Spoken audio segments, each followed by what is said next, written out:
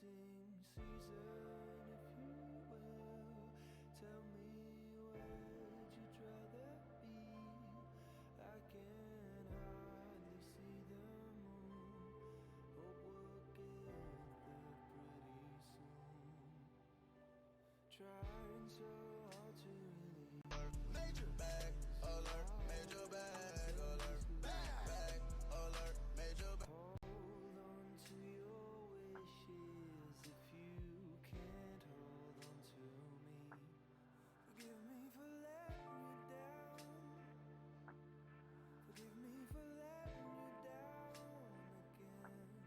I guess I'm not strong enough right now.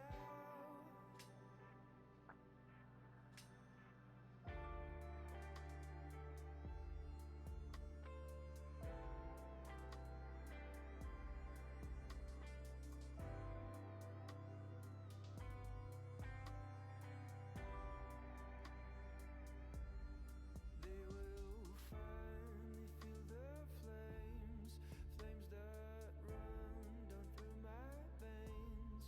I will make the city burn. We're not planning to return. Trying so hard to be free, to make you see what I see. Hold on to your wishes if you can't hold on to me. Forgive me for letting you down. Forgive me for letting you down again. I guess I'm not strong enough right now. Forgive me for letting you down. Forgive me for letting you down again. I guess I'm not strong enough right now. Oh, my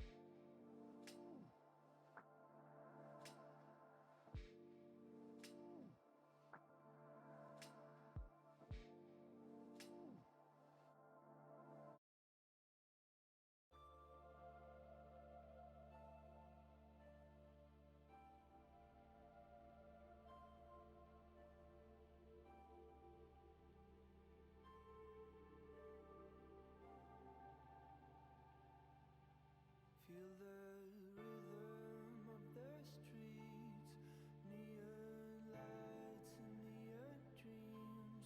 Bloody fists, they feel no pain when there's so much more to gain.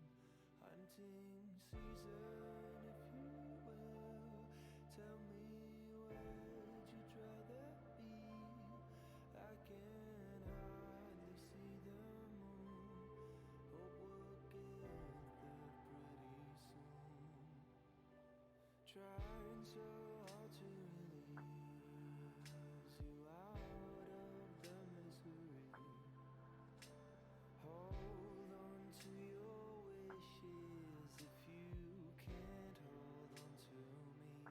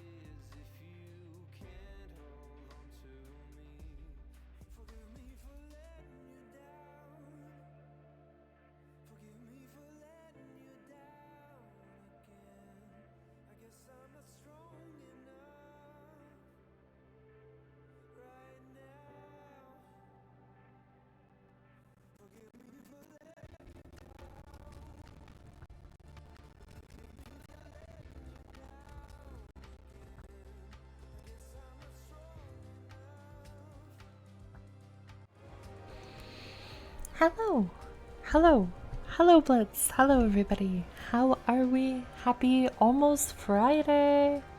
Hello, Rifts. How are you? How's everybody doing? I love all those emotes. Oh my god, the dance one is so cute.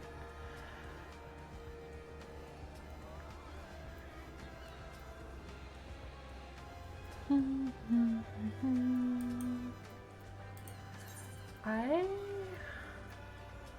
need tomes. Wait, actually, how many do we need? I need one more.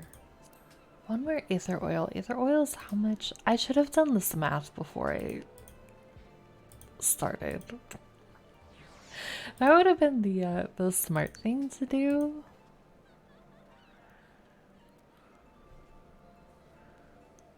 I need, I don't know, it's like 300 something. How is everybody? I did the thing today again, which I did yesterday, which is get really, really sucked into Star Rail and then almost forget that I have to stream. I was just like super vibing out, like playing Star Rail and doing the story, and then having Sarah on in the background. And then I looked at the clock and I was like, oh shit, I have to go. Like, I have to go right now. I'm good. I'm glad to hear it. I am excited to see what else happens on the moon. I am very excited about that. What the fuck is happening with stuff that we're selling? Star just streams Star Rail, it's fine. Okay, here's the thing, okay? Because I am still obsessed with that game, and I play it all the time off stream. But I also am really, really invested in the Endwalker MSQ, and since we got to the moon, I'm just like, we gotta do this. Like, I want to go through it, but because I started going through it with you guys, I don't want to not go through it with you guys. So then now I'm just streaming MSQ, which I'm happy about. But if I wasn't doing that, then I would absolutely be streaming Star Rail, and we might go back to Star Rail after we finish Endwalker, which I don't know how long that will be. I have no sense of how close or far or anything I am from everything that exists within Endwalker. I imagine we still have a good chunk to go. I don't feel like we're super, super far in yet. I could be wrong, but I don't know. It's fine, stream Star Rail, but I'm gonna remind you of MSQ. I want to do both. Why can't there be 2 stars with 2 star streams? And one can do 14 and one can do Star Rail, you know? I don't know why that can't be a thing. It would be really nice if that was the thing. But before we go to the moon and before we get to MSQ, we have to do our daily things to get the tomes.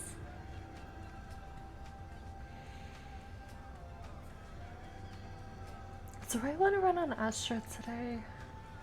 You can play 14 and then cover your chat with Star Rail.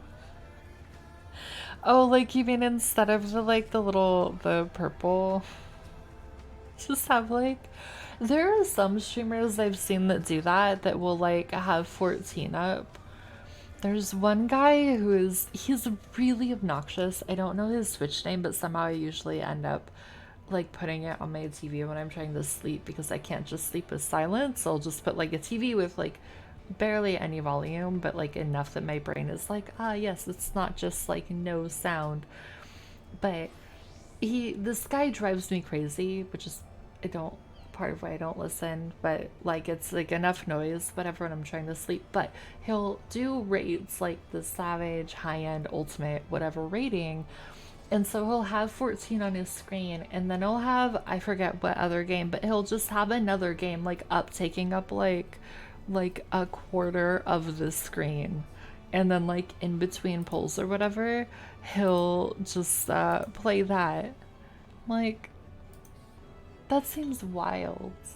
I know people do it. Obviously, he's somebody that does it, and there are other people that do it, but or like someone I used to watch who streamed a lot of Lost Ark when Star Rail was in its beta, like its last beta before the release just happens. She would literally be rating, but then also like over 90% of her screen have Star Rail. It's like, how do you do both at the same time? I mean, technically, you could just have two accounts and play on two different systems. True. But part of the problem with that is that A, I am already really, really bad at multitasking in general. And B, I would need enough hours in the day to do both. There's just not enough hours in the day. This is what I am deciding. It's just there's not enough time and too many things that I want to do. Sure, portrait is a portrait. Portrait should update. Okay. So, all of that to say, we will go back to Star Rail, or maybe one day I'll just be like, fuck MSQ, all I want to play is Star Rail, and so we'll do that. Roulettes. Roulettes. Because I want to know what happens on the moon.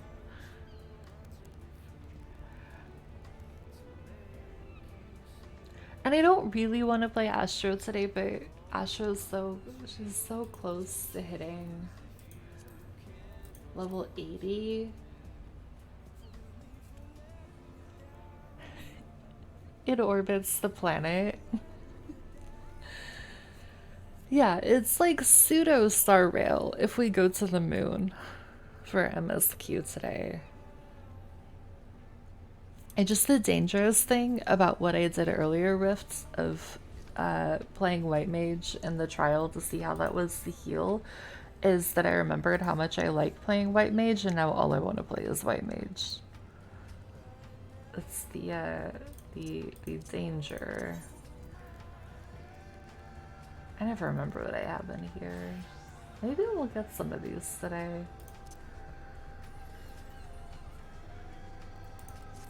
But I want the XP. It's like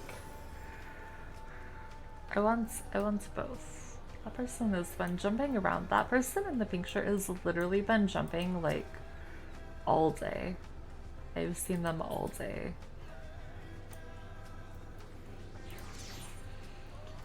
Okay, let's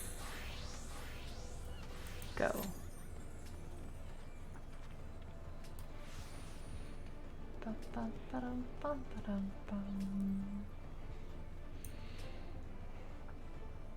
You know, I don't know if the 2B boots really go with this top. I'm not super sure. I know I've been wearing it for like the past 2 days.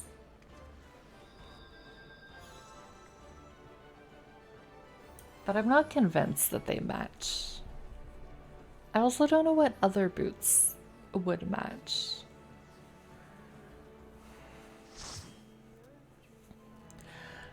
You know what's wild also for Star Rail, although I shouldn't really be surprised, is that I saw that somebody already has like, oh, we lost our tank. Okay. Like a full farming map for stuff. You don't like the 2B boots? I really love them, and I feel like they generally go with most things. I just, the more I look at these together, right? I'm like, they're so shiny. I think if they were matte, more like the black up there, I feel like they would go better.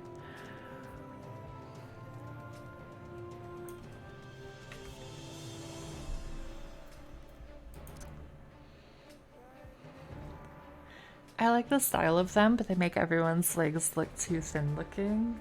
They also make everybody's butt look really big.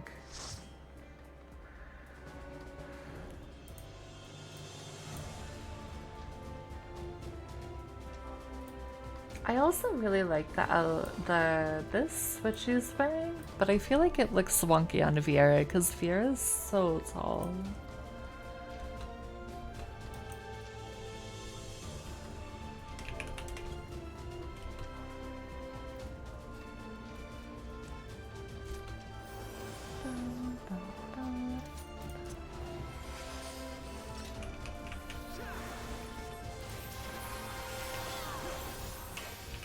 Alright. You know what my goal for today is gonna be? My goal is to do things without freaking out in the game.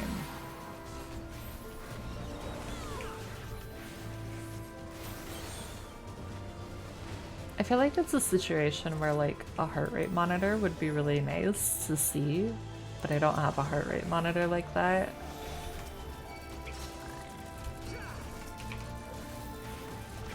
So, I was here earlier today. For some races, the boots just look too disproportionate. I believe it. I don't actually... What would they look like on Lala's? I don't know if I've seen anywhere to be the boots.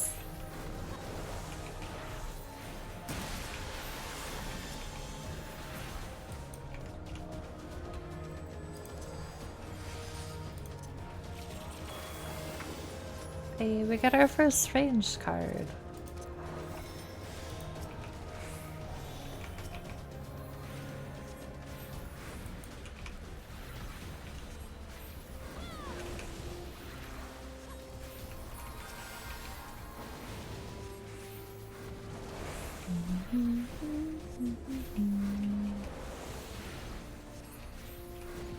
I decided today I wanted to work on the steps for the Scholar Relic.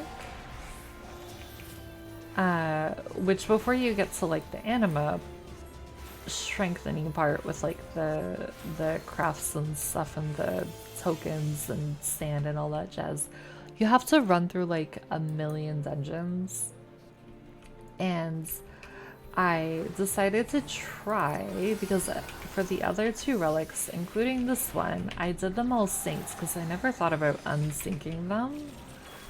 But I was like, well, let me just try unsyncing them. And it went really fast, actually. I was really surprised. I don't know if I should be surprised, but I was surprised. Lalafell is different. The boots actually make their legs look too fat. Oh no. I thought I was out of the way of that. I'm not gonna be out of that one.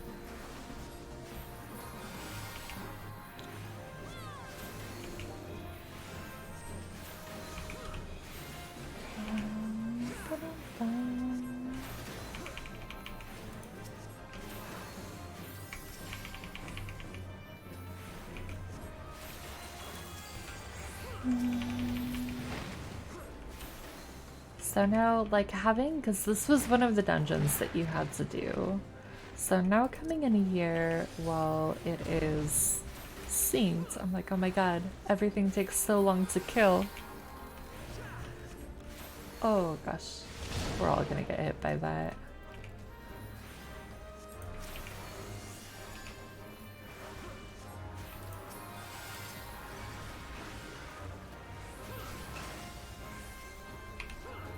I wish I had the big heal.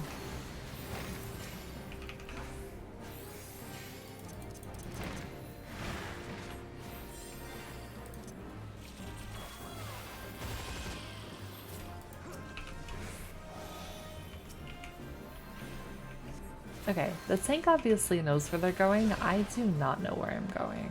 I'm just gonna follow them.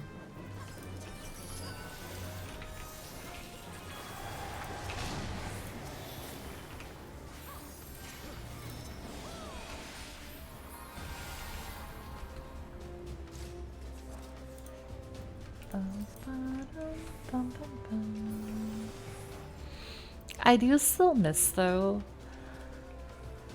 the way that the end fight of this dungeon was. I really liked it.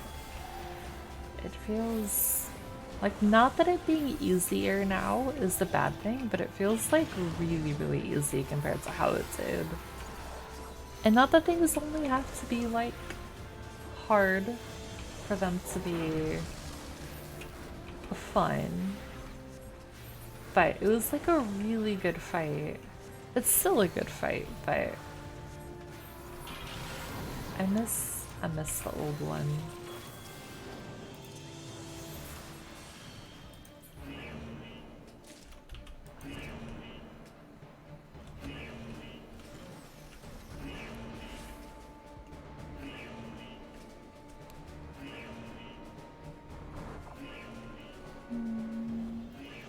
Alright, can I get the card?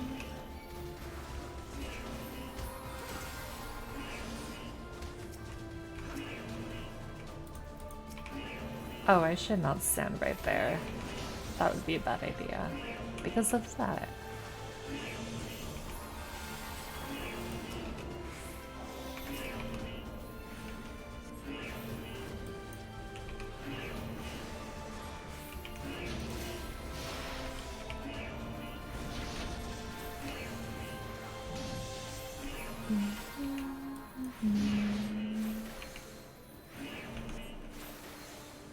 Nope, no AoEs today, thank you. We are all good without those.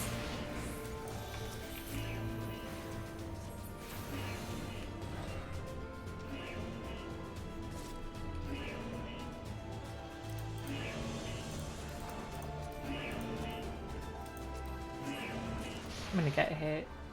I knew it. I knew it. I saw it coming.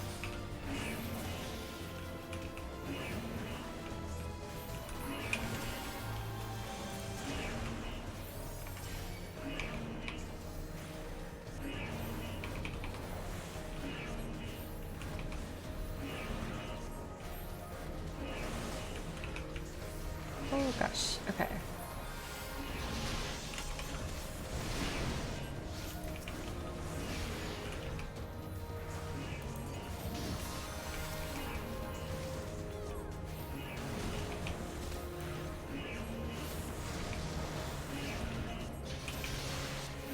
This guy is apparently Tinky is all heck.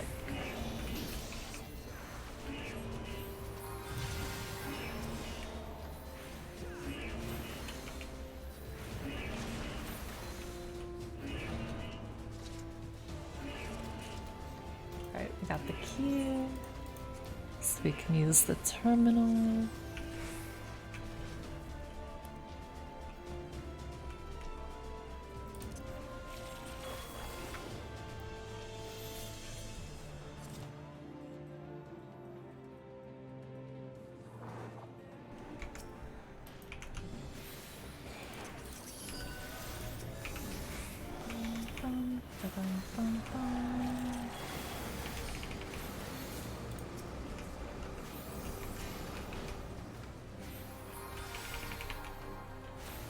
It's gonna come back this way. Like that.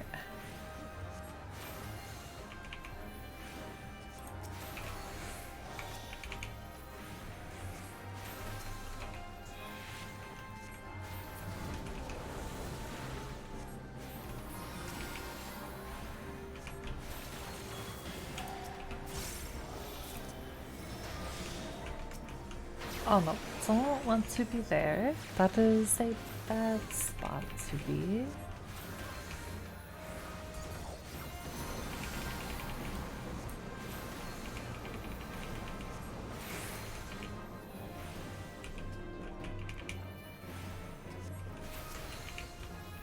Alright, and this guy.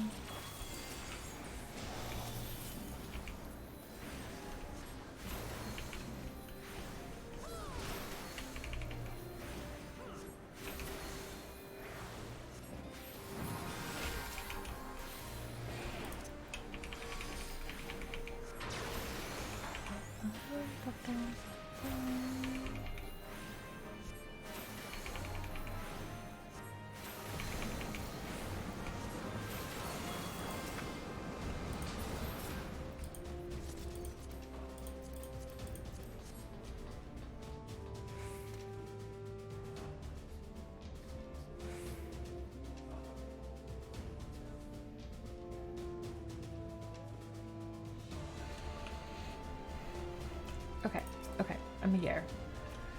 I have an injury on my hands and I hit it in a weird way and it really hurts. I'm not quite sure how I hit it, but we're all good. Oh wait, did I not actually... Oh, I did, I just... It's like, did I not actually give our bard their card? I did, I just have another ranged card. I see.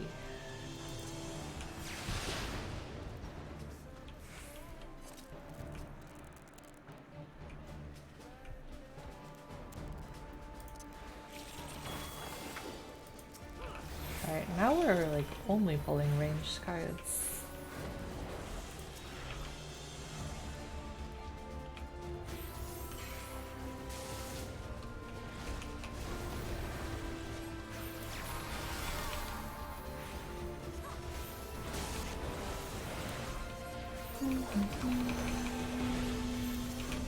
Alright, I feel done.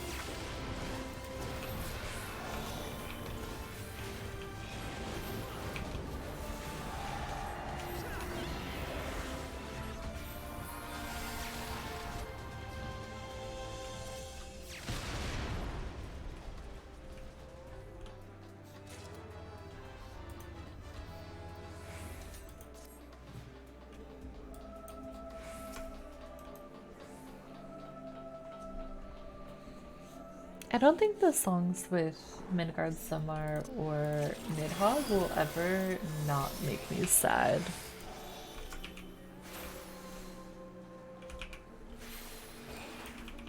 There's just so much emotion tied up in them.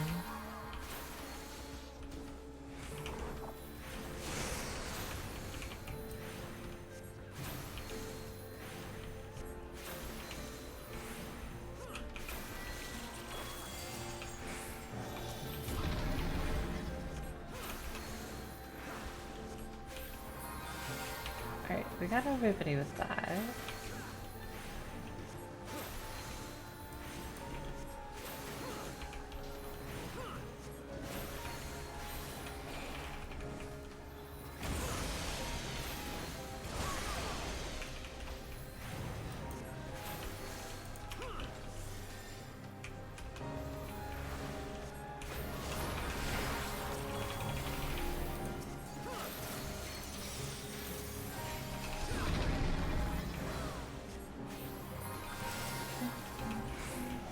Okay, we give them the card.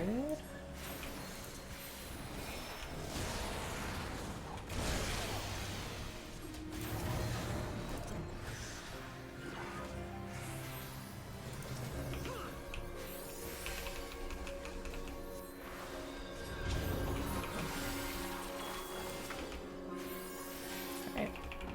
Let's just heal them up.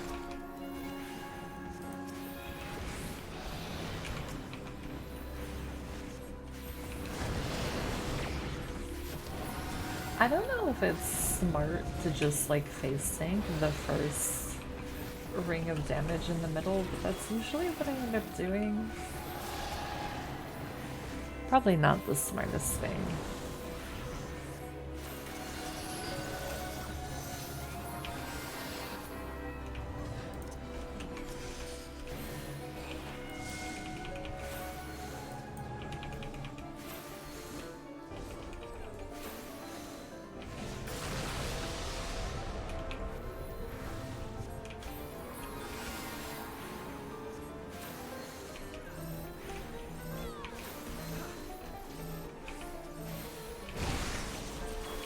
Oh, I don't have any shield at all. Okay, that's cool.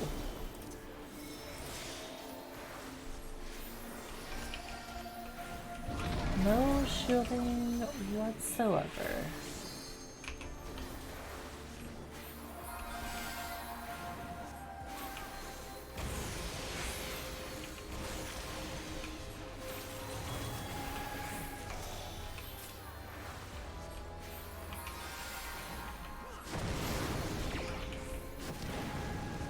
Alright, down in here.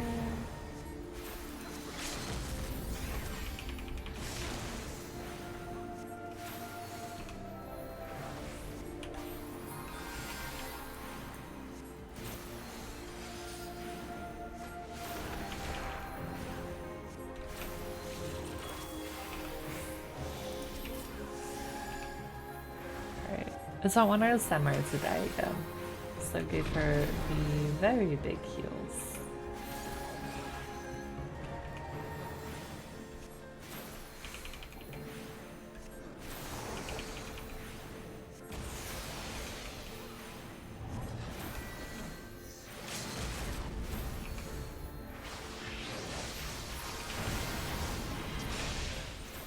Yep, don't mind me. Just face thinking that. It's totally fine.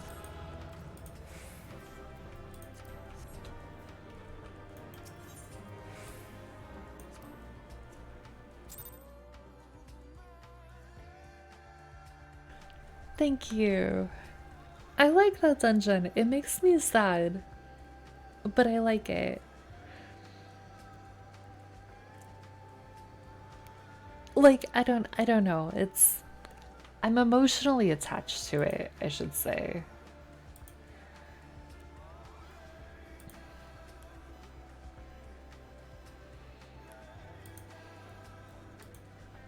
But that's always a good one.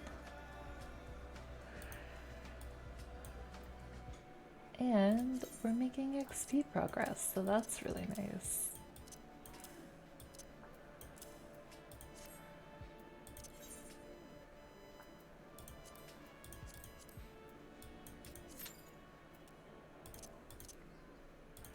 If I'm trying to level Asher, should I do leveling?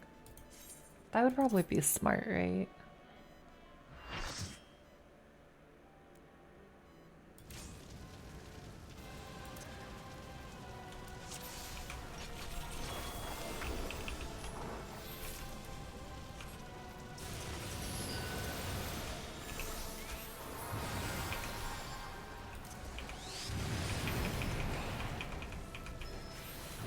Yeah, we have the summoner. We have a monk. I feel like you don't see like a lot of monks. I don't know if that's true or not. But I don't see very many.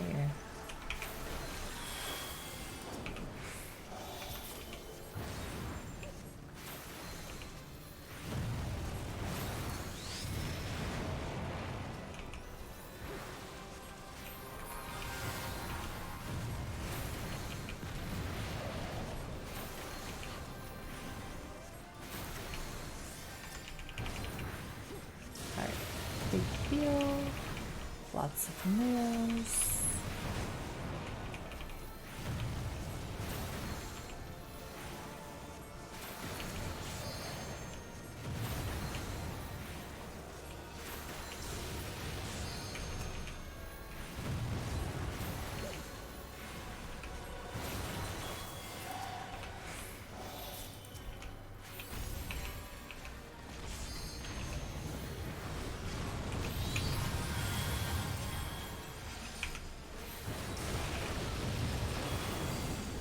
This one is pretty easy peasy.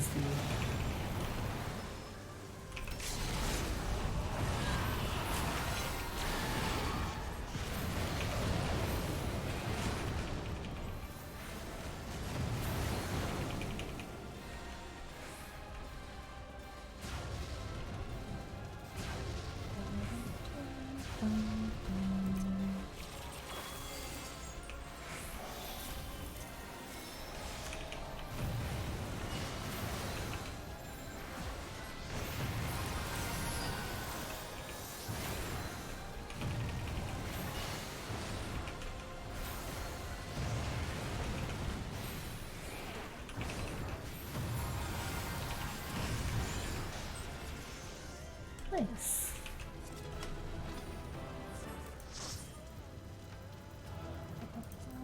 There's our other healer. Okay. When I'm healing, I always really like commending the other healer. Especially if it is a particularly stressful fight. Because it's like, I know what we went through. Whether or not anybody else recognizes what goes into healing everything. But we know.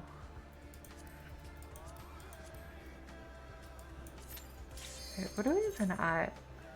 Oh, this should get us enough for the last Aether Oil. That'll be really nice.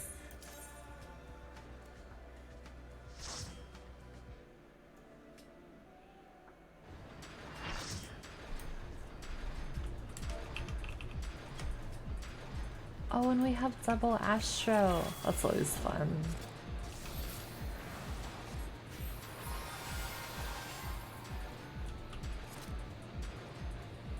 I'm so fast. Wait, am I going too fast? I'm sorry.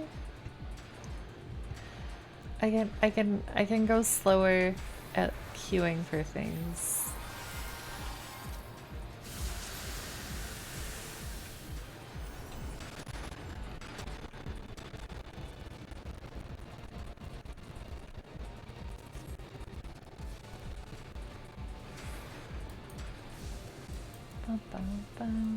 Do we think we can hit 80 off of this? I think we can hit 80 off of this, actually.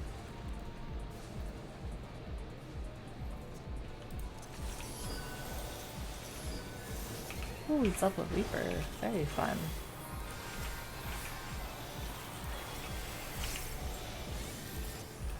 I did not mean to do the big heal right there. I thought I had something else selected. That's my bad for going really fast.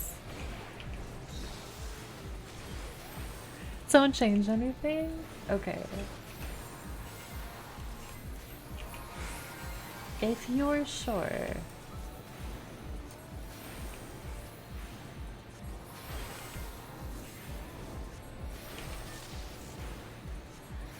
I am grateful though we got a fight that I know really, really well for this because it definitely helps with the not freaking out thing. If we were in like an Eden raid, for example, I would be struggling a lot more to not freak out than I am right now. I don't know, like, I get really stressed out and then I vocalize that when I'm streaming. If I'm not streaming, it just all stays in my brain because I'm like, oh my god, there's so much happening all the time and what if I mess up and all that kind of stuff. But then I like watch all these people who do like the hardest fights in the game and they're just like, oh yeah, totally chill as a cucumber. I'm like, man, I would love to be like that one day. To just like be, you know, super calm no matter what is happening in the fight. But I think for me that will require like specific, deliberate practice.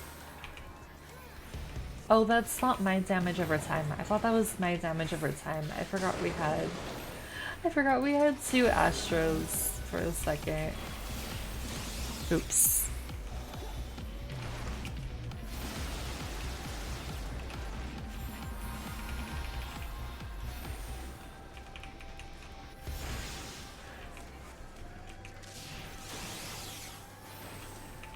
Oh my god, there's the other. Oh my god, he is so tiny.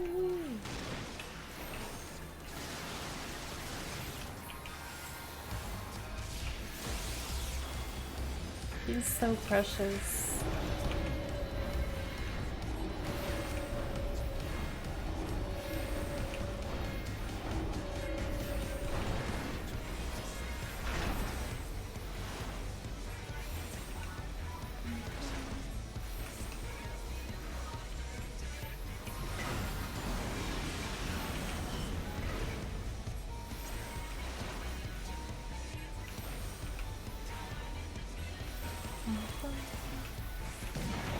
Alright, here comes the machinist.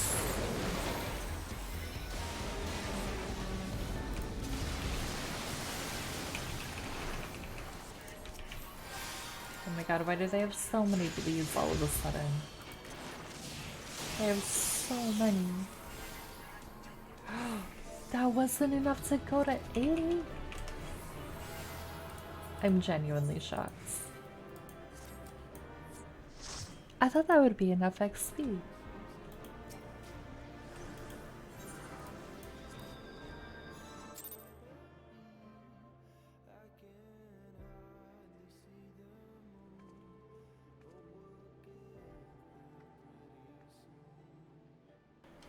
Hello, Rifts.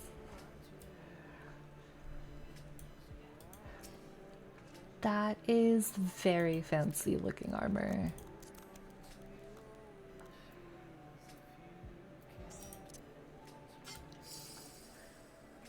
It's so shiny.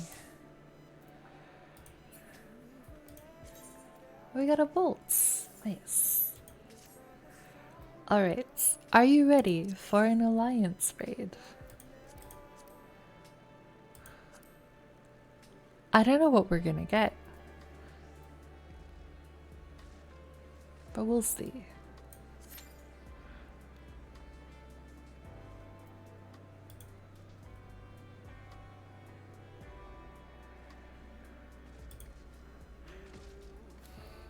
Welcome back, Blitz. How are you? Oh, my math was wrong. We totally didn't get enough Poetics, but we will get enough Poetics from the Alliance raid. Imagine being a day behind cannot be me just because you live in literally the future. I have no control over that. I know it's already Friday for you. Is Friday a good day? Can you tell me that? I think it's gonna be a good day.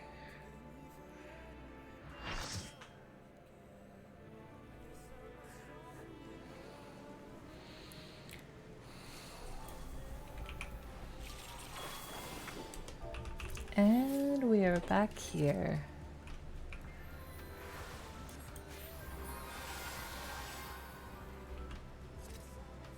I actually didn't know. I knew you couldn't like cardia somebody if they were in a cutscene. I didn't know that it wouldn't give them like the healing over time if they're in a cutscene.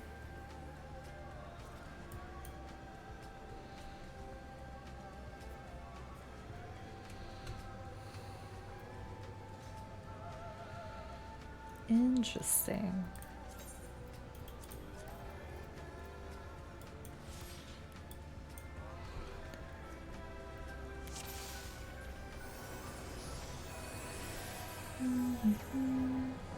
Oh, you made a new machinist portrait with the relic. I like that, Rifts. The relic looks so good.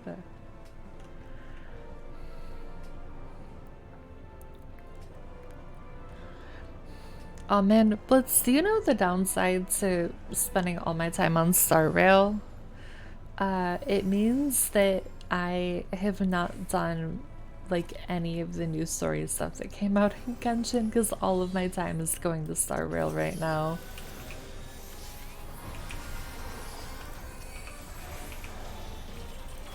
Alright, we do that.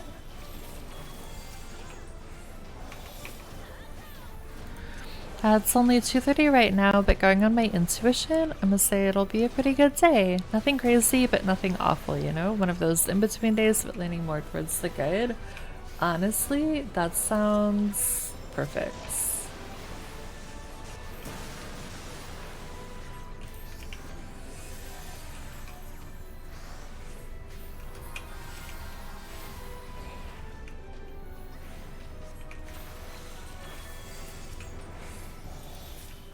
I could have held that card. It's totally fine.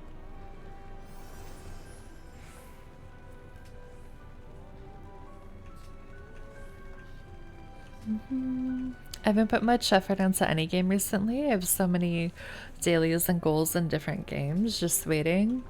I know your Genshin goal with Kazuha, but what other goals do you have?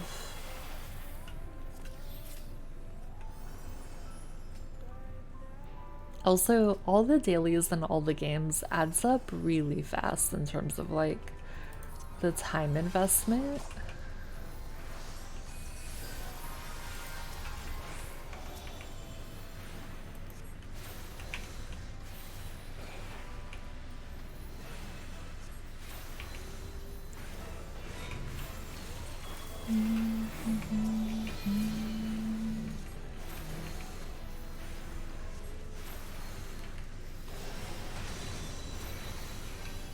I'm just sad because, like, I really want to do Baizu's story quests. I just, like, I don't feel like I have time, you know?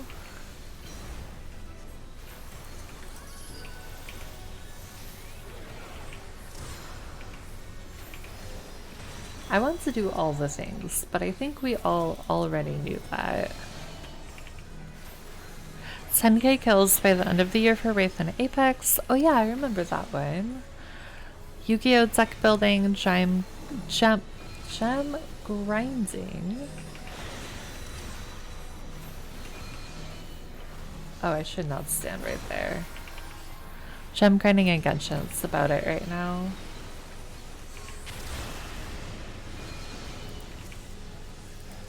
I am going literally everywhere I should not go.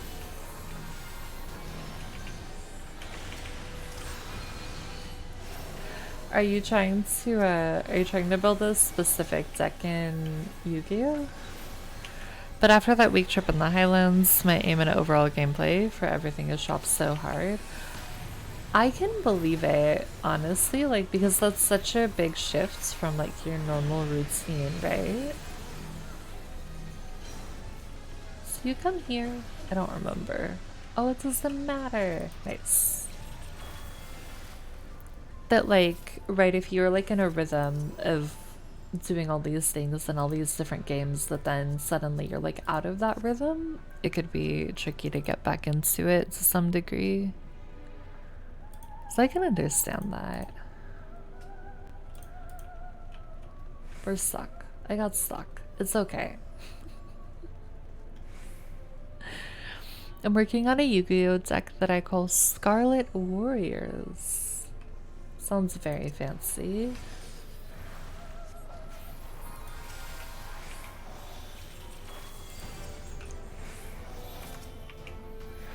A mix between two archetypes. Well, hopefully it works out.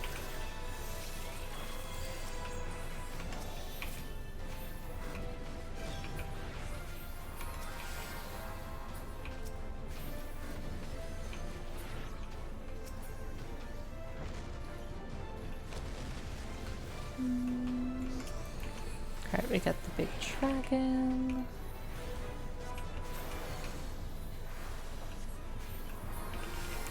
It's gonna be ass, but I'm gonna try to make it work somehow. I believe in you.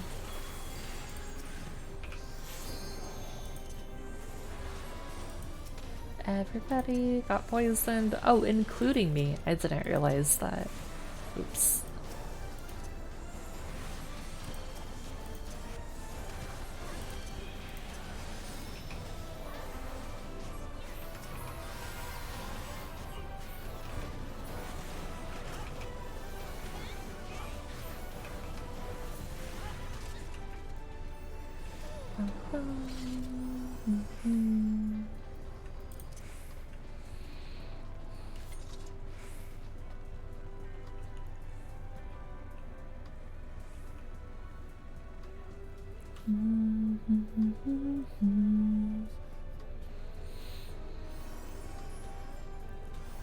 You know, speaking of card games, I am really sad that the Genshin CCG event isn't actually like an event. It just like slightly changes some of the gameplay rules. Like they could have done so much more with that than like a temporary rule change, you know? But alas, they did not.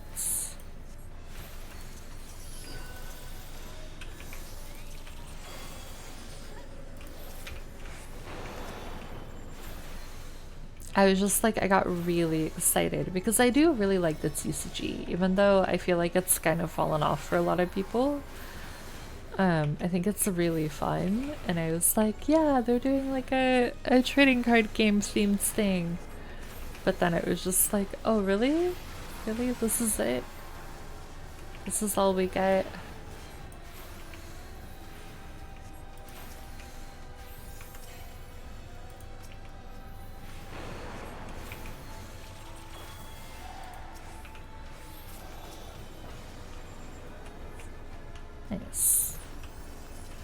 Easy peasy.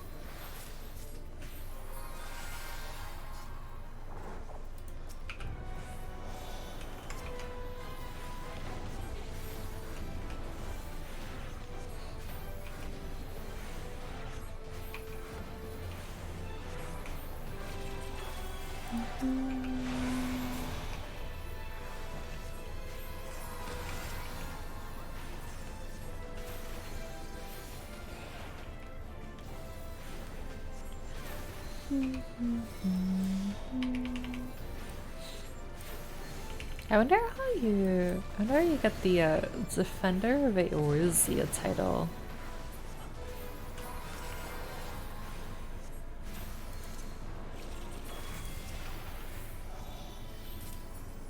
Oh no, I could have saved that card too that I just gave to Rifts.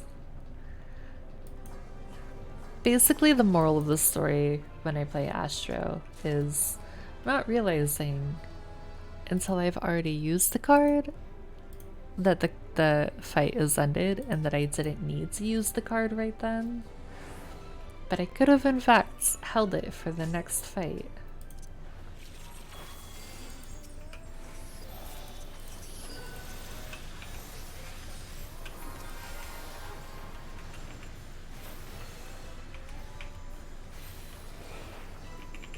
It is a very consistent thing.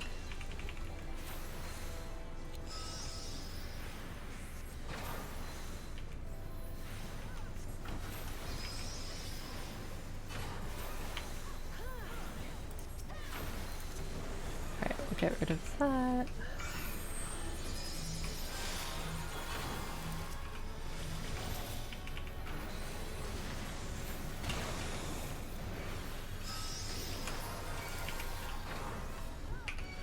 Heal up our tank.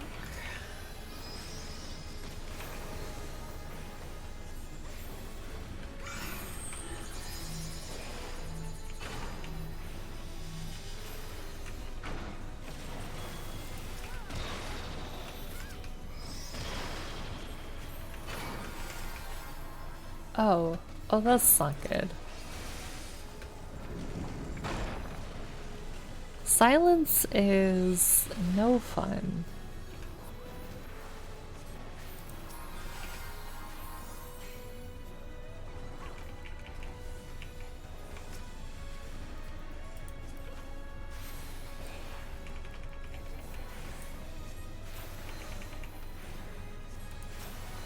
Okay, they're moving.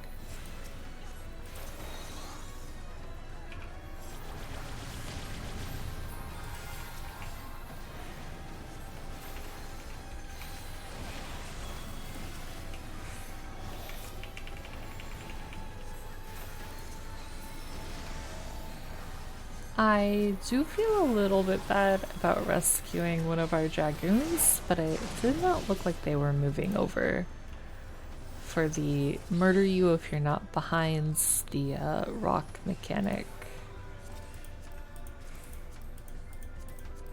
I always feel really awkward whenever I have to rescue people, because I know that whenever I get rescued, my initial reaction is like, what the fuck? But I don't know if everybody feels that way.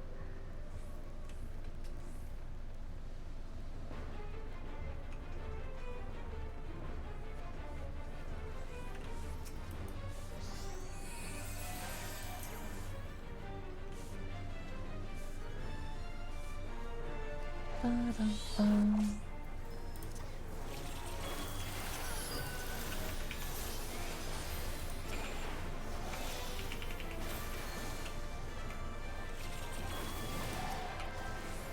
Alright, we give them that card.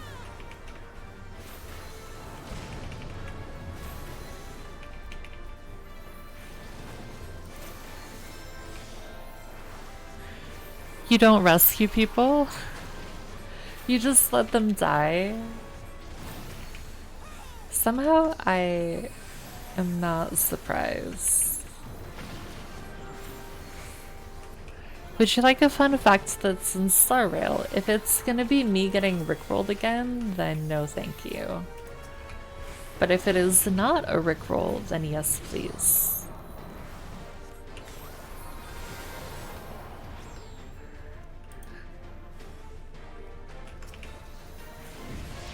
I still can't believe that that's in the game.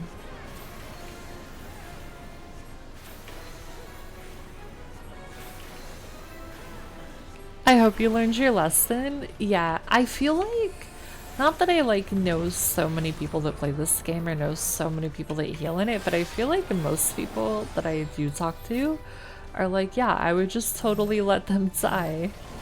And I feel like I'm the odd one out of like, but I can help them stay alive. It's not another Rickroll because I don't know if there's more than one for that. Alright, hit me. Hit me with the fun facts.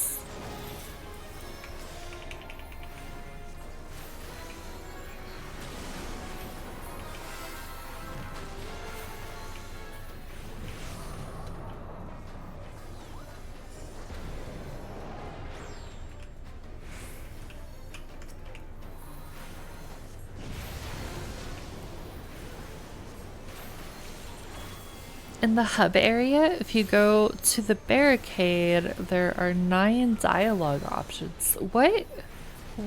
Wait, which hub area?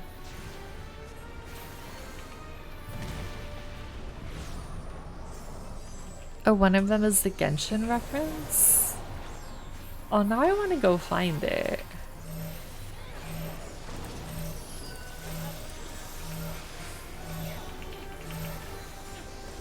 Or an Easter egg? Yeah, either or, I would say.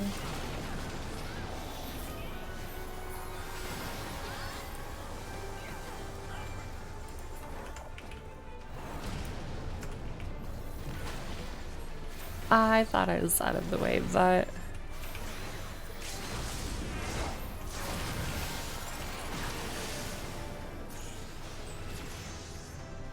Alright, and now we hit level 80. Nice. Oh, we got a new ability. So many new abilities lately.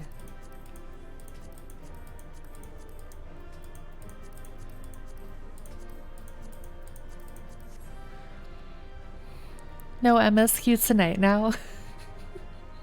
No, I'll look for it, not now.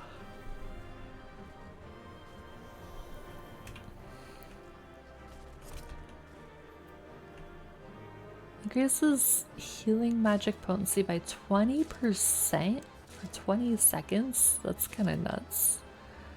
When casting Aspected Benefic or Aspected Helios, erects a magic barrier which nullifies damage. That's so strong, what the fuck? You should recognize it when you hear it next time you're in your gaming session. I will look for it. Also, I'm gonna try this on you. I hope you're okay with that.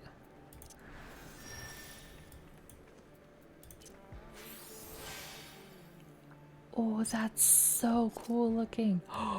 You get like a whole like freaking little universe. That is... I love this. I love this ability. That's so cool. Oh wait, level 80 means we should be able to change all of our gear. Oh my god, we get so much armory chest space now.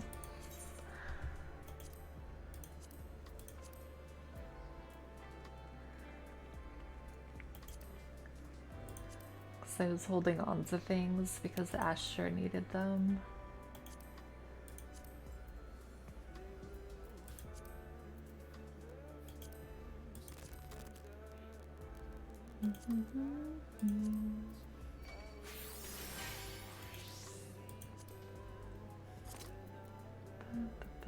Okay, those are all there.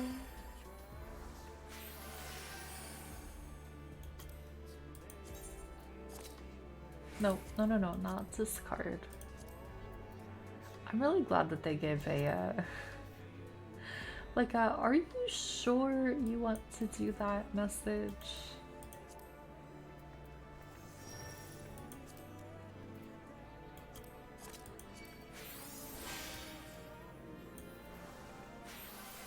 Okay, that shield lasts for so long, too. It's like 25, 30 seconds.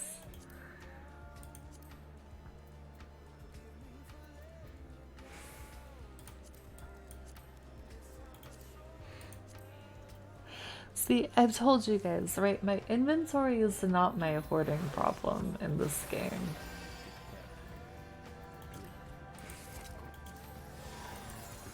Thank you for the hydrate blitz. My inventory is fine. My armory chest is less fine. It's like literally always filled to the brim. Hydrate, I know you haven't recently. I haven't. And I'll have to get more water soon.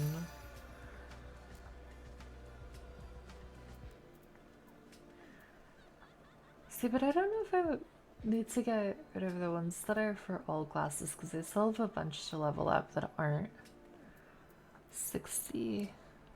Hello, Fairson. How are you? What is your confession today?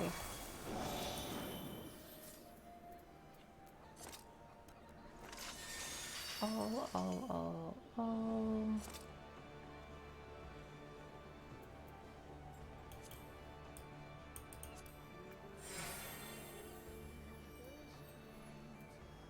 I'm telling you, my intuition go crazy.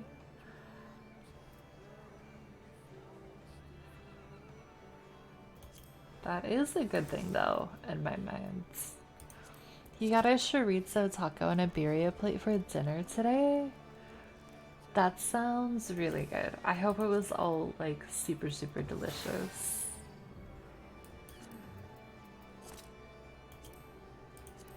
I think White Mage is my favorite healer, but Astro has, like, the best spell effects out of all of the healers. In my humble opinion. You're about to eat it now. Heck yeah.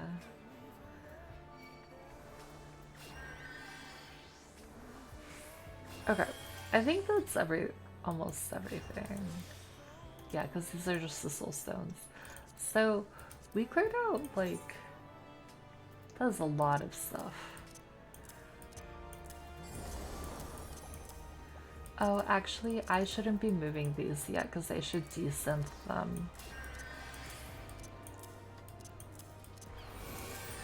Also, my wife is agreeing to do stuff for her sister's wedding, and I'm just making faces and shaking my head passionately to her agreeing to help.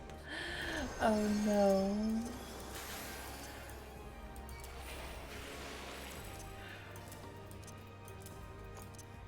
Would you guys be like super involved in the wedding if it's her sister?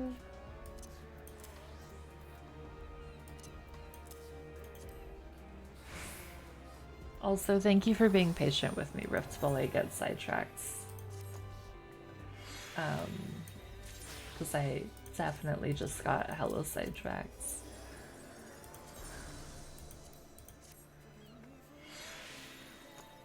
Your white mage weapon is so pretty. Oh my gosh, that looks so cool.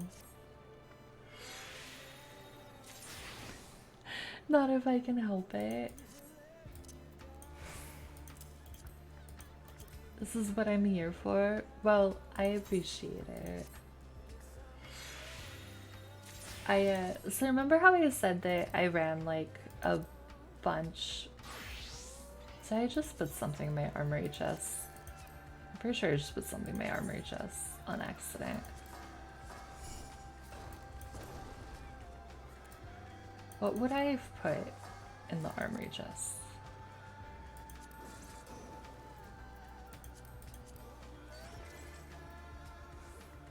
I think it was these.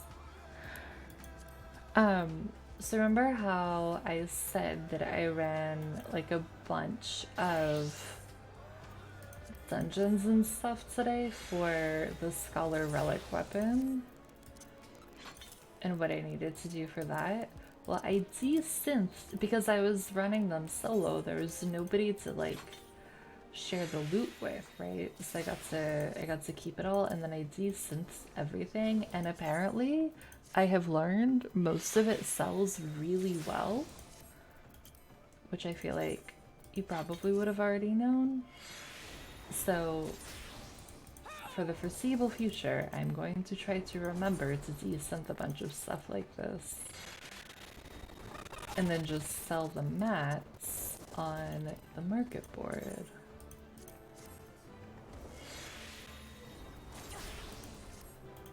Although I wish you could do this faster. Star just wants all of the loot for herself. Listen, I am some things in video games, and a loot gremlin is absolutely one of them.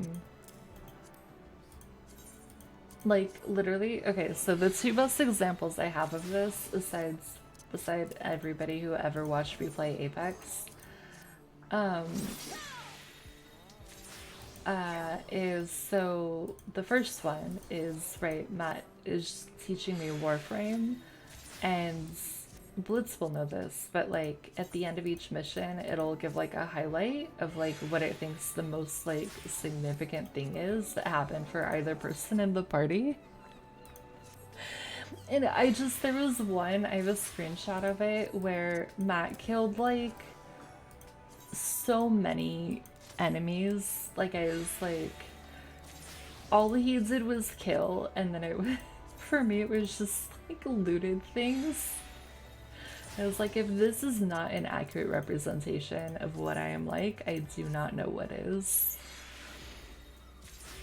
And then when Erie and I played Borderlands together, he's doing most of the killing and like actually going off of the objective, and then I'm just following behind him, looting every single thing that could possibly have loot. So this is a common thing. True, right, a fearsome knows. A loot gremlin? I've never heard it be called a gremlin before. Star would rather let me in and poop and die to gunfight than to lose out on a single gold digi-threat. I have really bad Apex habits that include looting everything possible and running really far away from my team without realizing. And I apologize for anybody who has ever been personally victimized by those.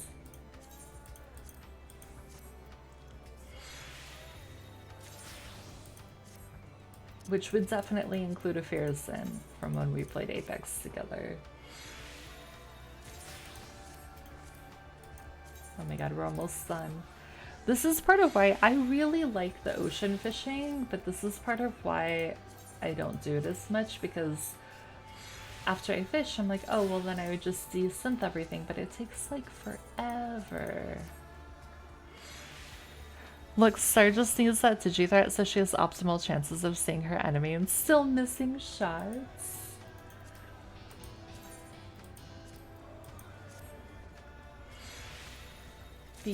I am not commenting on whether that is accurate or not. Wait, there's one of the performance instruments is a guitar? I had no idea.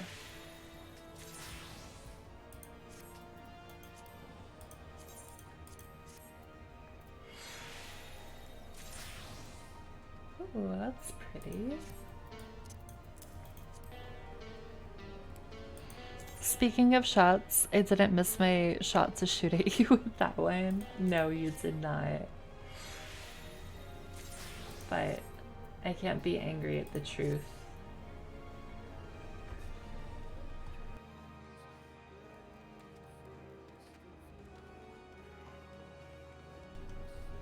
I really had no idea that you could play guitar for that. That's really cool. I feel like I mostly see people just doing like the harp.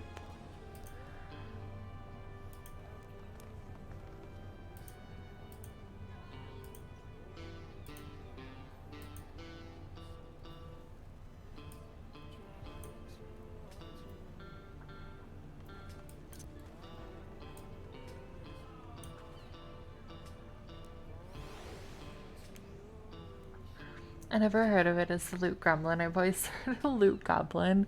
I think they're interchangeable. Goblin, gremlin, hoarder, what have you. They're all the same thing.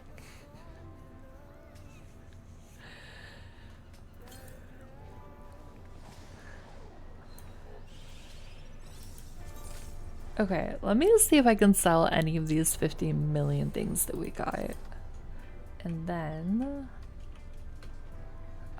we go to the moon, right? Leopards are on the moon. Oh my god, there's so many people. So many. Bum, bum, ba-dum, bum.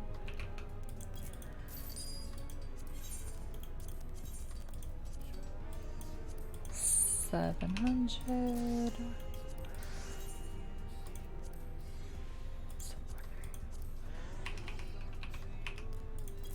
This is what I mean, like they sell for more than I would expect. Oh wait, I have to give her the precision bolts.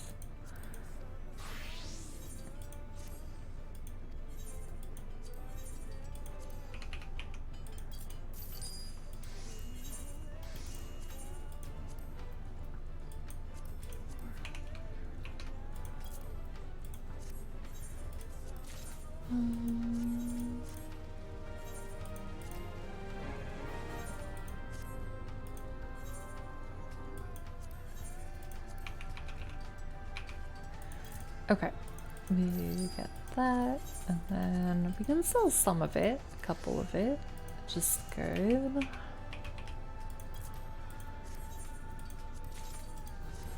I love getting one crystal from a retainer. Oh, wrong one.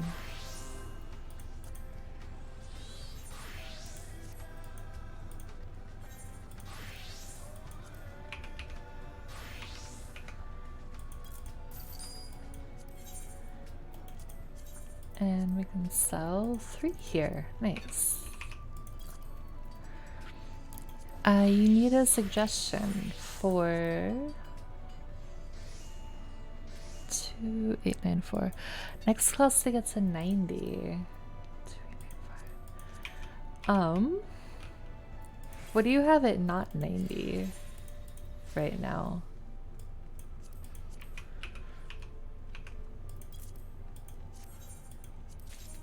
That was a really weird way to phrase that.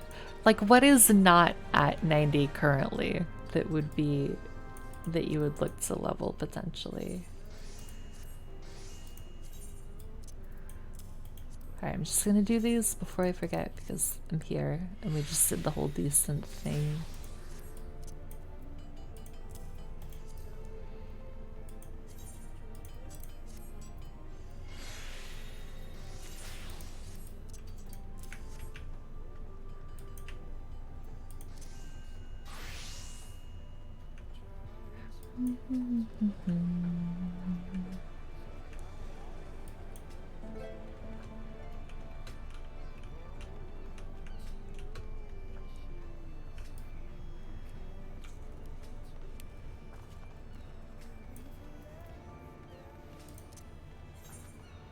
Okay, portrait's fine. I know I haven't. Oh, I forgot that we got a new thing.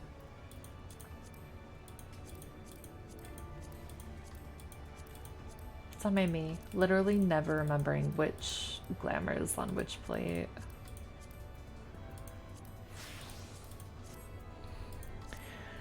Hello, Matthew. How are you? How was your night? Monk 65, Ninja 63, Bard 50, Dancer 60, Black Mage 61, Summoner 61, Red Mage 55. Well, you have previously shared that you don't really enjoy dancers, so I would not recommend that.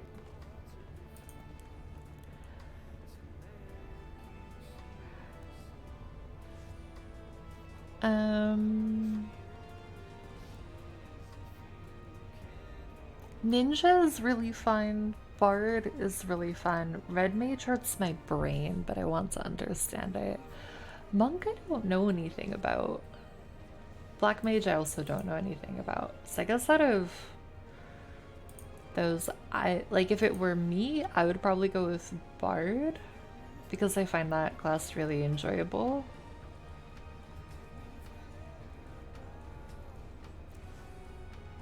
Bard or Ninja, probably. Oh, I'm glad you're doing good, Matthew. You do love just chillin'. Oh wait, I have to get the... Oh my god. I'm sorry. I have squirrel brain today. I'm gonna go get the aether oil and finish the next step of the scholar quest because I think I can get the next one, the last aether oil. But we have to go to scholar.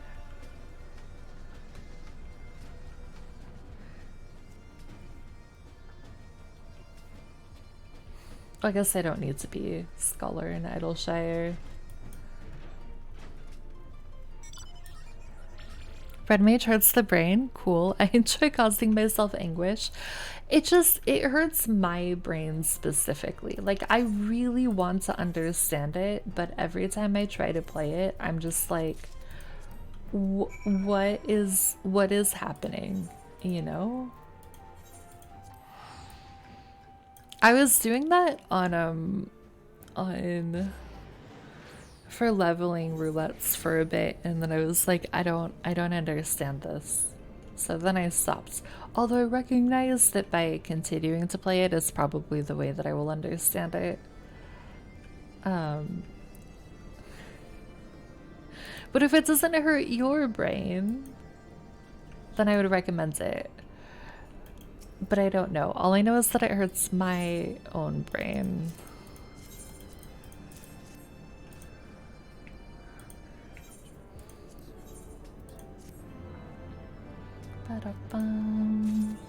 I kind of get it. Knowing what I know now, I can say for absolute certainty when I played Red Mage on my other account, I was doing everything wrong. Oh no. Did I tell you guys? There's this streamer that I really enjoy watching, and she was raiding in a 14 one night, and she plays Red Mage.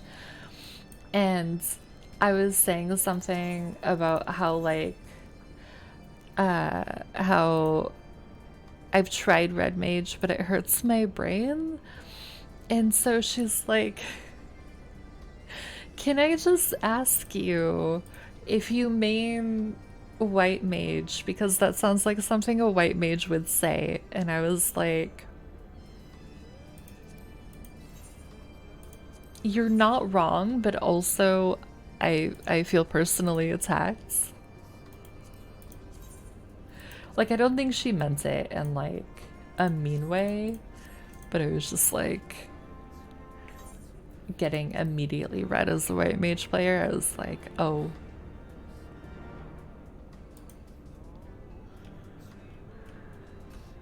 Okay, I have to go back to Idleshire.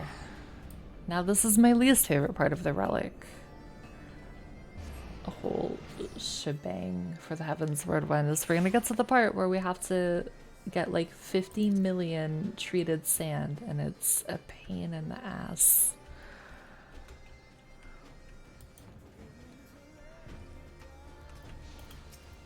I guess this means I need to start doing custom deliveries again, because I have definitely not kept up with that.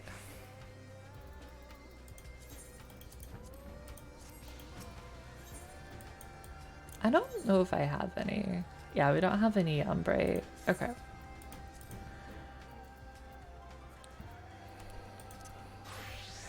Like, okay, so are you red mage? I think this is red mage. I do really like the glam I made for red mage though. Like this brings me a lot of joy. But actual, what the heck do you do? Hurts my brain. Cause like, okay, so you have your gauge, right? Which fills up with the 2 different types of mana. And then the different abilities give you different mana, or it'll give you both mana. And then your range, except for like this ability, like you jump to the enemy and then your auto, like your first 2 aren't ranged, they're melee. And I'm just like, it's so many things. And I don't feel like it's ever been properly explained, like in the game. Everything I know about red mage, which is very, very little, is from other players telling me. Yeah, the mana balance, and then the dual cast, and then like the proccing of like these 2, and then like it's just a lot. And I feel like if it was like, if there was a very clear explanation of how to play red mage, not just like this, which just gives you what all of your abilities are, but like this is what is recommended, or like this is how this plays into this, or the combos, or the mana, or anything, I feel like it would be really helpful. But I have not yet come across anything like that. And so I just am left being like, I want to figure this out, I want to learn it, but then my brain hurts, and so then I abandon it. You'll focus red mage for both of us. If you figure it out, can you please teach me rifts? Also, your red mage glam. Oh, and this, it's the suit that looks so good. I go back and forth on thinking, like feeling like if matching the glam to the color, like red for red mage, white for white mage, if that's too on the nose. But I do really like it. I just, yeah, I don't know how this all works. That's not what I wanted. I don't even think, do I have, wait, where's black mage? Oh, Thaumaturge is super baby level. I don't even know what I have on the bar.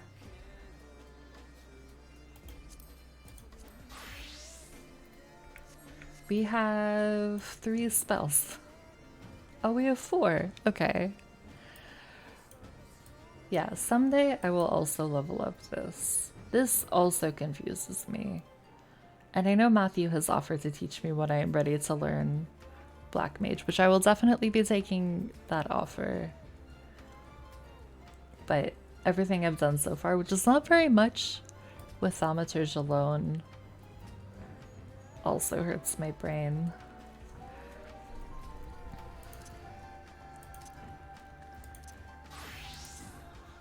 You always want to hard cast spells that have a cast time less than global CD, then dual cast spells that have a cast time longer. Yeah, so for a while in dungeons, I can't remember if you were with me or not when this happened, but like I would hard cast Scatter and then dual cast it, and then somebody was like, no, you want to hard cast Jolts, I think it was, and then do Scatter. Yeah, I think you were with me for that. And they were like, yeah, the game literally never tells you that, but this is what you want to do.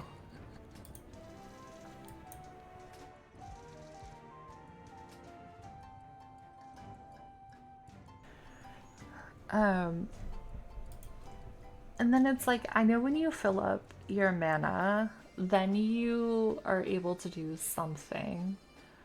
Like there's something, right, that like uses, like you want to have both of the manas maxed out to get like a really big DPS hit. I don't remember what that something is, but I remember that there is something.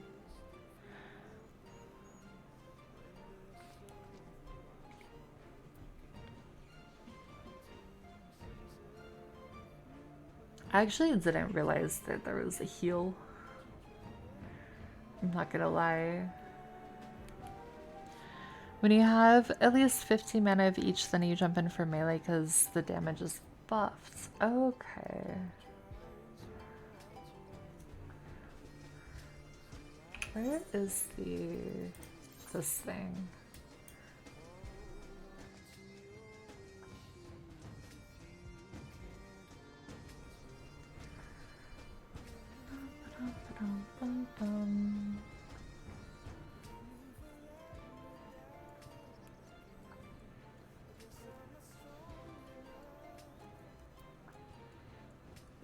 Yeah, so you're ranged while you're building it up, right? And then you want to jump in and do melee once it is charged up.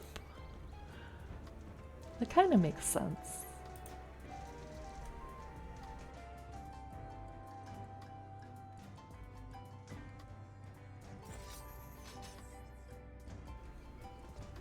Your weapon looks so cool. Oh my gosh.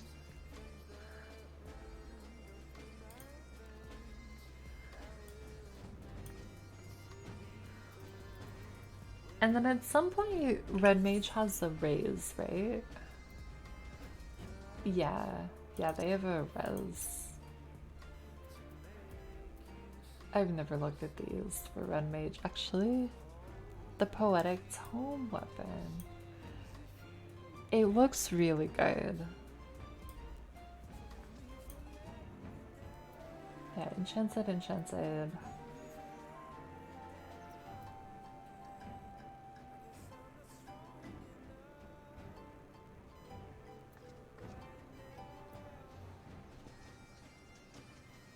See, I feel like Red Mage would be really, really cool if I got my head around it and leveled it up.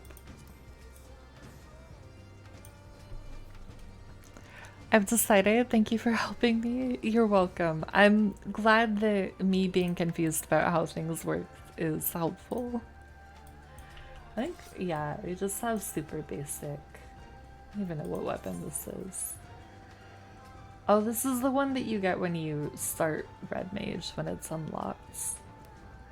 Hooray!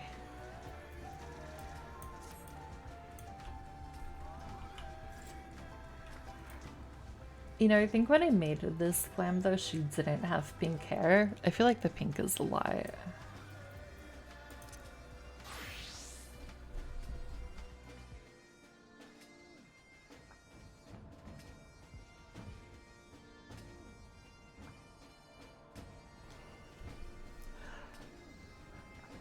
You know, another silver lining to getting through Endwalker that I realized is, which I know I've mentioned before and said, but like getting to the Mandeville Relic weapon for Reaper, that is a very big motivator as well.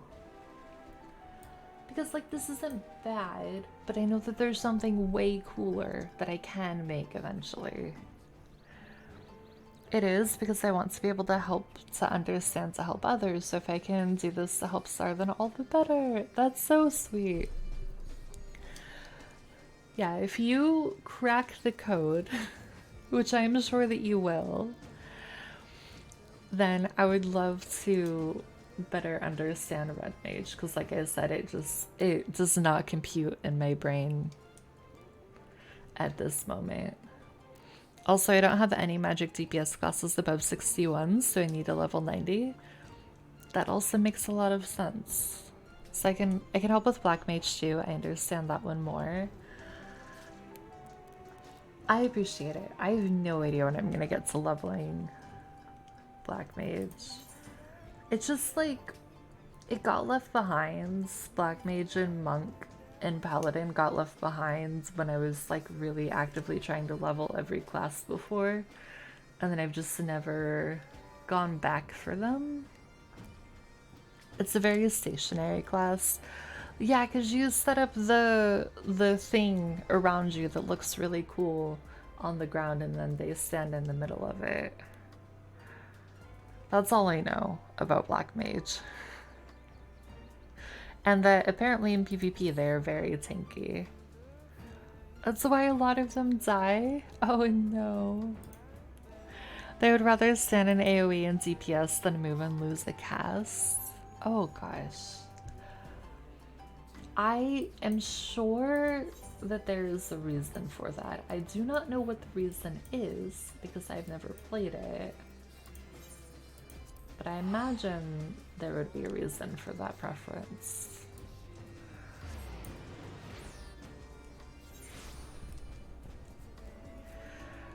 I just, whenever I see that, like, the circle around black mages, I never know if I'm supposed to, like, if I stand in it, if it does anything bad for them, so I try to not stand in it, just to be, like, courteous, but I don't ever know if that actually makes a difference to anything. Remember last night, the one was complaining that every time the arena turned below us, they would shout, "I'm trying to DPS here." Oh, yeah. Is that why? Because they were, like, losing stuff because the arena was, like, physically turning on them? The ley lines are harmless. Feel free to stand in all the ley lines you see. Okay, I never know, Matthew, and I'm like, am I messing something up? Am I, like, causing something bad to happen if I, like, am standing in this? And so I just always try to, like, not? But it is very helpful to know that, like, if I do end up standing in them for whatever reason, that I am not, like, messing anything up for the black mage. All it does is reduce our cast time by 15% for the duration it's up and we're inside. That's a pretty significant cast time reduction. Why are there bad guys? Wait, that's like... Riff, don't you have the mount that looks exactly like that? Why is it a bad guy? Why is it something that can fight me? Or that I can fight, rather. Oh my god, why are there so many of them? Why? Where did they all come from?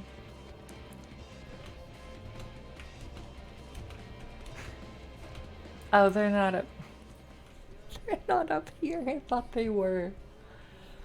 It just, I'm hopping up the stairs for literally no reason.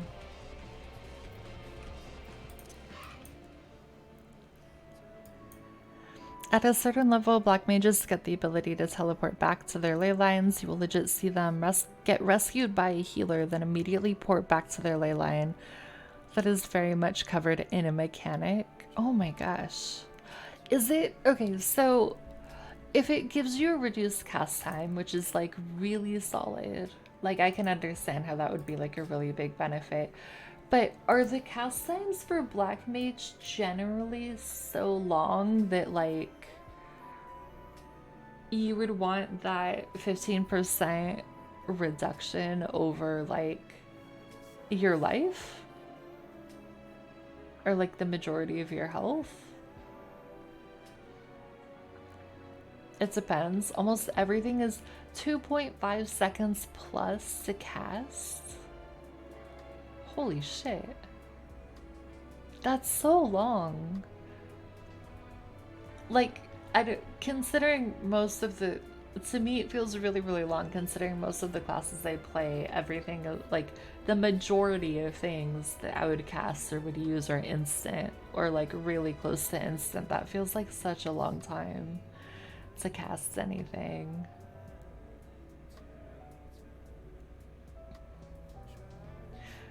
Unless you're casting a spell of the opposite element, which has a reduced cast time for the first cast. Right, because it uses fire and ice, right? Are those the two elements?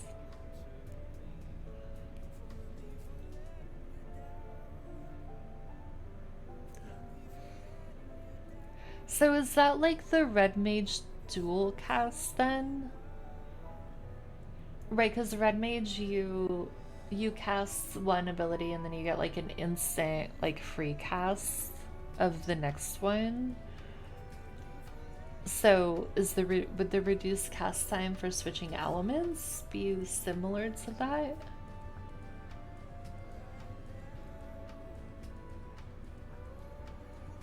It seems like a lot to keep track of. They both seem like a lot to keep track of. if I'm being honest. Which is totally fine. Like, I don't think that that's a bad thing, but like, it seems like it would be a lot. Although, I thought Astro was a lot until I learned it. And then I was like, oh, that's not so bad. So maybe it would be the same. Maybe they would be the same. Like, once it clicks, you know?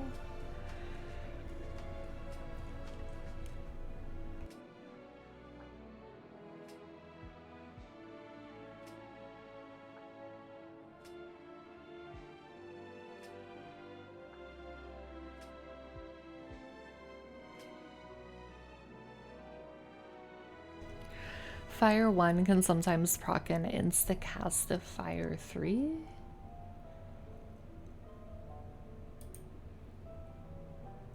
Oh, so like... Oh, okay. I get it. So kind of RNG-ish. Like a smidge of RNG is what it sounds like. Also, I am completely out of water. So before we get into MSQ, which we are here for, and before I do a lot more talking and reading of things, I'm going to go grab some water. This is all this talk of Black Mage and Red Mage that was honestly making me want to level up Thaumaturge to unlock Black Mage and then try playing both of them more. Because I want to understand them. I really, really do. And that's part of why, like, I know I said I was gonna go, and I am going to go really quickly.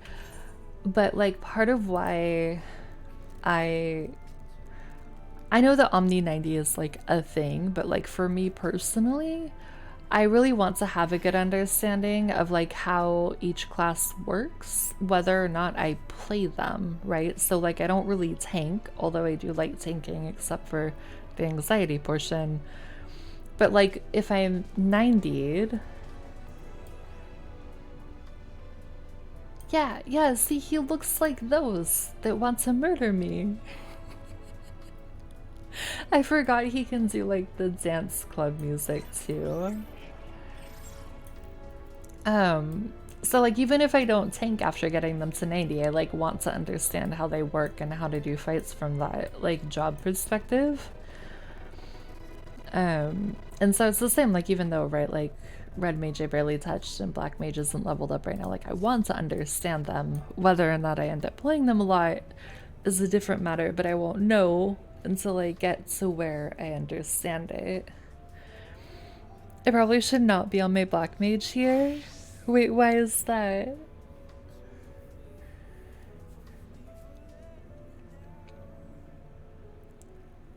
But I know Omni 90 is going to take a while, especially tanks. Tanks I'm probably going to put off for like fucking ever, knowing me.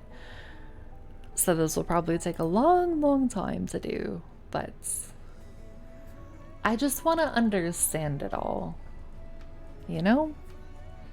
Oh, it's only level 61, you would get one shot. That makes a lot of sense. And aggro everything, yep.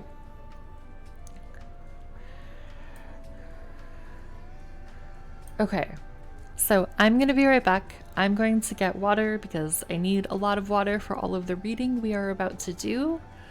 And once we are back, we are going to go into the MSQ, which means we are talking to the Loporits, who are very cute, and I'm very excited. We'll do it part kill, do we? No, I'm not gonna do that. There are boobs incoming if you click the link.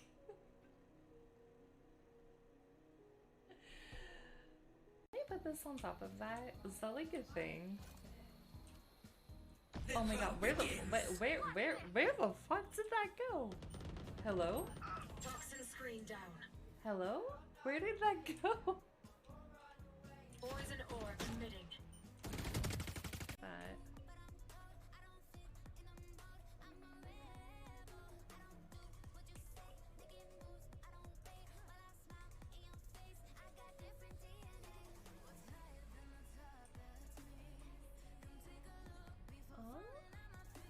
Look at the cats. Look at them. just hanging out and looking at the view. Oh my god, I love that. Do I have it on a high quality? I literally almost walked right by you.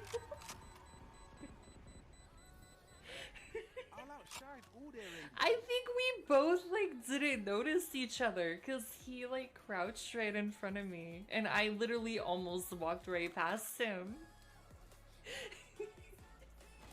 I don't know.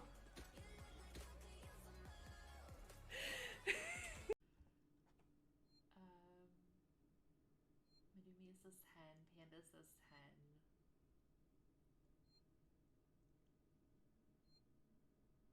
Matt says absolutely a 10.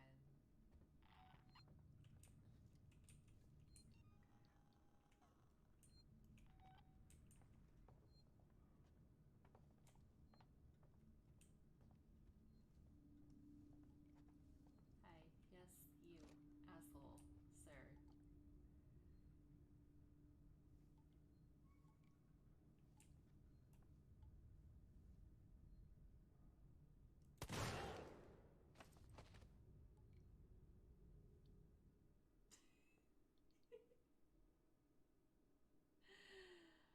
Oh, it just ends us.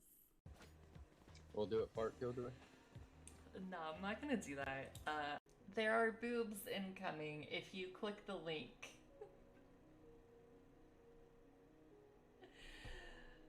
Can I put this on top of that? Is that like a thing? Oh my god, where the fuck did that go? Hello? Toxin screen down. Hello? Where did that go? Poison ore emitting. That.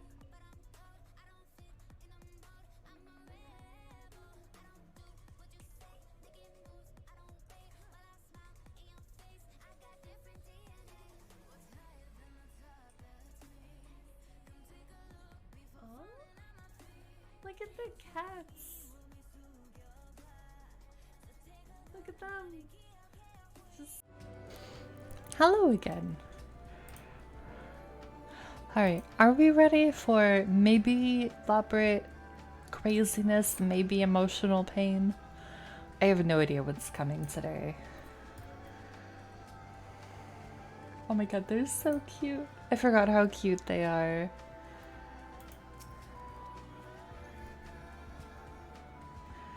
Welcome to the Caratorium. Here we create prototypes of the various sundries required by our soon-to-be passengers. Allow me to introduce the head of foodstuff production. Cooking Way, pleasure to meet you all.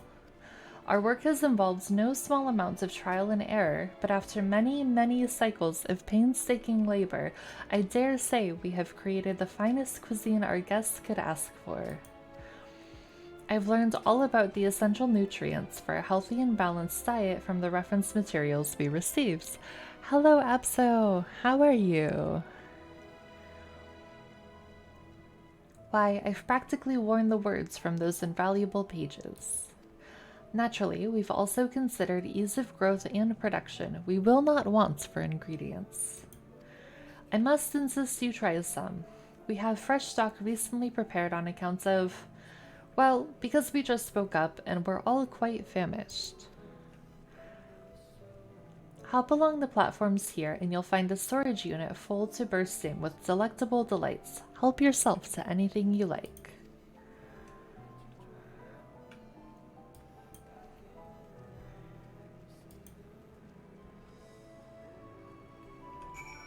Alright, so we're going up this one. Oh my god, these are so... No, I don't want to be aggroed by the cute monster. God damn it.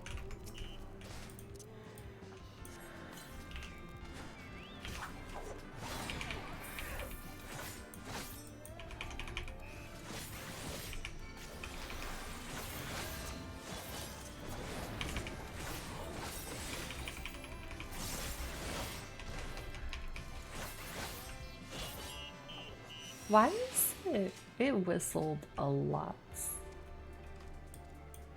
I was not expecting that.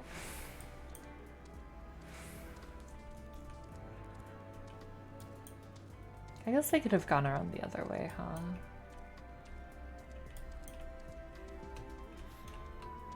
They really thought we were gonna be giants, didn't they?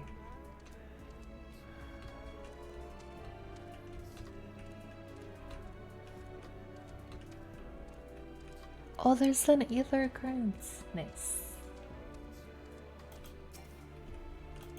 Maybe, if we can get to it.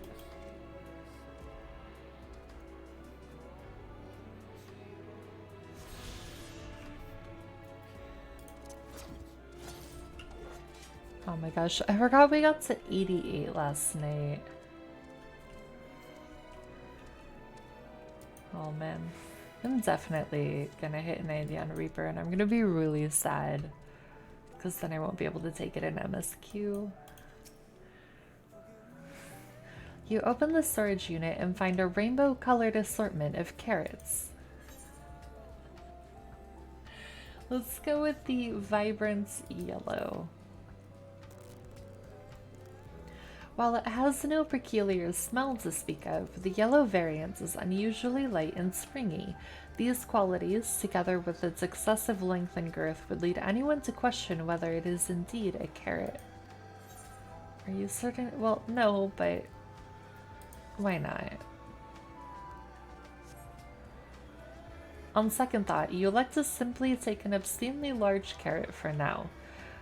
Due to its bizarre qualities, it would be prudent to ask Cookingway whether it is safe to eat first.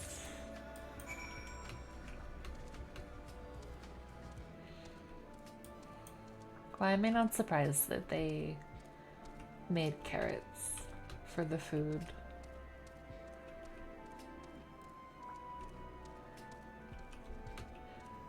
I have no idea what dance that is, Rift, but it is incredible.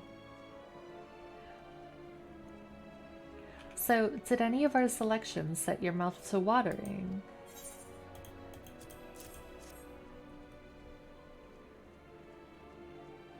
Ah, yes, a fine choice. One of my personal favorites, actually.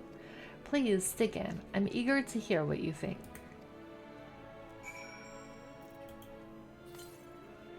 With great trepidation, you take a bite out of the carrot. You snap off a piece of the carrot, enjoying its crunchy texture. Righteous confidence surges within you, a certainty that you are the center of the universe, that all creation is a story, and you the star, beloved and perfect and special, a god worthy of worship and prayer, or at the very least, a second role should the dice treat you poorly. That is one heck of a carrot.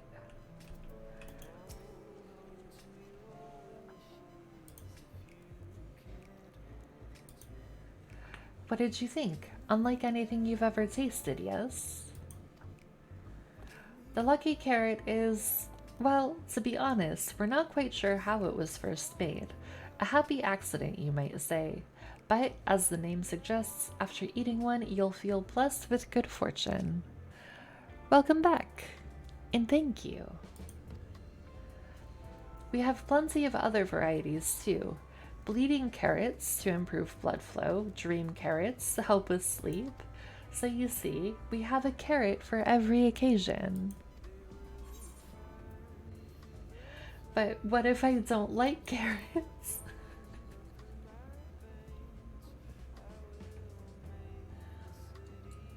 You don't like carrots? Oh, you must mean you don't like them served in this fashion. Worry not, we have pureed versions on hand if you haven't the time to chew.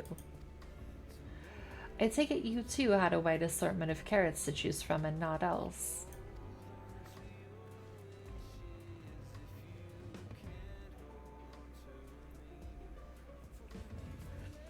If I may ask, what exactly did these collaborators share with you about cuisine on Aetherius?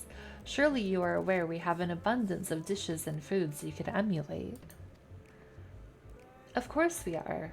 But, well, it was only quite recently that we established contacts.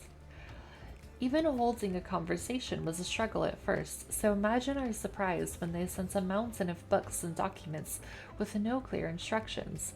The sheer amount of information was overwhelming. If it wasn't for that encyclopedia I found, we would have been at a loss where to begin.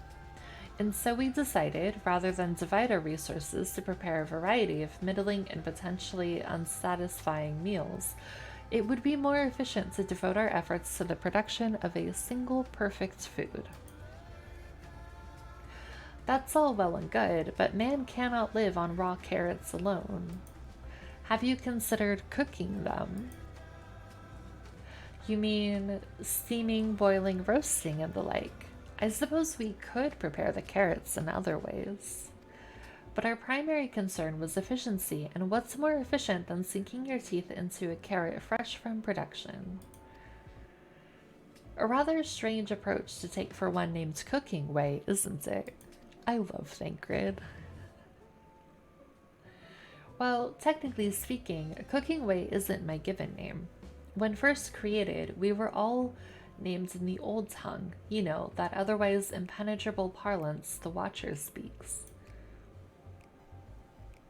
After we received a great tome of words, a dictionary, that is, from our collaborators, we learned your language.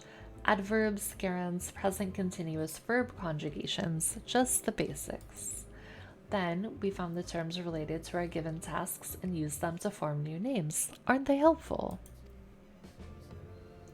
No, not really, but it does explain a great deal. Wherefore didst thy kind deem such a change necessary? When the rest of your people arrive, we want to be certain they understand immediately what each of us does. You never be able to pronounce our original names anyway. I see. I hope our critiques, such as they are, were helpful to you. Though if you should decide to preserve flora and fauna from Aetherius as well, you would be able to offer the passengers a bit more balanced diet. Until such a day, when I pray comes sooner than later, it would appear there is naught but carrots on the menu.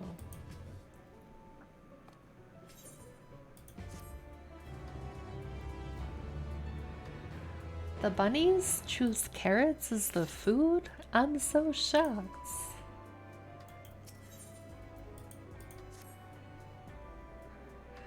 I think we've had our fill of carrots for now. Let's move on to other necessities, shall we? Our clothing production is sure to impress. This way.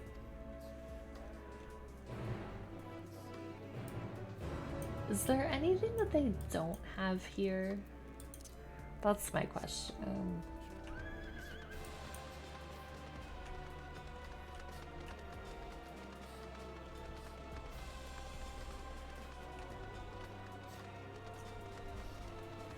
Because it seems like they have just about everything. Which I guess is to be expected if they've been waiting to potentially, like, ferry the people of the world to a different world. That they would be well prepared.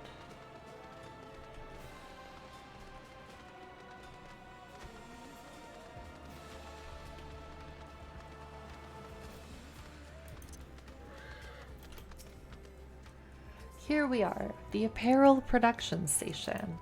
We've chosen to employ more traditional methods for this task, creation magics. Heidelin, in her infinite wisdom, blessed us with the selfsame affinity for magic her people possessed. We have other amazing talents, of course, and I know you're dying to hear about them, but I will regale you with the details another time. Say that again? I didn't hear, not because I'm in another game or anything. You are all good, Rifts. I was just saying, is there anything that the Loperids don't have on this station?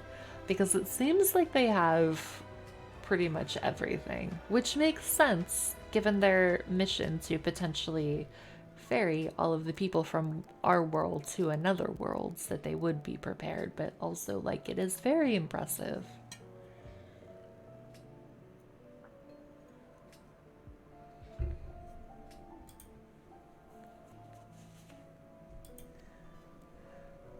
That said, we did run into a spot of trouble at first. Our magic alone was not sufficient to see our work done. In the end, we discovered crystallized ether was a wonderful catalyst that could provide us with the extra vis we needed. My, how resourceful. Ah, the sweet sound of recognition. You will also be impressed to hear we've read all about your habit of changing attire to match your chosen profession. For the sake of efficiency, I presume. This has also been taken into account with our designs. I can't answer that one way or another. You would have to keep playing to find out. I figured. But so far, they do seem very prepared. I am a little bit scared about what their clothes are going to look like, but we'll see. But why take my word for it when you can simply try on our clothes? Make yourselves known to the workers, and they will see to the rest.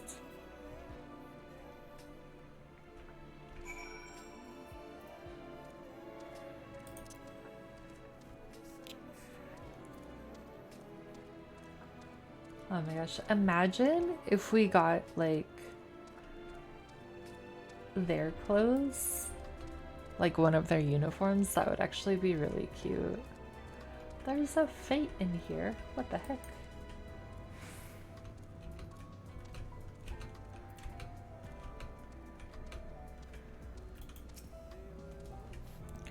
Ah, it's you, one of the visitors from Aetheris. Goodness me, Mappingway wasn't kidding. You really are smaller than the Watcher. Oh right, you're here to try on a set of clothes, yes? What would you have me fashion for you today? An outfit that embodies my bloodlust? Yes. No, we don't need anything else. That's the only option. Embodies your... what? This will only take a moment.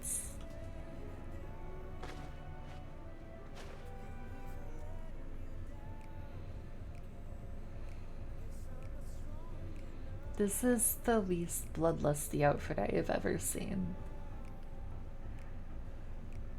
There we are, all finished.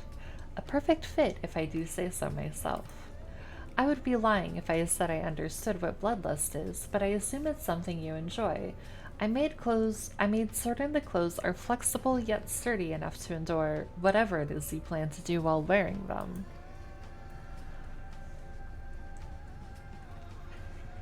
Would you look at that? Speechless. In there I thought you may not like it. If you've a mind to try something else, why not speak with my fellow artisans? I'm sure they'd be happy to oblige. You must continue wearing these garments in order to progress. Hooray!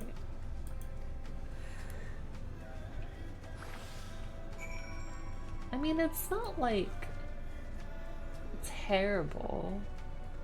Okay, the mask is pretty cool. I was not prepared for that. But it's not murdery, you know?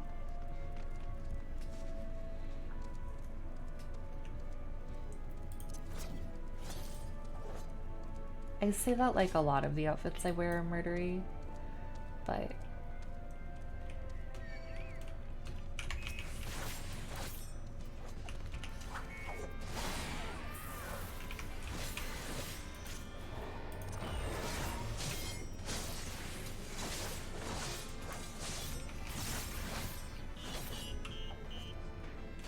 it's so whistly.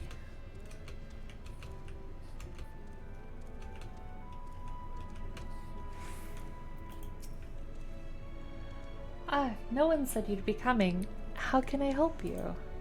You wish to try my clothes, really? Of course, it would be my honor. Did you have anything in mind? Surprise me. I think I can handle that. Let's see. This should do.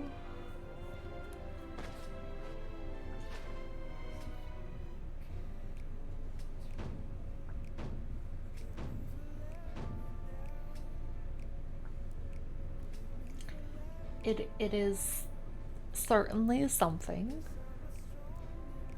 Some of my best work yet. It's a relatively new concept incorporating an idea that's never been tried with clothing before. Fragrance. Can you smell the carrots? Simply divine. Oh my gosh. I was worried how the concept would turn out when put to the proof, but it looks stunning on you. Won't you go and show Living Way? I'm sure she's eager to see what we've come up with.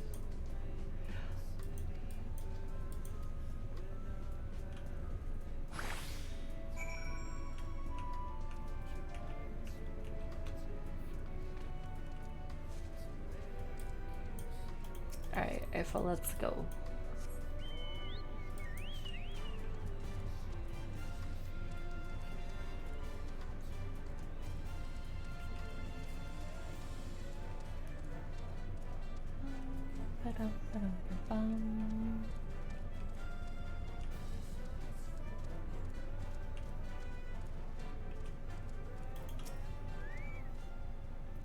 My, don't we look splendid? The result of much trial and error, but I know quality work when I see it. You needn't speak. I can see your adoration for the moon and wee loporits in your eyes. No doubt your friends feel the same having sampled our creations. Oh my god. I literally cannot wait to see our fellow Scions' reactions to the clothing. I feel like this is gonna be good.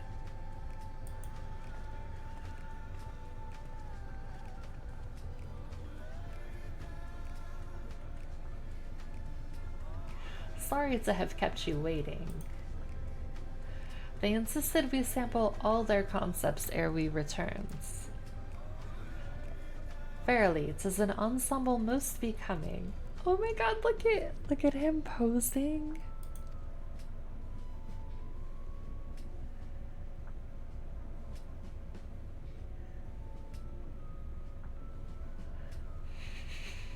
This is so awkward. I think it's past time we return these clothes.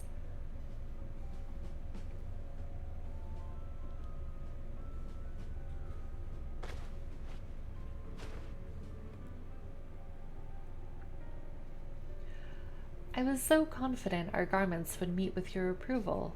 Whatever are we doing wrong? The Watcher taught us that in his time everyone wore the same robes. To do otherwise was against social etiquette. We thought we could appeal to modern taste by tailoring the robes to specific professions, but... Please, you mustn't be so hard on yourself. Should we resort to evacuating the people of Aetheris, they will most certainly have need of your attire. 'Tis clear you spared no effort in addressing our needs, but you must understand that we are not quite so homogeneous. Speaking for myself, what I wear now better suits my taste, even if it is of inferior make. But there are others whose choices may be influenced by traditions or personal experience. Rather than make assumptions for the whole, you must consider the individual and their potential preferences. I fear we've underestimated the complexity and diversity of your people. Even if we'd memorized every tome we received, I doubt we'd have fared much better.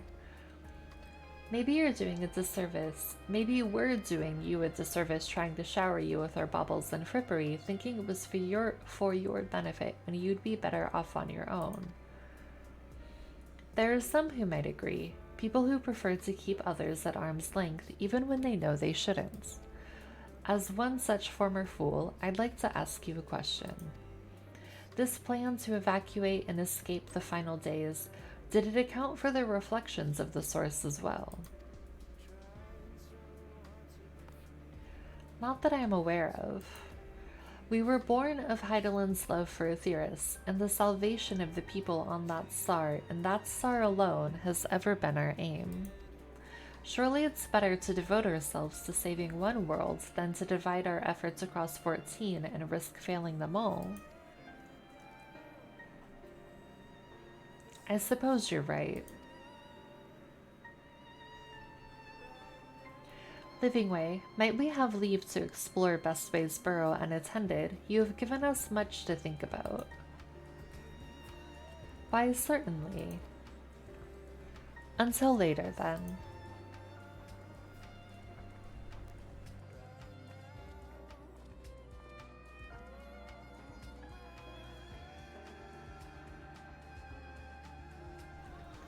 If I may, I should like to accompany thee a while longer.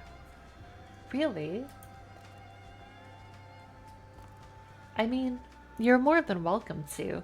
There was actually something I wished to speak with you about. Let's be off then, shall we?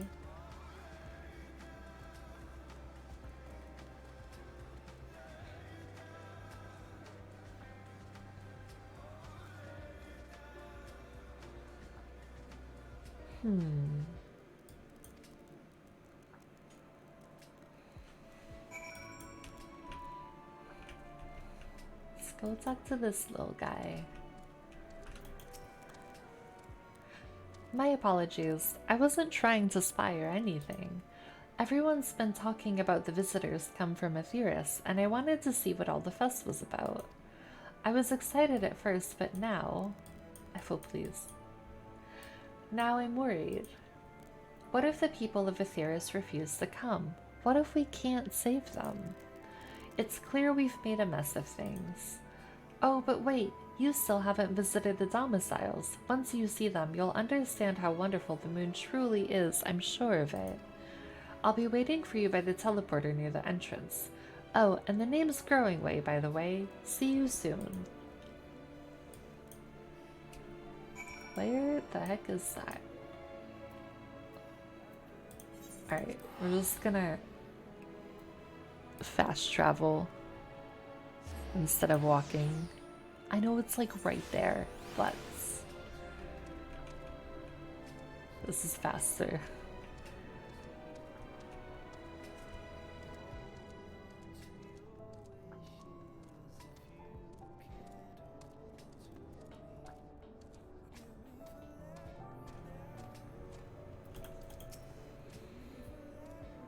You're here. You're really here.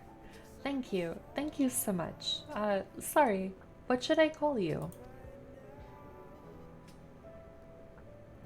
Stardust Latte, eh? Crikey, even your names are amazing. Well, Stardust, we'll be using this teleporter to enter the residential area. Whenever you're ready.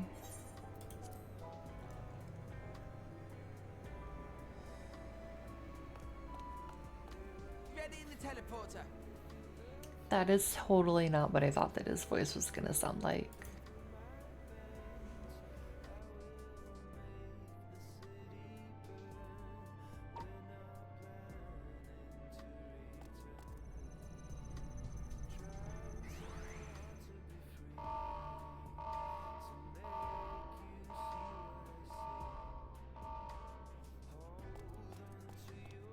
Huh? Access to living quarters restricted due to reconstruction. Then where is it? Oh no!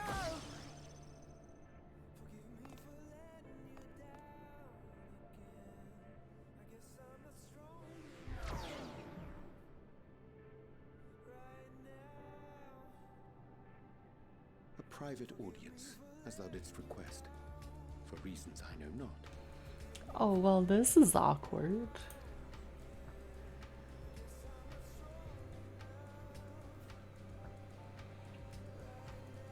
Just a precaution. I'd rather I didn't have to ask the question at all, but I take my responsibilities very, very seriously. Do you and your friends, by any chance, find our accommodation wanting? Be honest, brutally even. Twould be ungracious of me to belittle the efforts of thee and I. Lovely sentiment, really, but the disappointment is writ plain on your comrades' faces. It's all the more frustrating since no one will come out and say what they find wanting.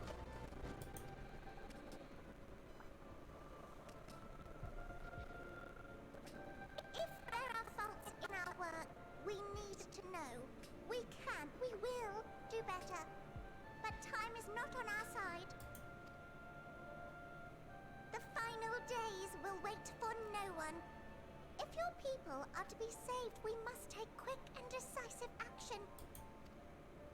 This vessel must serve as a home for as many passengers as possible, for far longer than we may like. Which brings me to my request. Our collaborators on Atheris are doing what they can to prepare for the voyage. Would you be willing to go and lend them a hand? Having seen the moon for yourself, you could speak to its many splendors, learn what else they might require, and assuage whatever concerns they have. Wherefore wouldst thou entrust me with such a task? How to put it? You're the only one who appears not to be wholly unsatisfied with our work. Oh, quite good at pretending that's the case, at least. Calm, collected, tactful to a fault. Very particular with your words, too. You understand that, in the face of great danger, one cannot pursue perfection at the expense of practicality. The difficult choices must often be made for the greater good.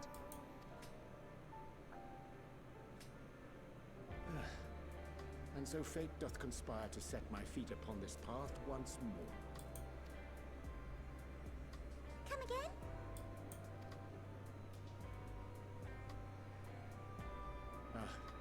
Idle musings.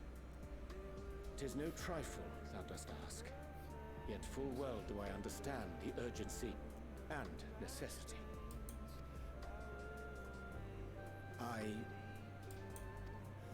Oh, dear me! Dear me! I was terribly sorry for the mix-up. Oh my god, he's so fast. It's a bit of a malfunction. I hadn't realised the residential quarters were inaccessible, you see. But you're still in one piece. So, all's well that ends well, yes? Won't happen again. I promise.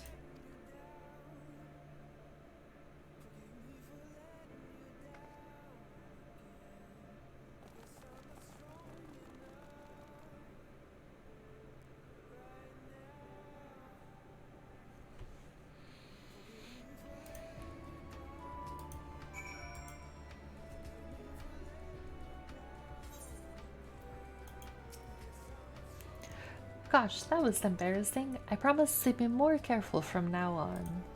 Since the residential quarters are closed for now, I've rerouted the teleporter to allow travel between floors instead.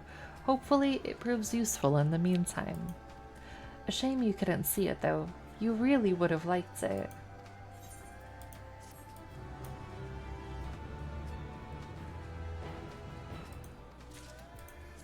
Oh wait, that's not what I meant to click.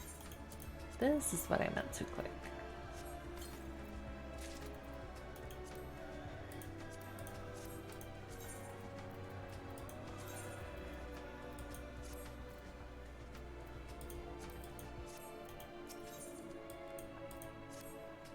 It may not seem like it, but we've been planning this for far longer than I'd care to admit. Each time we woke up, we'd have a long discussion about how to save as many of you as we can. Felt like everyone had an opinion on this or that. But the one thing we all agreed upon was that the people of Atheris wouldn't take action to save themselves until it was far too late. That's why we're striving to make the moon a vibrant, magical place they'd hop at the chance to visit, rather than waiting for the flames of oblivion to get them off their tails and force them to accept our invitation. The residential quarters may not be up to the necessary standards just yet, but there are plenty of other places worth seeing. You've already had a look around the Caratorium, but wait until you see what's waiting for you at the east end of the borough. Follow me.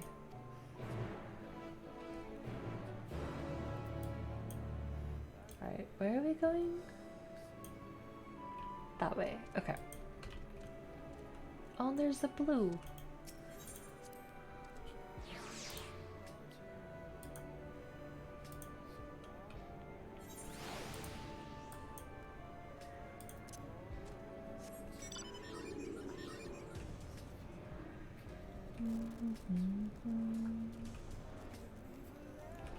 Oh, they have a dragon. It looks so cool.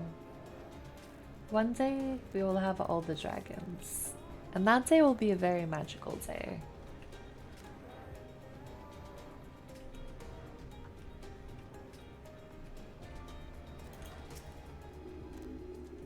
Good, you're here. Through this door is Greatest End's Veil. It was named as such because it's the veil to end all veils, the most beautiful forest you'll ever see.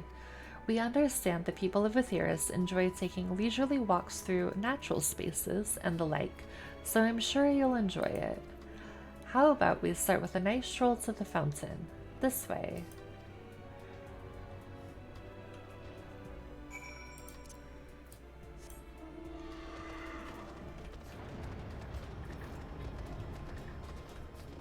I forgot about his little like hippity hoppies. He's so cute.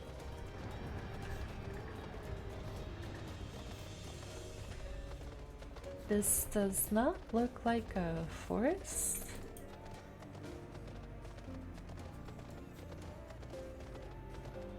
I mean, it's really cute, but I really like the rainbow aetheryte though. Like it like really like this isn't a forest. I can see, right, like these are like they look like trees, but they're not trees. Like I would absolutely, like, do not get me wrong, I would absolutely like take a walk through here all the time because it's really pretty. But this is not quite what I envisioned when he said the forest to end all forests. You know, like maybe change the wording a little bit because it's not quite accurate. How is he up? How do I get up? He's up somewhere. Oh, maybe over here. You're not wrong. It's just, I don't know. You said forests and it brought a very specific image to mind, you know? Oh, another aether current. Nice.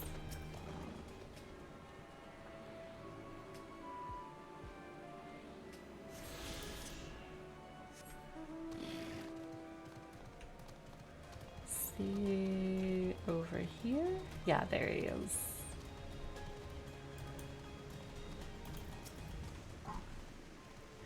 So, what did you think of the forest? Isn't it positively pleasant? Simply sublime. I couldn't see the forest or the trees. I didn't see any. Wait, you don't mean those crystals out there are. 'Tis as transcendent as burying your face in a chocobo's plumage and taking a good long whiff. I'm gonna go with the middle one, I think. Right you are. Our forest is made of crystals and constructs, dotting the landscape as far as the eye can see. Building this place was a challenge, let me tell you. Since we were born here, we've never seen trees in person before, let alone a forest. The information sent by our collaborators was quite enlightening, but after much deliberation, we decided to use crystalline constructs in place of living trees. I really want to know who their collaborators are because I have a lot of questions for them. Like a lot of questions. And thanks to our atmospheric circulation system, this place produces air as clean as that you'd find in a forest on Aetheris. The fountain here behind us, powered by the rather large crystal adorning its top, plays a vital role in supplying us with fresh water. Much time and effort was spent making it the most spherical of spheres. It is a very circular sphere. And I dare say the unparalleled roundness speaks for itself. I enjoy nothing more than a nice long stretch and a spot of relaxation whenever I come up here. You look like you could do with a stretch yourself.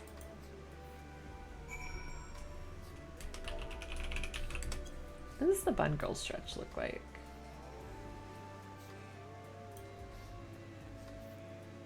That's the spirit. I feel more relaxed simply watching you. A sight worth the many years spent building this place.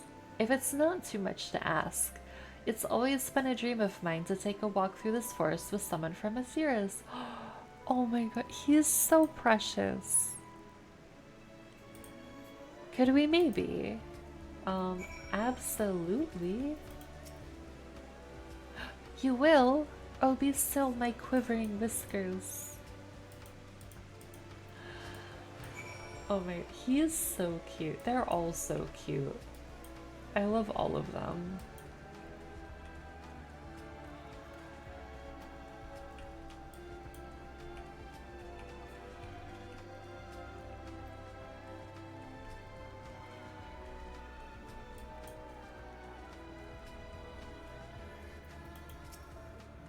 I was thinking, Stardust, that I could be more helpful to you by teaching you a little about the moon and what it is we do.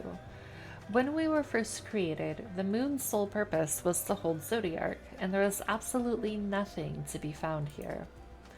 Eventually, Heidelin gave us our first task: furnish the moon with propulsion systems capable of facilitating travel to other stars.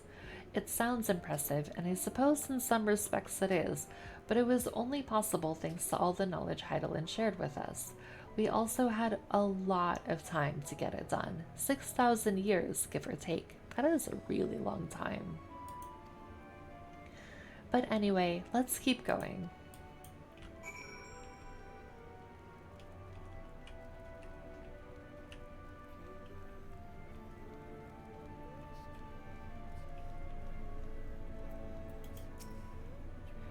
This may come as a surprise, but we didn't begin building the habitable areas until after the propulsion systems were ready.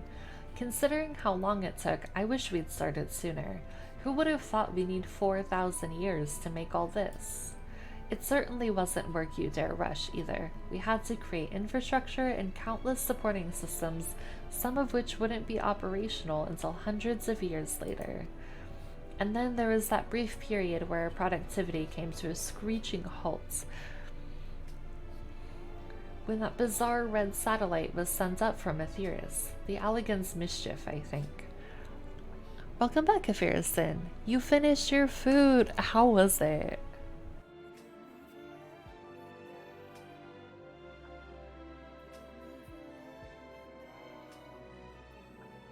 I hope it was very delicious. We thought maybe some new nefarious actor was colluding with Zodiark. All we could do was stand by and brace ourselves for the worst. You're talking to Big Fearlesston now? Does that mean that the food was good? You're like the Michelin man? I can't tell you how relieved we were when Heidelin informed us of its destruction. Oh yes, there was much joyous humming that day.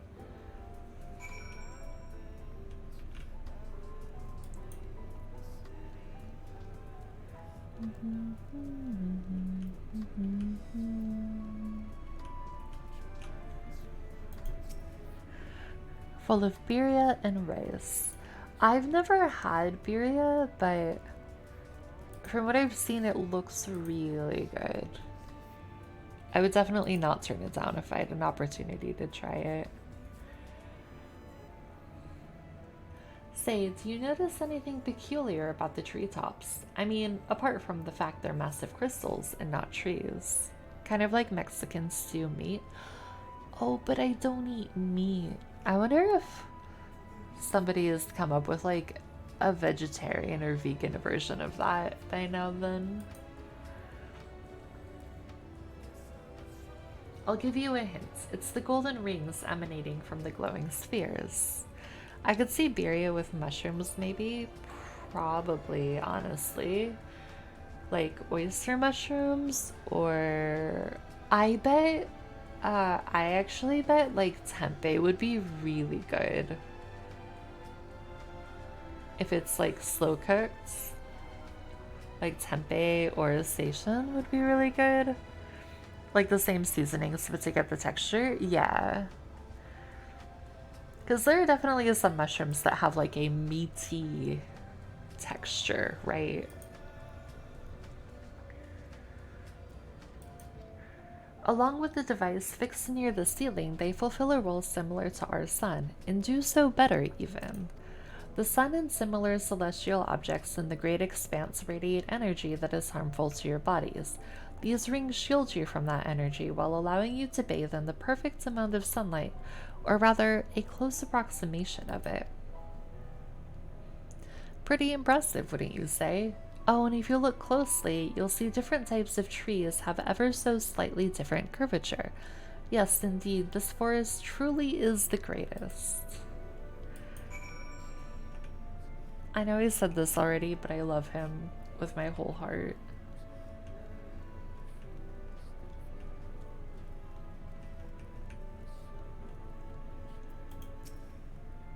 There was something else I wanted to tell you about. Oh, right. The propulsion systems and habitat facilities were completed around 2,000 years ago, and with that, the most important features were fit for purpose. Which was all well and good, except we still knew absolutely nothing about the present-day people of Aetheris. Why not go and visit Aetheris yourself, you might ask? Strictly forbidden. Were our technology or knowledge of the moon's true purpose exploited for evil ends, the results could be disastrous. Then there were a few more rejoinings, and it became increasingly difficult to converse with Heidelin. Fearful we might lose the ability to communicate with her altogether, we beseeched her to find people on Aetheris we could trust to help. We were quite fortunate everything worked out as it did. Does this mean we get to know who the people are that they've been collaborating with? That Urianger maybe is going to go help, but we don't know because our eavesdropping was interrupted?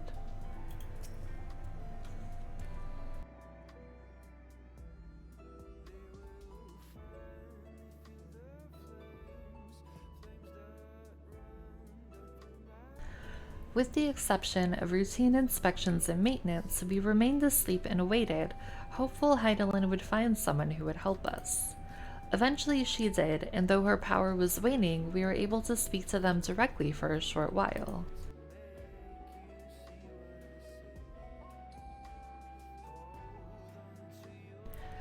We shared with them everything we could, including our knowledge of the heavens and a means to travel here to the moon. They certainly didn't waste any time with what we taught them.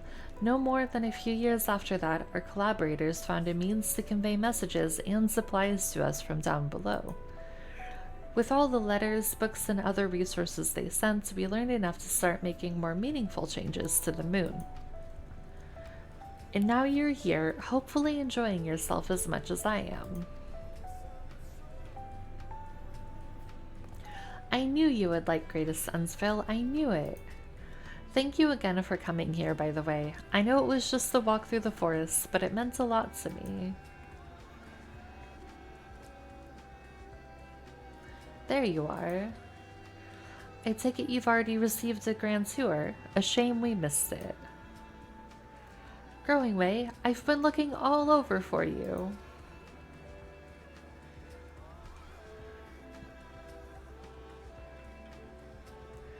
Oh, is this about the teleporter to the residential area? No, never mind that. We have more pressing matters at hand. I will be calling an emergency meeting shortly, and your attendance is required.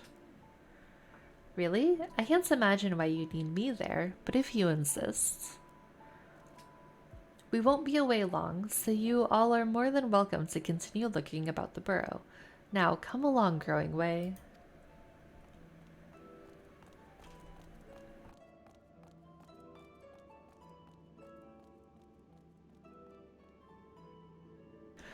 Before we arrived, you seemed to be in the midst of a rousing conversation with your guide. Did you learn anything of import?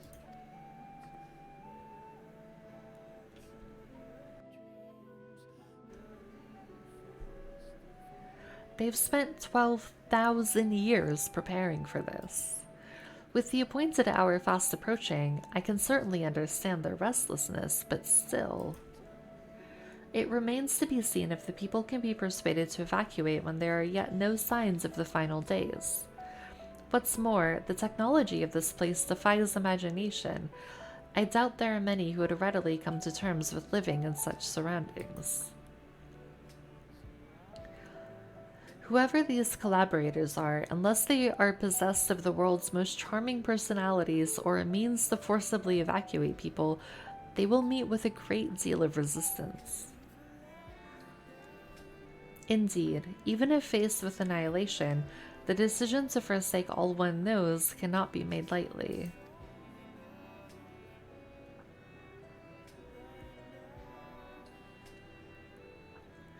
Forgive me, friends, but I must beg your leave. There is another matter which yet begs for mine attention. Of course, we can accompany you if you like.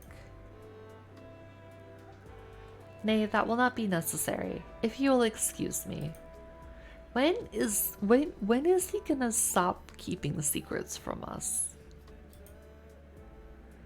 Like, come on, man. We can trust each other. 'Tis clear now that difficult decisions lie ahead of us. Preparation for the evacuation of Aetheris is indeed crucial, but I am not yet willing to forsake our world and its reflections, and I trust I am not alone in my retinence.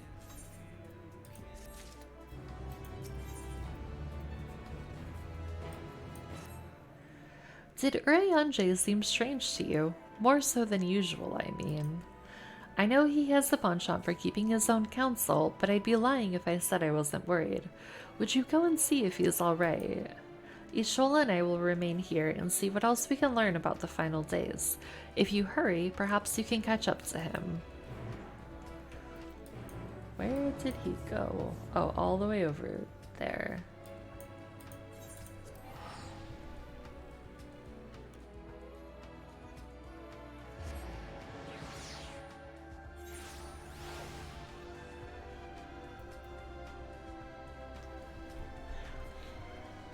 Alright, so where is Urianger?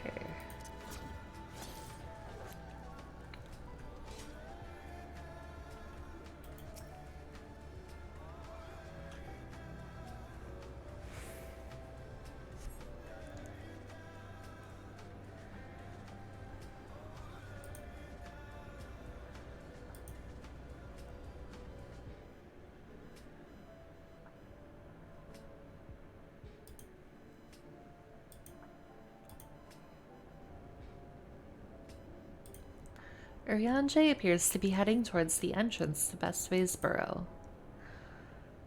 Let's go.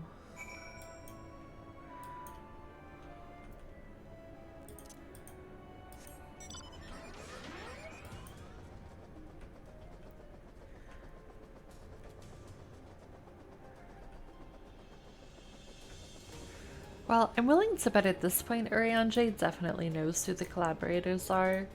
And again, I have many questions for them, so if he could just share the information, it would be greatly appreciated.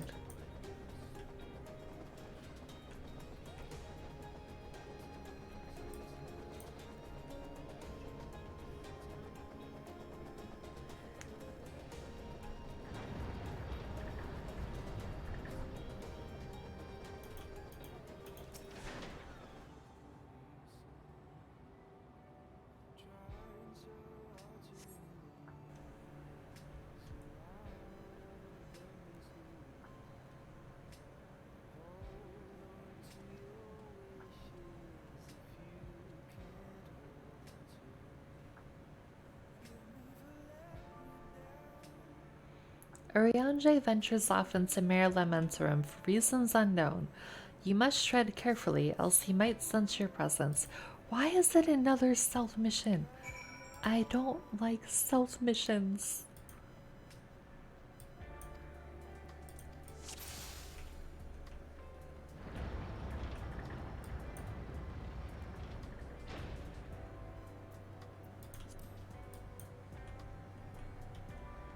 What am I supposed to hide behind if he turns around? There's like nothing here to hide behind.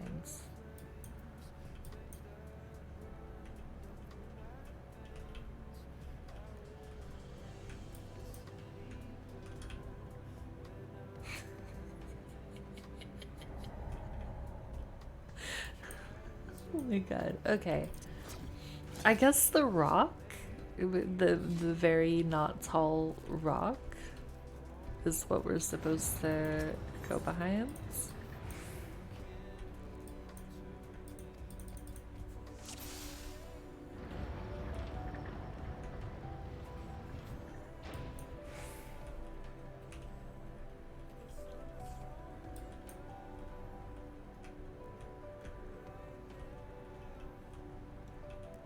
Alright, let's see if this works.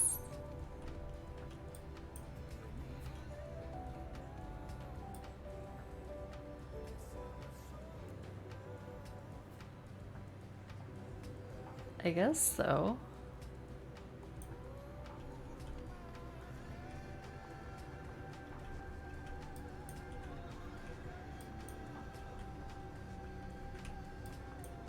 Is he gonna turn around again?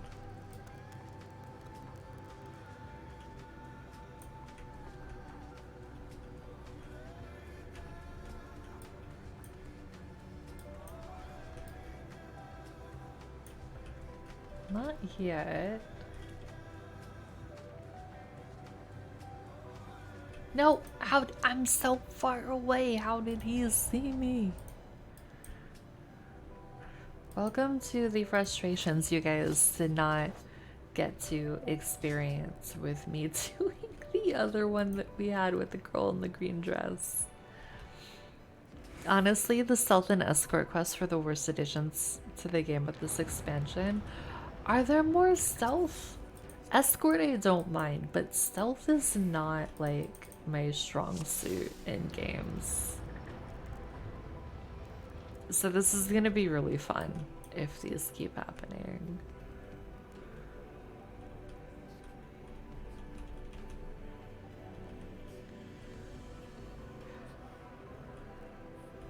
Like, can we just say like one stealth mission per expansion? Is that reasonable to ask? You have a lot more room than you think. You don't have to be that close. I'm just worried because it said like if you fall too far behind, but it doesn't tell you how far behind is too far, right? Like there's no indicator for that.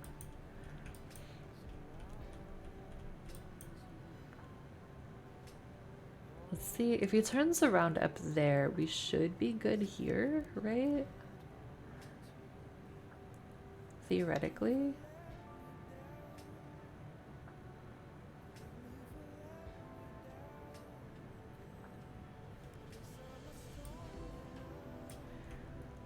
Oh, why is he... Bro, why are you running? Where are you running to? Why is he zooming? Oh, now he's just walking again, okay. Please don't see me through the rock. Oh my god, he's running again. Why is he running?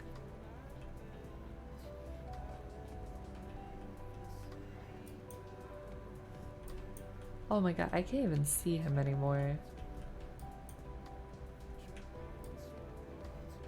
Where did he go? Oh, we did it! Hooray!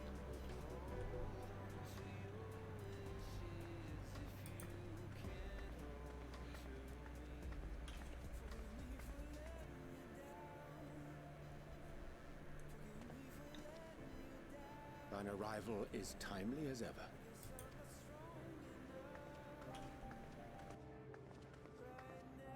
Thou didst chance to overhear my conversation with Living Way, I presume?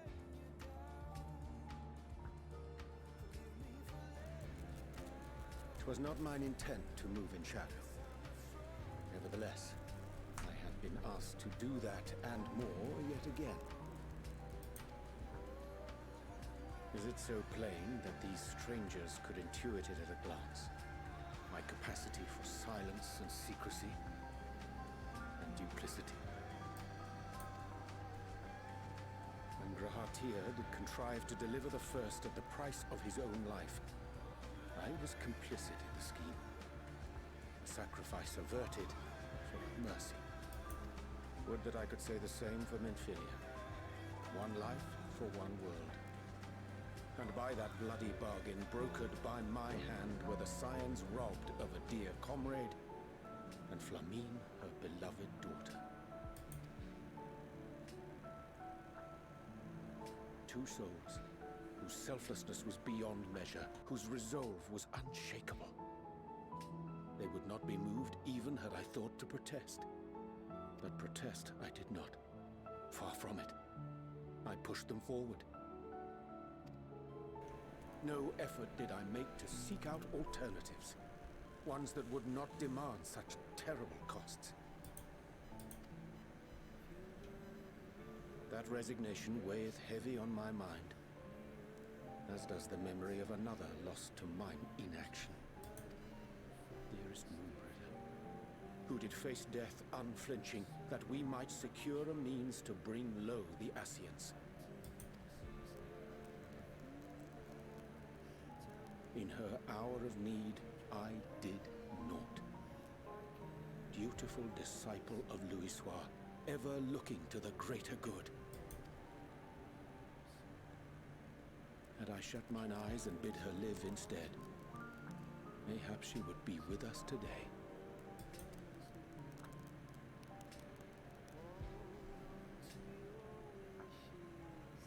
Selfish wants, born of everlasting regrets. Most days I put them from my mind, but could think of naught else when asked to swallow the same bitter draught.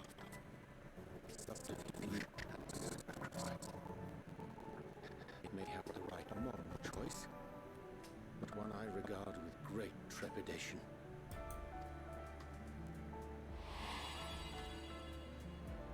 The calamity of Amarot was a tragedy beyond reckoning, one which must never again come to pass.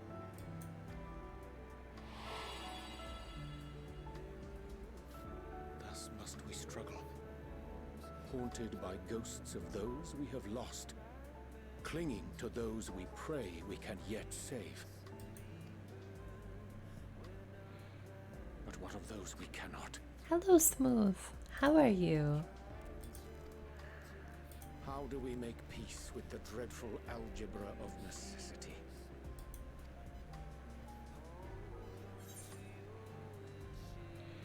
Hello, Omega. How are you? I'm good. How are you? How is Star Wars? Words? How is Star Wars? I did the same thing. I want to say Star Wars and Star Rail, and they're both trying to come out at the same time. How are the space games going? Just go with that.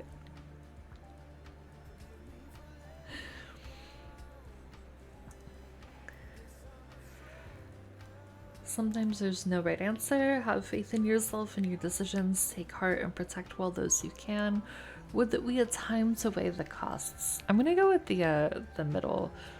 Star words are very challenging.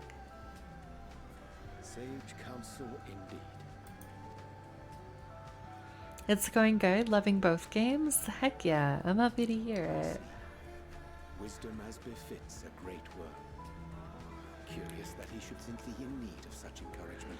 You think you're nearing the conclusion of Star Wars? I hope that the end of the game and whatever it is all building towards, because I actually have no idea. But I hope that it's a really good, like, satisfying ending and that you're happy with it. Strange. Scarcely can I remember when last we spoke alone, and so candidly.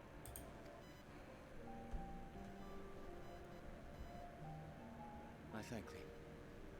For all my supposed skill with words, I find it difficult to express such private thoughts. As for the Loporit's proposition, I will take time and consider how to respond. 'Twould be to our mutual benefit if we could converse more openly with our aspiring caretakers. A concern I should be glad to address on the Scion's behalf. To dispense with all pretense and bare one's heart to another is a frightening thing indeed. But we cannot move forward ere we take that bold first step. A lesson I have learned many times before. And today.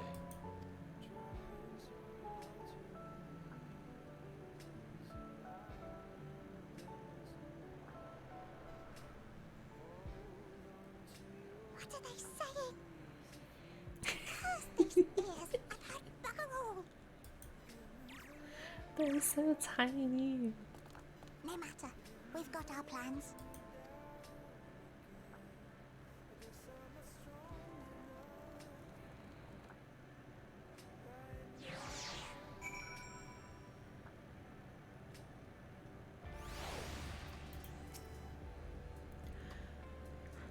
In truth, my reason for traveling hither was to effect a plan of mine own, a plan which may pave a way forward for us all. May, I say, for there is no guarantee of success. 'Tis the reason I set out alone, that failure, should it come, would be mine to bear alone. Yet thou standest before me with preferred hands and open heart. 'Twould be remiss of me to refuse thy amity, and so I ask, wouldst thou join in mine endeavor?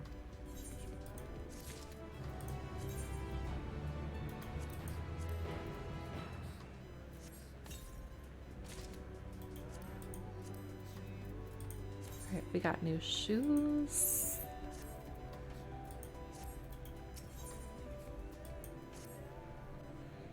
I thank thee for accompanying me. 'Tis a simple plan, in truth. We shall not be long away from Bestway's burrow. Difficult decisions must needs be made in the coming days, but I nevertheless believe we are all of one mind in our desire to save the people of Aetheris. To make clear our resolve to the Loperates, I would offer them a gift, but its making doth require a most singular ingredients. Is it a carrot? Do we need to get like a fancy space carrot?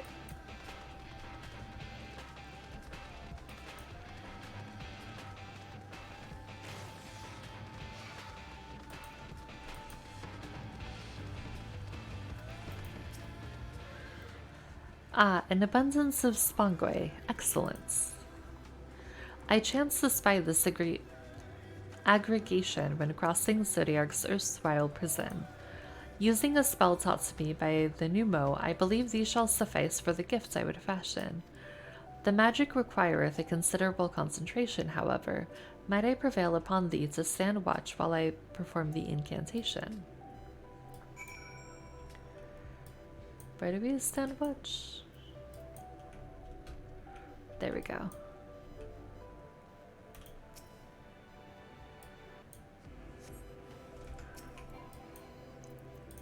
Alright, let's get Eiffel back out here.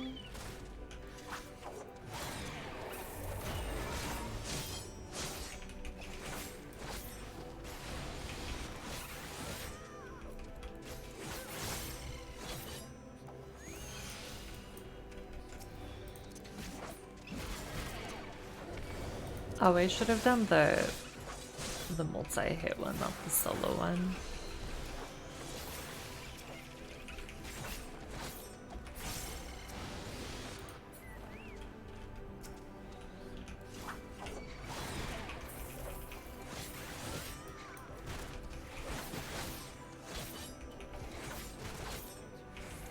Wait, can I get the sacks from the new Arcane Circle, the Immortal Sacrifice ones, if it's just me? Right? Yeah, when you or party members. Never mind. I answered my own question because I remembered I can look at things. I forget sometimes that I have information in this game that I can refer to instead of just asking people. Surveying the nearby areas, you see no sign of potential threats. This would be a good opportunity to see how Urianger is faring. I refuse to learn anything ever. Honestly, fair. I operate strictly off of the information gathered from other people, but what if the information is like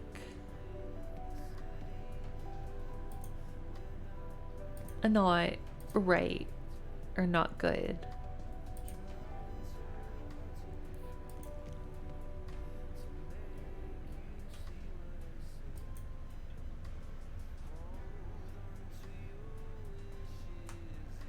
There, 'tis done. A magic to ink every ons as efficacious as that crafted by the pneumo. Rare is the occasion I would conjure mine own, but it is nevertheless a most useful skill. The resulting product is admittedly possessed of no preternatural properties, but its hue is one of mine own choosing, which I pray the Loporrits will appreciate. Are you saying that if someone gives a contradictory set of information to what someone else has said before, I just update my prime directives with the most recent data? So then you would just be taking, like, you would just be going off of whatever, like, the most recent data you get is? Is that how that would work?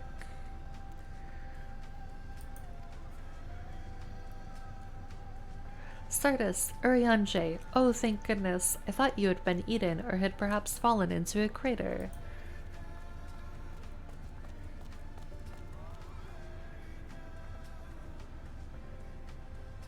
Ishola has been looking all over for you, Stardust. She says she needs to speak with you about something most urgent, dire even. She was also quite clear that she wishes to speak with Stardust alone, which means, I'm afraid, you must stay behind, Urianger. Well, that seems weird. But worry not, it just so happens we need your help with an errand, delivering a package from the Watcher's place to Bestway's burrow. It's quite large and heavy, perhaps even too heavy for we poor Loporrits, and we would be ever so grateful if you could lend us a hand.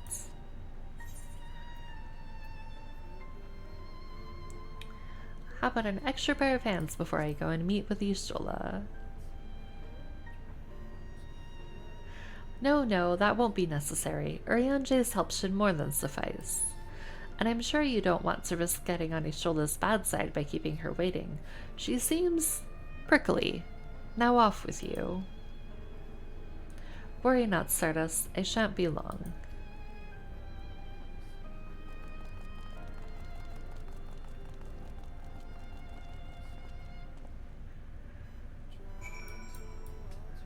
Alright, let's go back.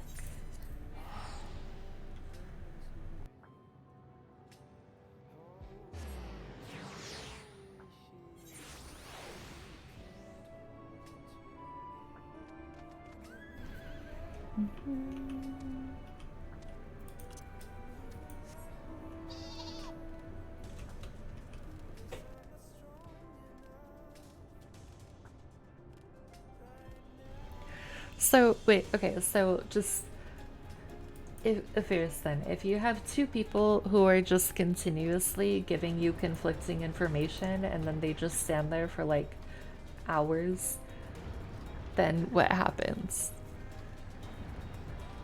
If you keep getting like new recent data, you know?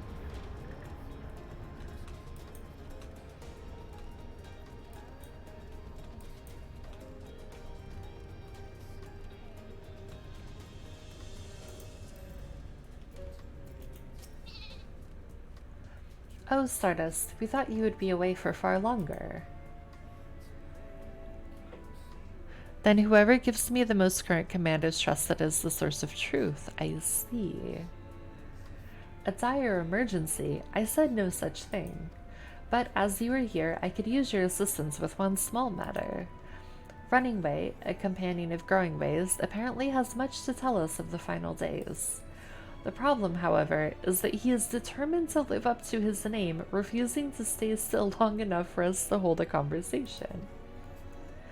Is there anywhere he's likely to stop and rest, or perhaps there's a way to slow him down?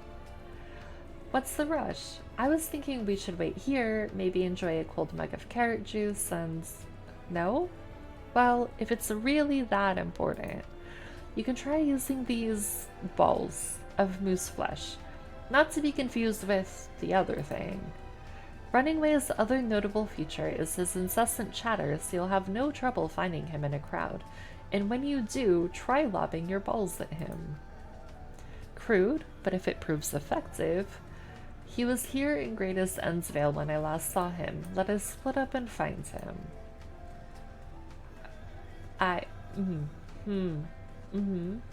Yup. This is the thing that they have put in the game. I'm not going to comment on whatsoever.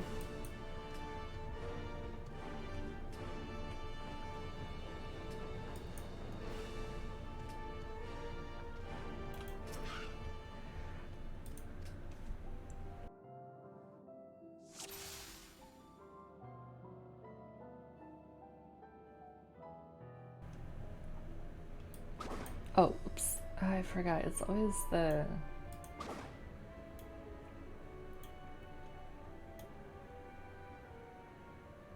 Oh my god, he's... Wait, are you? Oh, that's the one we want. Oh my god, where is he going? Is that the one that we wanted? They're not running. Oops.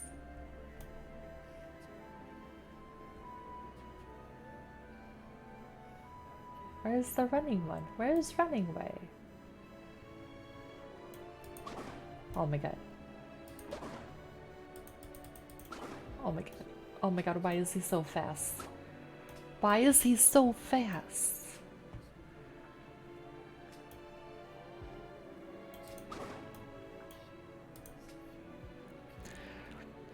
I'm not doing anything wrong. I think most people in the US live their lives this way. I didn't say it. I don't think you're doing anything wrong.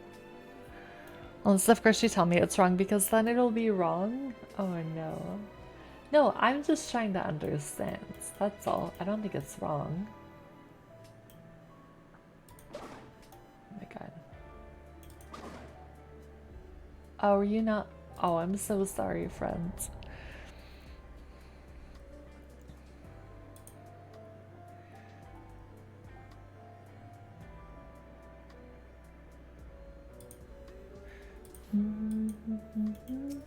Okay, let's try this again. Oops.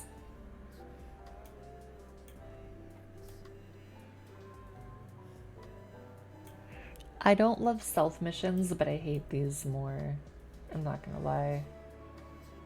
I do not like this mechanic.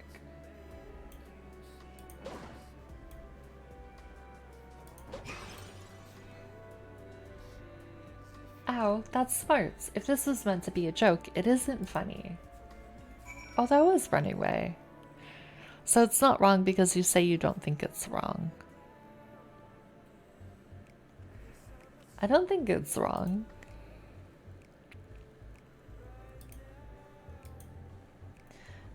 Yes, I'm running away. Do you mind explaining me why you hit me in the face with your balls of moose flesh?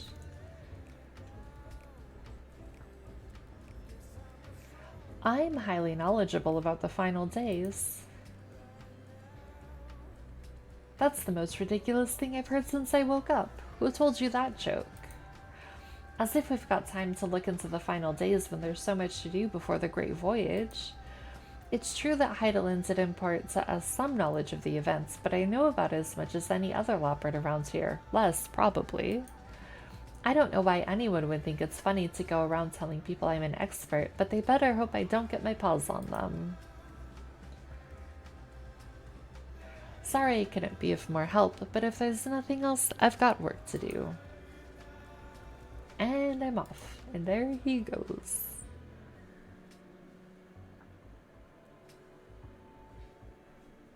I think Living Way is up to something.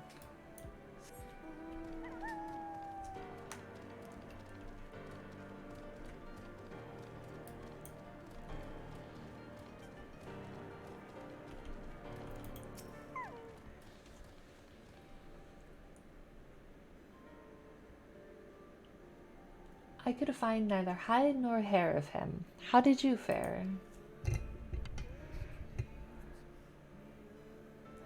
So he knows no more than the others. Care to explain yourself, Growing Way? Well, you see, I misremembered. Yes, that's it. I misremembered. Terribly sorry about that. I'm afraid I'm drawing a blank, though. Try as I might, I can't remember who I was thinking of. On an unrelated note, what of Arianje? I assume you spoke with him earlier, but did he say when he'll be returning? On his way to the Watcher's Palace with Living Way.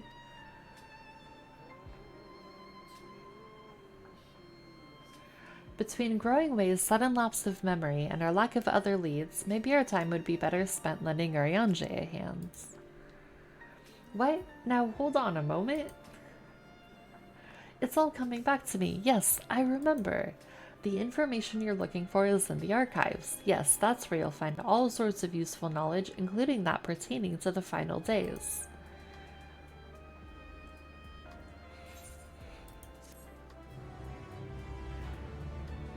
He's so bad at stalling.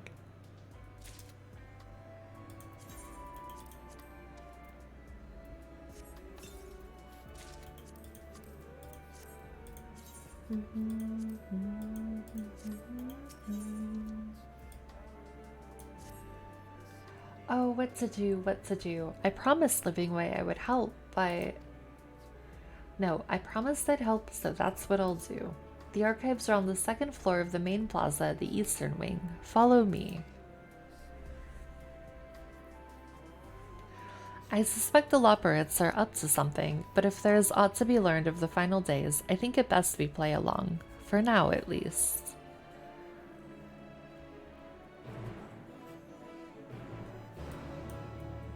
Oh, there are more blue quests now. No, I can't. It's too loud.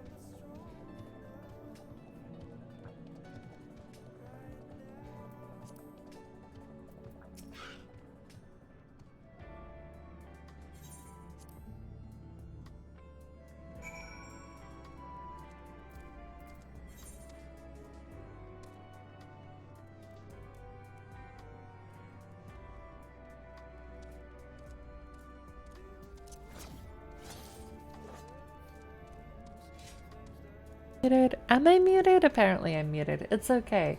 You guys haven't missed anything. I promise. I just cannot read a map. But that's not really new. The whole time. I would have been talking the whole time, but it's totally fine. Mostly just me being confused about where to go on the map. That is all.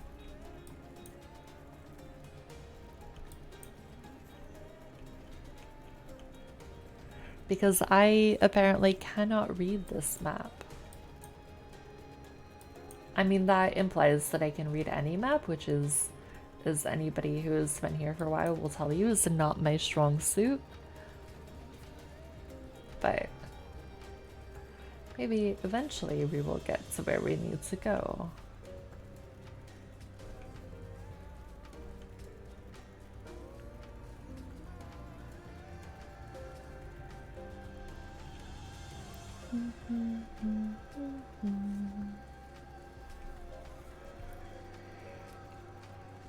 I'm actually really good with directions. I am so envious, Rifts.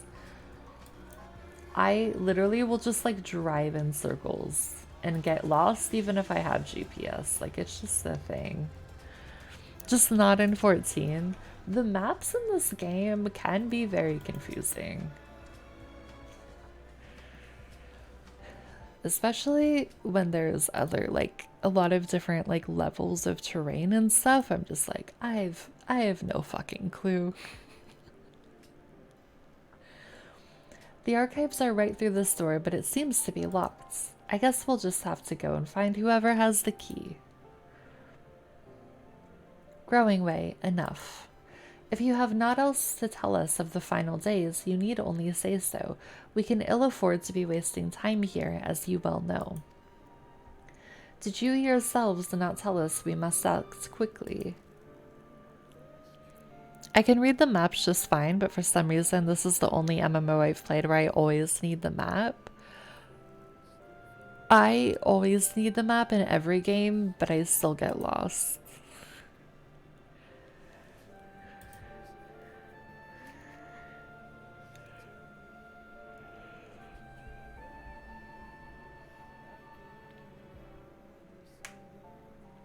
Although sometimes I do wish that, like, because in Lost Ark you can, like, kind of like in Diablo or like Path of Exile, you can have like a transparent map up over like a bigger portion of your screen. And sometimes I wish you could do that in 14 because that made it really easy actually in Lost Ark to figure out where the heck I was going.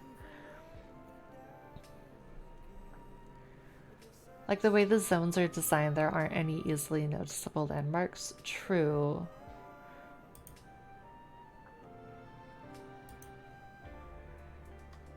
Yes, we did, but the moon was to be a perfect paradise for the people of Aetheris, and we're running out of time to make everything ready for their arrival. We hoped you'd see the wonders we have to offer, but you found nothing but faults and flaws in our work. Only one of you saw our potential, so you others must be kept here. Ah, so that's Living Way's game. Run us about in circles, and failing that, lock us away so we can't put the plan at risk. Everyone except Urianger. He understands what is at stake, what must be done. I fear you've misjudged us, Growing Way. Never have we decried the notion of using the moon as a means of escape. That said, my heart breaks at the thought of abandoning Aetheris and her reflections to their doom. If there is a way to avert the final days, I wish to find it. We all do. We may fail, but our efforts would never be at the expense of your plans. But why would you take that risk? There's no room for ifs and maybes now. If the people of Aetheris will escape here to the moon, they'll be safe and we'll finally get to see all their happy, smiling faces. I'm sorry, but we can't let you leave. We just can't.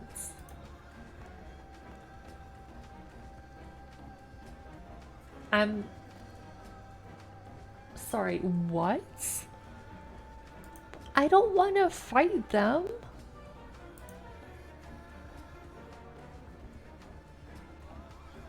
Do what you must, but try not to hurt them. I'll be back in a moment. Don't do anything rash while I'm gone.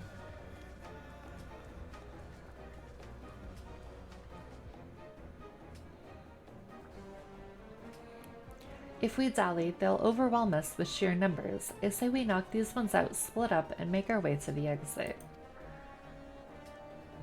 Agreed. Let us reconvene where Argos waits outside. Things I was not expecting to do today is fight the Loperates.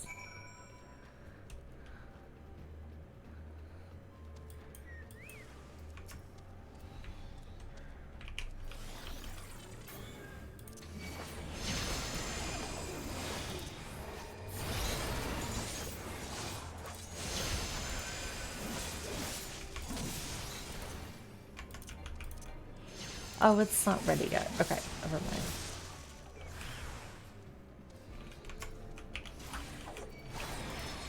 Oh, we have more Reaper actions now.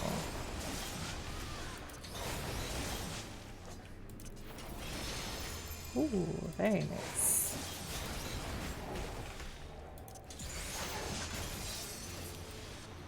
That looked so cool.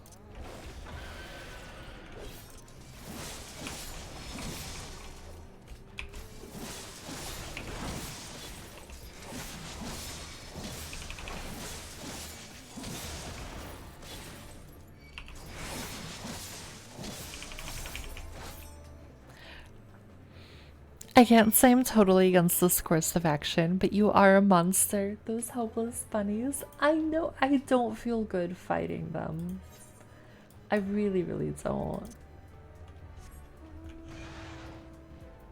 Rathalos, I love you, but it's very awkward here. We'll just use the Sheba and just ignore the fact that Gaia's dress clips through the Sheba butt.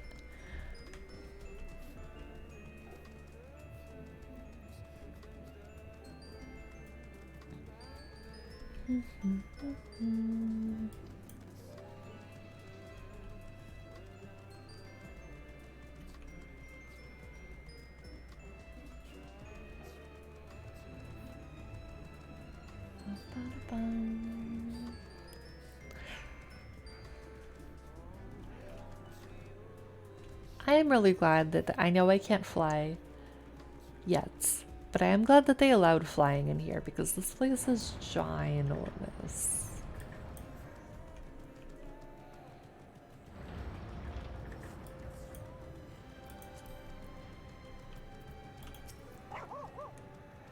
Good, you're here. We must hurry to the Watcher's Palace and find Urianger.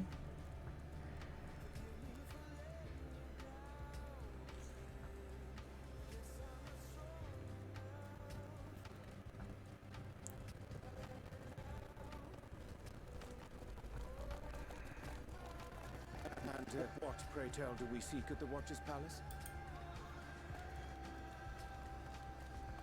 Oh, come off it, friend. You know full well why we're here. The time has come for you to return to Atheris and help your brethren prepare for their journey here and beyond. Forgive me, Living Way, but I cannot in good conscience proceed with this plan. Huh? But what about the final days? The death and the doom? Oh, we have to hurry before it's too late.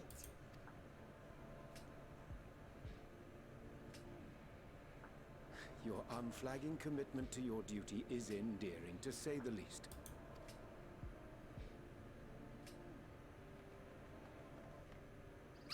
Oh, bugger!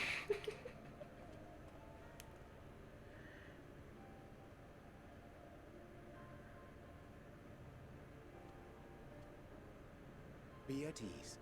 They bear you no grudge, nor do I. How could we, having come to understand your purpose? For millennia, you and yours worked tirelessly towards the singular purpose of this heavenly vessel's construction. an arduous feat by any measure.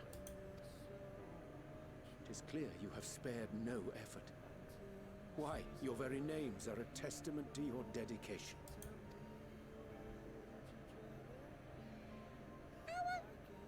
Our names? I'm not sure I understand what you're getting at. Names are an expression of the self, a declaration of one's hopes and aspirations.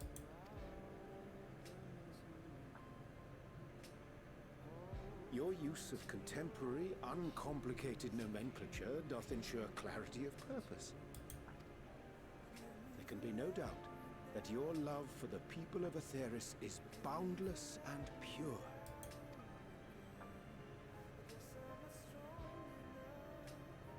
Yes! Yes! A most mellifluous phrasing! We Loporrits were born of Heideland's love for Aetheris. That shining, shimmering blue jewel, brightest star in the sky, brimming with life and possibilities. For as long as I can remember, I've toiled in anticipation of the day when this vessel might be needed. All I've ever wanted was to meet those she cherished so dearly, to serve and serve well. That goes for all of us, don't you see? So help us help them. Lead them here where we can keep them safe. If there's anything wrong with what we've built, we'll fix it. We'll make it right.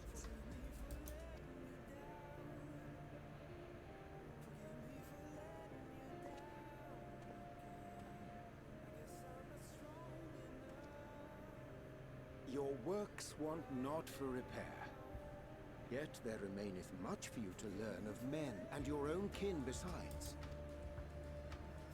Singing Way, thy name bespeaketh more than the simple marriage of rhythm and rhyme. The songs of Aetheris are beyond counting, and span the length and breadth of emotion. Maps are monuments to man's pioneering spirit and his devotion to charting the furthest reaches of our star. Many have devoted their lifetimes to exploratory pursuits, to venture unto the highest mountains and the deepest oceans in search of unknown frontiers. And thou, my friend, I do not think we've met. My name is Puddingway. Puddingway. Puddingway? Yes, indeed. A name of deep and abiding significance, I'm sure, but one perhaps better communicated through delicious deeds than tasteless words. A judicious application of fey magics at a later juncture may be appropriate. And Living Way. It is no easy feat to convey the significance of thy moniker. When I was a bookish boy, a dear friend of mine was fond of peppering me with questions as I read, to my occasional annoyance. One day, I posed to her a question of mine own. What doth it mean to live? After much contemplation, she proffered this answer. The anticipation of a half-read story's conclusion. The hope today's mistake may serve as tomorrow's lesson. The wish that a new acquaintance may one day call thee friend. She believed it to be all these moments and more. I want to understand, but I, too, still labor to find mine own answer. 'Twould be my pleasure to assist you and yours in embarking on a journey of self-discovery and enlightenment. For thee.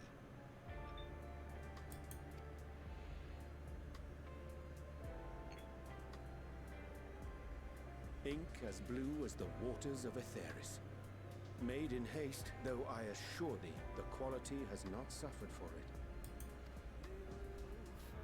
The people need not be persuaded by honeyed words. Nay, I have faith they shall do what is right in due course. Until they do, I beg your patience, friends. And with that ink, let us fill the empty pages of Living Way's compendium. An open exchange of ideas will surely afford you all a better understanding of modern man, and with it, ideas for improvements and renovations. But more importantly, it shall empower us to together find a way forward.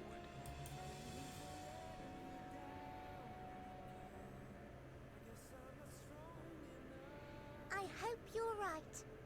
Thank you for this lovely gift.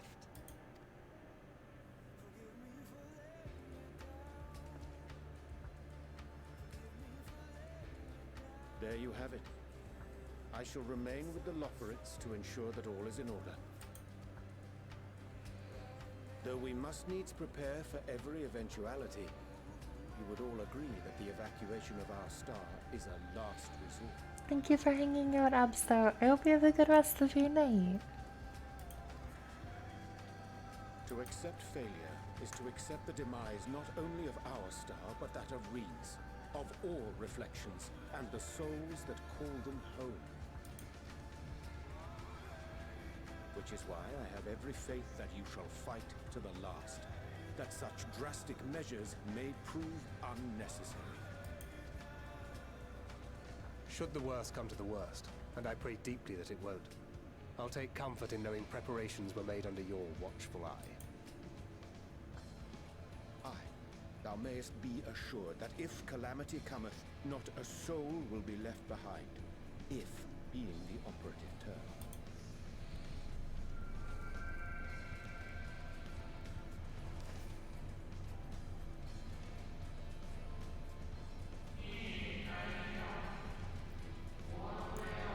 I really love the Shadowbringers theme, but the Endwalker one is all like it's so good.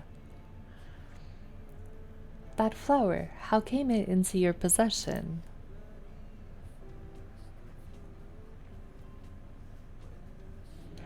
How very like her. Guided by its light, you may come to know her true intentions, intentions which remain a mystery even to us.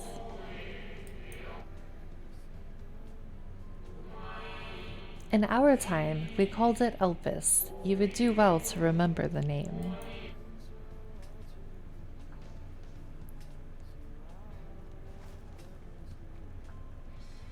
I hate to interrupt, but I feel like I need to make amends for all the secrecy.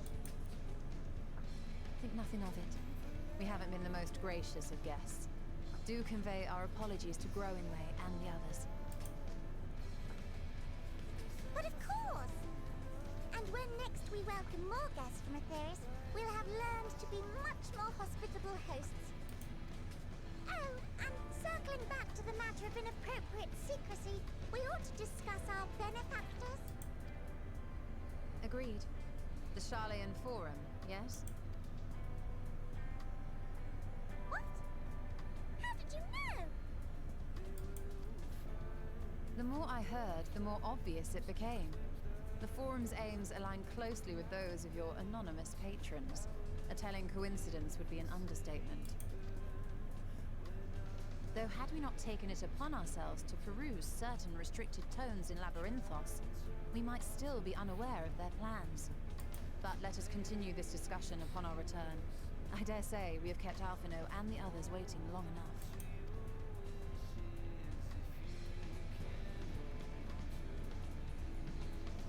The pieces are coming together. I'm not gonna lie, the fact that it would be the Forum did not cross my mind, but it does make a lot of sense knowing that it is them. 'Twas a relief to see Livingway was pleased with my gift of ink. To serve and serve well. Though their knowledge may be lacking, their boundless love is a blessing without peer. It will be no easy task to prepare them for what It will be no easy task to prepare them for what must needs be done, but gladly do I embrace this duty, even it doth necessitate that we part ways for a time. Forgive me my absence, but I have the utmost faith in you, and all our fellow scions. When next I return to Aetheris, I pray I find you all in good health and good spirits.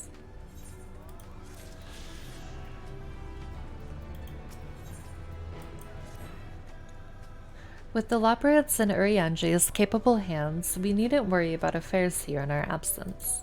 Knowing now the face of their earthly collaborators, there is much to discuss with Alphino and the others.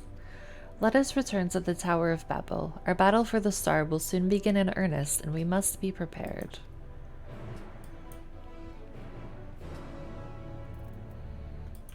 Where is that? Oh, over there. Okay.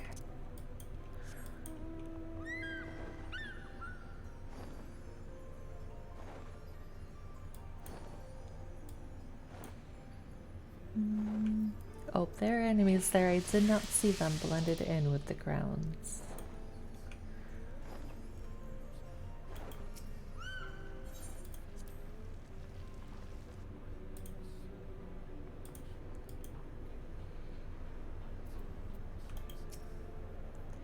Gods, I can scarcely believe we went to the moon and back.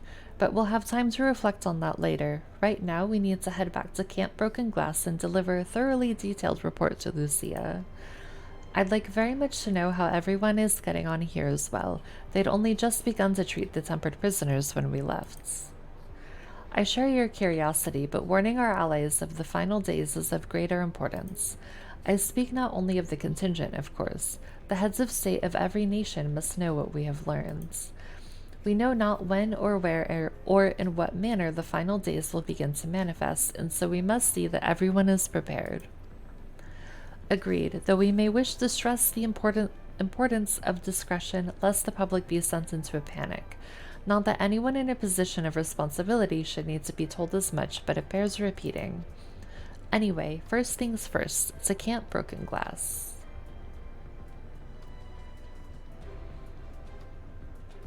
Let's go.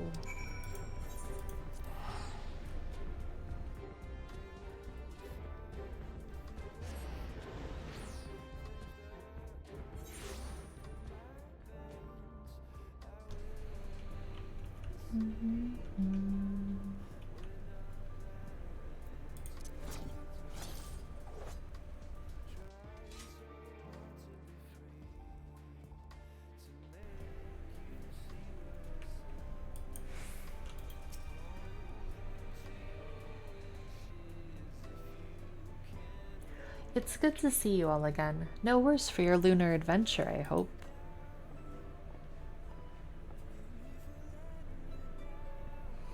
We've done what we can for now, and believe me, we intend to tell you all about it. But before we do, might you tell us what's become of Garlemald in our absence? We succeeded in subduing the tempered inside the Tower of Babel. We took many alive, but combined with those who are already in our custody, the number requiring care has grown exponentially. The inclement conditions here have made it difficult, if not impossible, to treat them all here, and so we've petitioned the aid of the allied nations.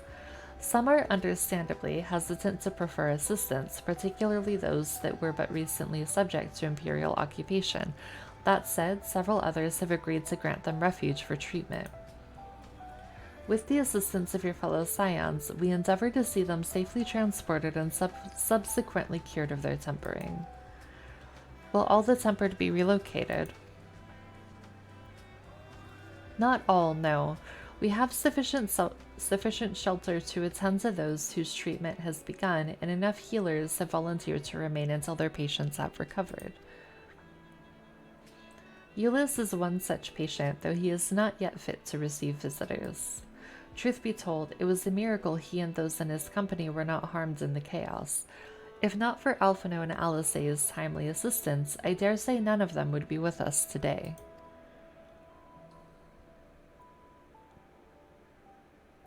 In light of recent developments, have the Alliance leaders come to any decisions regarding Garlemald?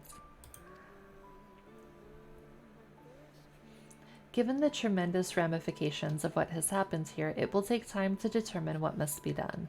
In the meantime, they intend to work with the Eastern Alliance to keep a close watch over the provinces. We have other news to share. Shortly after Anima was defeated, we received reports that each and every tower has vanished. For Mercy, the process was apparently not quite as violent as that you experienced in Thavner. Those who are trapped within them have been rescued and are receiving treatment. To hasten this endeavor, the Beast Tribes have received instruction in the magics needed to cure tempering. Master Matoya is no doubt thrilled the Mother Porksea affords her so many visitors. Yes, and we are grateful for her ongoing efforts as well as those of our comrades near and far. As for the contingent, several of our members have been granted leave to return to their homelands after the transfer of Tempered has been completed. Lucia and I will remain, along with a small force, to continue offering aid to those here in Garlemald. The Empire may be no more, but there are yet those who call these lands home. I believe that accounts for recent events here. So, what of the moon and the Telophoroi?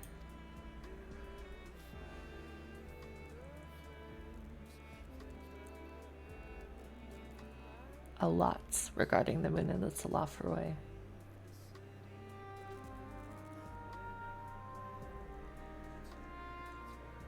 The final days. Gods, I prayed your victory would mark the end of our troubles. There is still much we do not know, but the Alliance leaders must be told. Would you be willing to contact them in our stead? Yes, of course. I will send word forthwith. We'll also release your fellow scions from their present duties that they may return to Sharlayan. Your energies are better spent finding a means to avert the coming apocalypse. Speaking of your fellow scions, you will be happy to hear that Mistress Kryl, though still on the mend, has been moved to the Baldesian Annex and given into Tataru's care. Thank you. I look forward to seeing them both upon our return. Let us be on our way then. One last thing, if I may. After your confrontation with Zodiark, you said Xenos took his leave, and in all likelihood he has returned here to Garlemald. I have a mind to dispatch scouts to try and ascertain his whereabouts, but first wish to ask if you believe there is merit in doing so. If they found him, they would likely not live to tell the tale. I feel like that is very true. I suppose you're right. To dispatch good soldiers in pursuit of such a beast would be to send them to their deaths. Pray forget I entertained the notion. While on the subject of Xenos, the 10th Legion has made an official proclamation. They denounce the Crown Prince and condemn his role in the Empire's downfall. His very title has become a source of shame among his former subjects, and its continued use serves only to hinder relations with foreign nations. For this reason, he has been declared as Xenos Viator Galvis, outcast and enemy of Garlemald.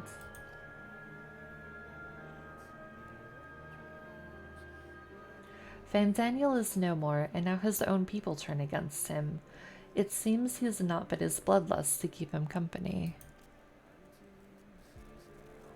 Better that than an army to see it sated. At any rate, I will not keep you longer. I pray you safe passage back to Sharlayan.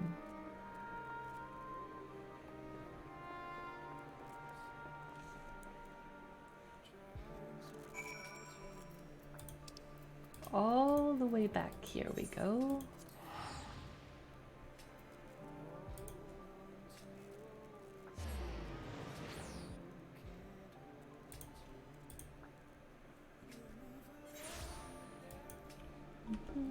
I forget if there's an Aethernet.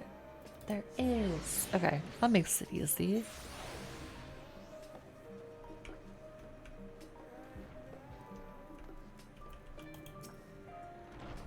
Welcome back, Stardust. We were so terribly worried about you. Though it is plain I have caused my own fair share of worry, and for that I apologize. Heidelin called to me that day when you entered the Tower of Babel. Her pleas were faint but desperate, and I knew at once she required a vessel to carry out her will. What came after feels like a dream barely remembered, my body flowing through the life stream toward Garlemald. When I regained consciousness, I was all aches and frostbite, exhausted of ether. So exhausted, in fact, I could only laugh, for it was in that moment I understood Raha's weariness from the Tower of Zot. Would that I could laugh at a time like this. Though we prevented Zodiac from being unleashed upon the world, I'm curious to know what else took place there on the moon.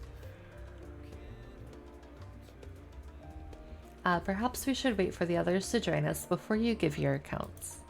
Let us reconvene in the main hall once they've arrived. Which is this one.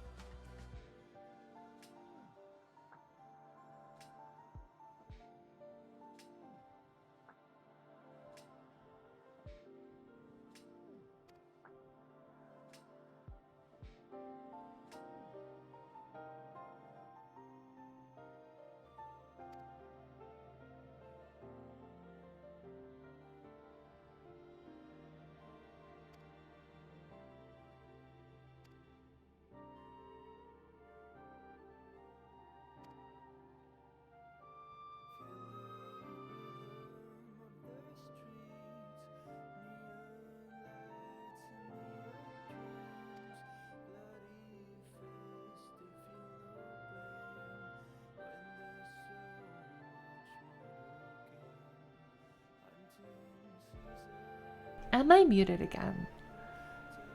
Thank you. I don't. It's just one of those days, apparently. I do this all the time in Discord. I'll like mute and then forget to unmute, and then people are like, "Star, we can't hear you."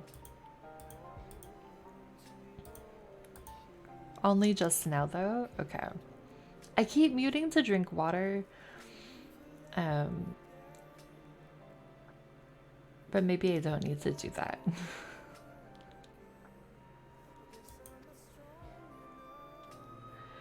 Which leaves us with the daunting task of identifying the underlying catalyst for the final days, a feat which even the Amaratines could not accomplish. Unfortunately, we found no clues in Mare Lamentorum.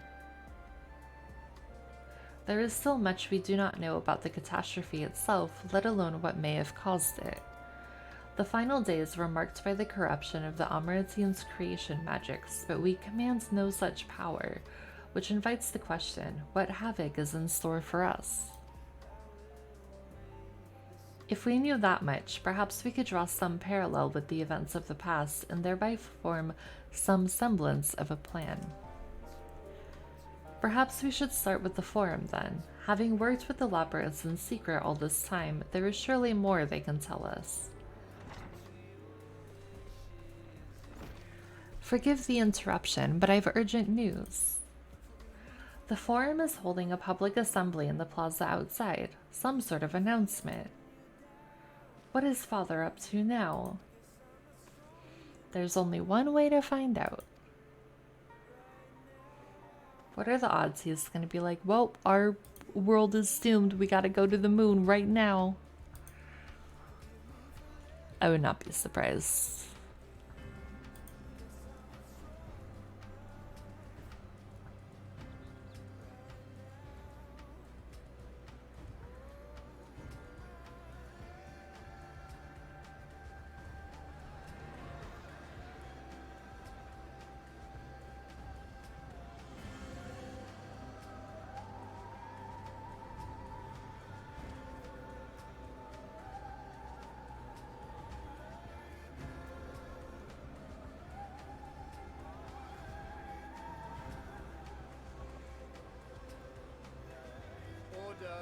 Order, I say.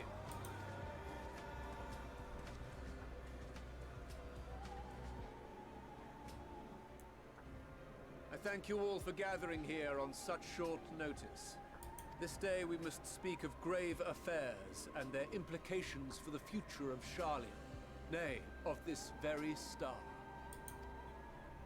Said affairs concern all citizens, and so we have called for a public assembly.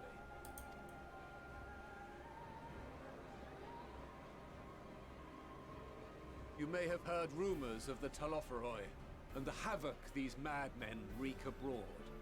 Under normal circumstances, we would pay little heed to petty disturbances outside our borders. The final days, however, are another matter altogether. For we dare not ignore these prophetic words of Eld. The End-Bearers will come, ushering chaos and calamity. The final days descend and devour the very star. I've never heard this prophecy. Is it true? Will all that really happen? Calm yourselves. The time has come to speak of the Forum's most sacred duties. But first...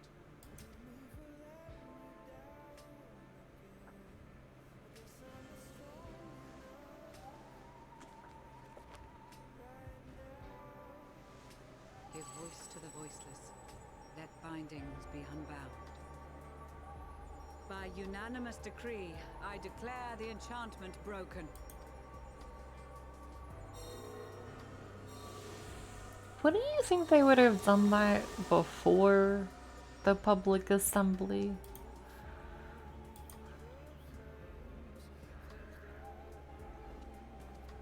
Master Leveilleur, if you would. Very well.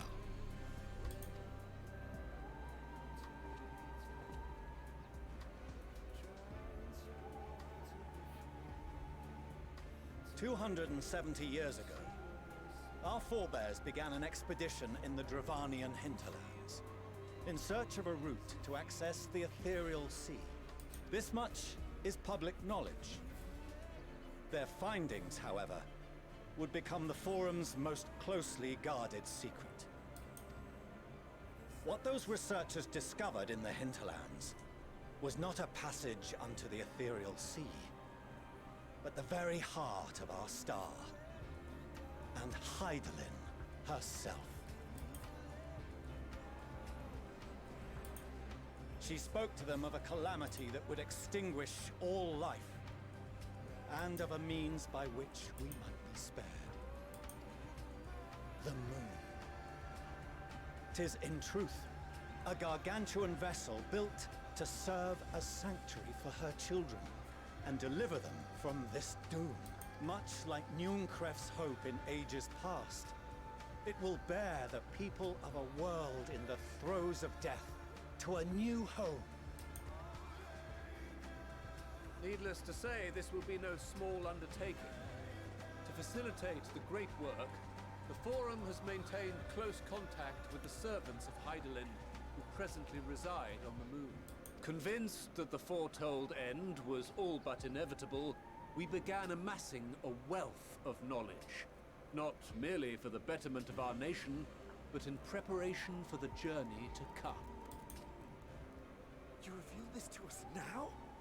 By the gods, how long do we have?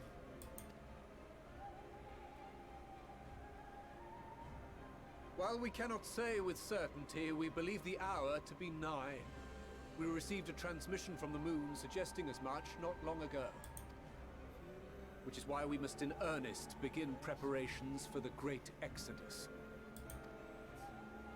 For his impressive contributions and the leadership he demonstrated during our withdrawal from Dravania, we have elected Master Leveilleur to oversee these decisions.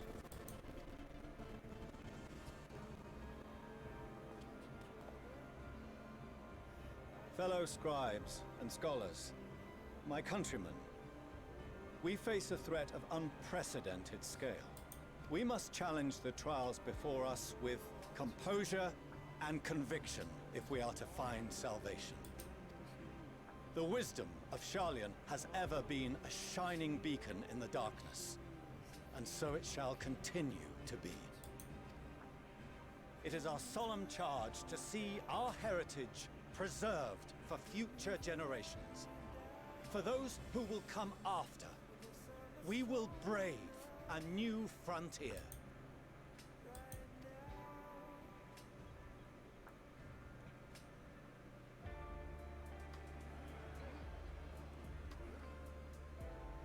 Administrative edicts will be relayed to all major institutions ere long. In the meantime, carry on with your duties. With that, I hereby call this assembly to a close.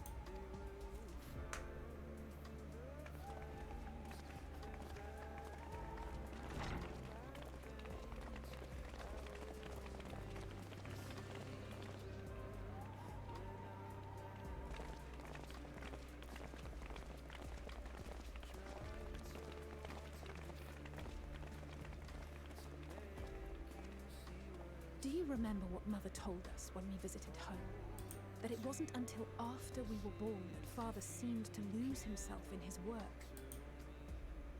If that great work of his was the evacuation of this star, then...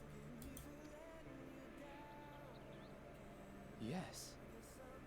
It wasn't for his benefit.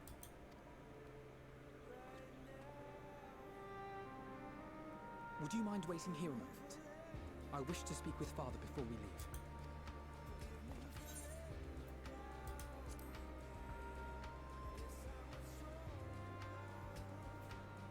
Thank you. I shan't be long. If it's all the same to you, I have a few choice words to share with Father as well.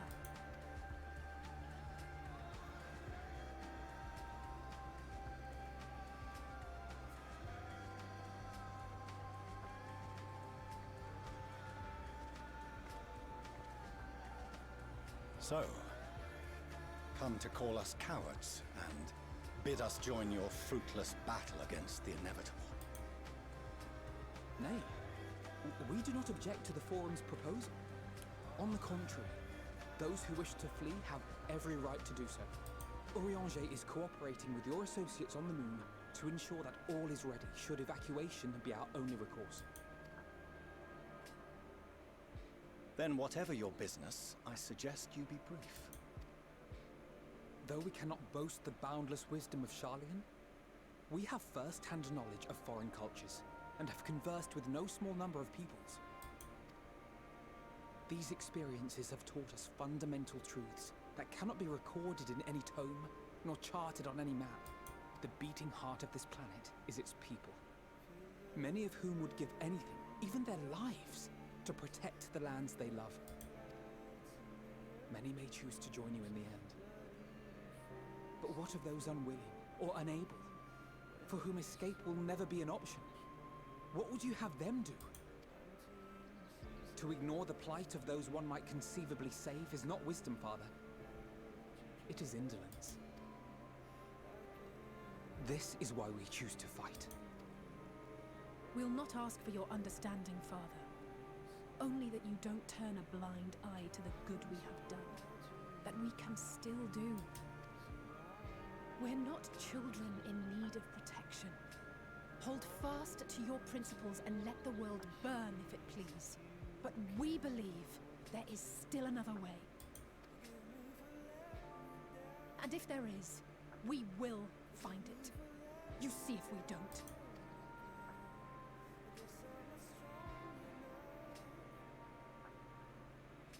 Do as you will. Just stay out of our way.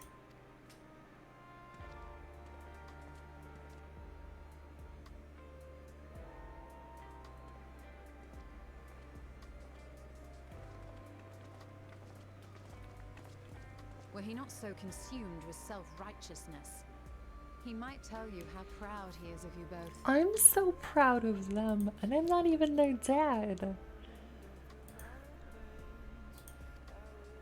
Bold words call for bold action, and there'll be no turning to your father should plans go awry. As if I ever would. So long as there are those who wish to stay and fight for this star, we have to do what we can to help them.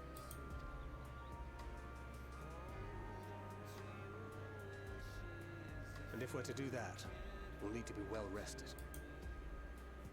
Wouldn't you agree? Having triumphed over what we once thought to be the source of all evil, I can think of no one in greater need of at least a dozen winks.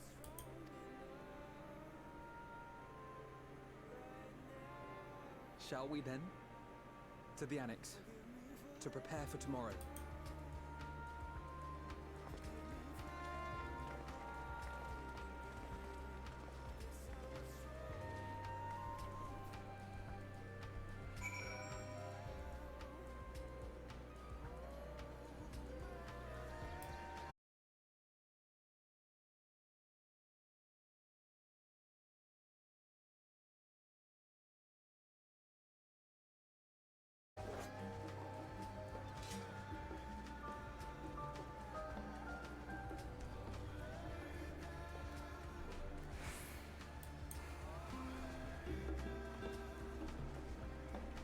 There are so many big emotions in Endwalker so far.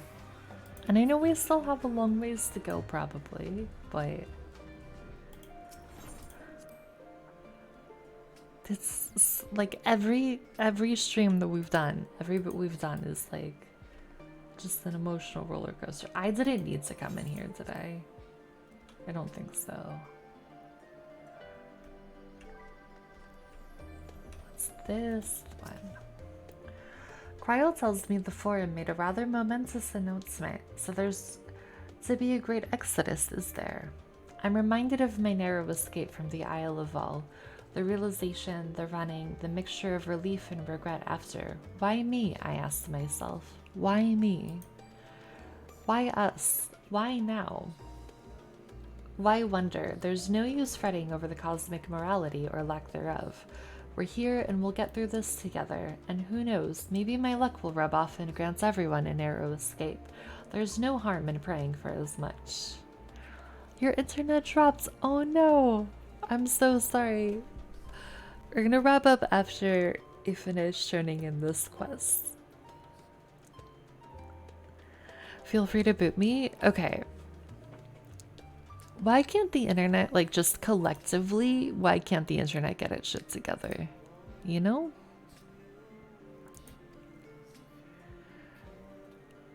Oh, but enough of my rambling. I'm sure you're exhausted. Your chamber awaits.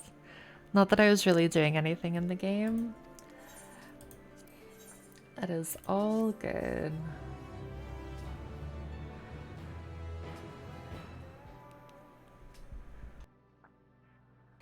I think I've said before, like, there's something just really comforting about, like, being in the game, even if you're not, like, doing anything in the game.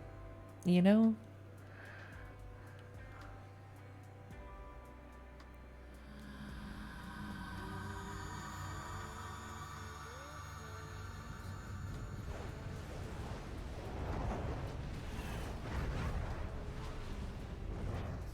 Well, that's bad.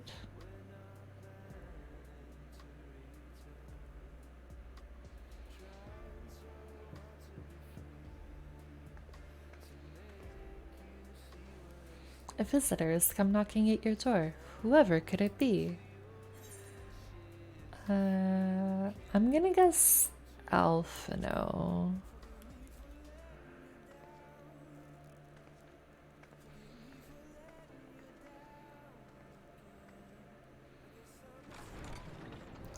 I was right. I hope I didn't wake you.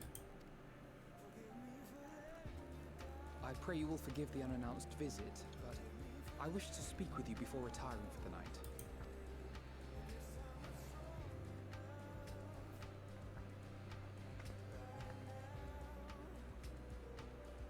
About Garlemald, and the time we spent with the people of Tertium. Dangerous though it was, I'm glad we had the opportunity to treat with Eulus and Quintus. I was worried what might happen after we were collared. If they attempted to restrain you too. If they succeeded. Once more, I put you in harm's way. And for that, I must apologize. No, you don't have anything to apologize for. Or rather, I should thank you for trusting in me time and time again. After all our journeys together, I dare say I've used every expression imaginable to convey to you my gratitude. Nevertheless, I hope these words of mine still carry some small weight. Tomorrow, our fight continues. Mayhap it would have been better to seek you out after we have true cause for celebration. But having mustered the courage to stand up to Father and achieve a personal victory of sorts, I wanted to carry on in that spirit before my nerves got the better of me. The hour grows late, and you doubtless tire of my ramblings. I have a letter for Orenvold to finish, but we'll be off to bed shortly. Sleep well.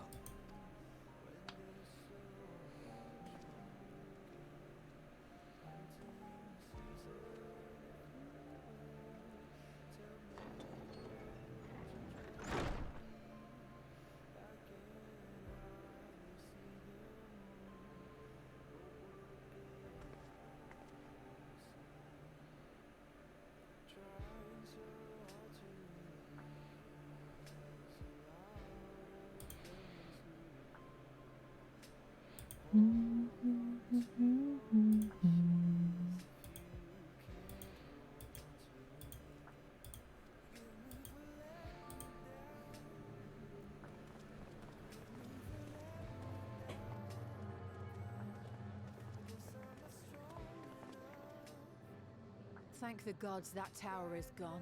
The sight of it was enough to make me sick. Thank the Ilsabar contingent, more like. Word is, they fought their way into Garlemald and toppled the bloody thing themselves. Not just the one, neither. All the towers have up and vanished. Aye, I heard the same. Commander Aldin and his troops helped keep casualties to a minimum too. But is it true they brought back tempered Garlean soldiers? As Commander Aldin tells it, they've a treatment for that now. But don't you worry.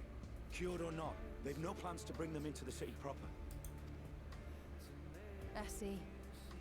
Well, that's a relief then. I know we've brothers and sisters among the lot, but I can't say I'm eager to welcome them home. Wanted to think about it for a while, yeah. But to be looked after in Alagana for the time being.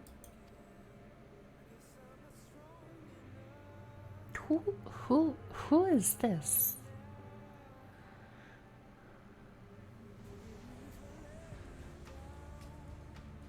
Is that Xenos? I read this message from Starbot multiple times about the cat. I know the name is Goose, but I just glanced and saw Jeepos. Too much 14. Is there a thing that's too much 14 though? I don't know that there is.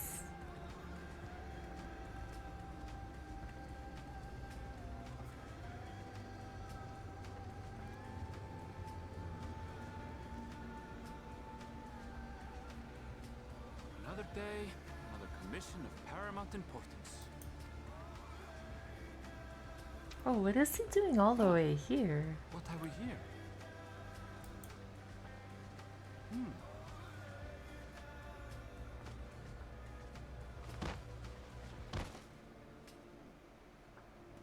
Hey, are you all right?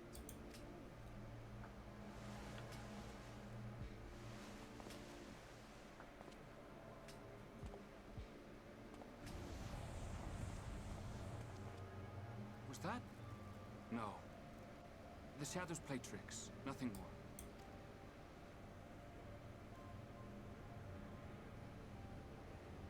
The towers are gone, and the Garlean threat has abated. Yet, why does it feel as though it's about to get much, much worse? Probably because it is.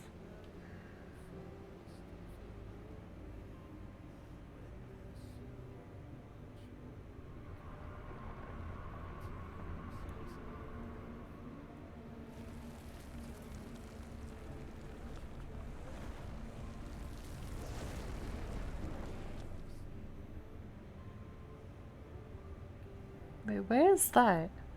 I'm bad at the geography. No, why are they doing the music?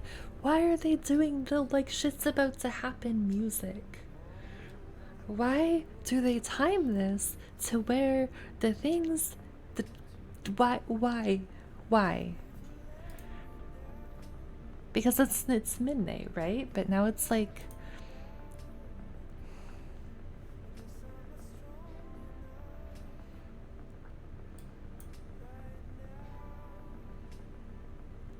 because 24 hours stream.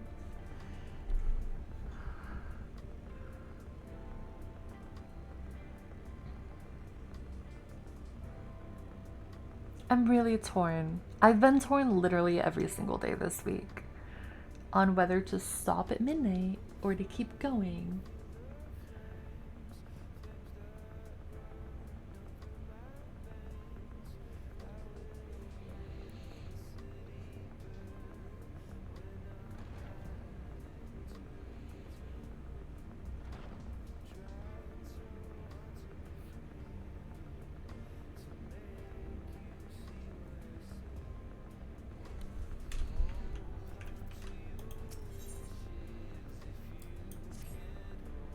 Oh, Stardust, I was just about to call for you. I'm afraid we've received another call for assistance. This one comes from Razatan. The others have assembled in the main hall to discuss the situation. You must join them at once.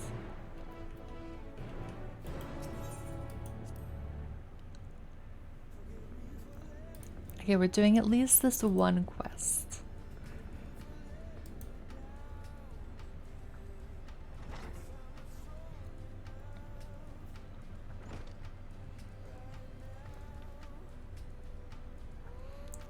Ah, there you are.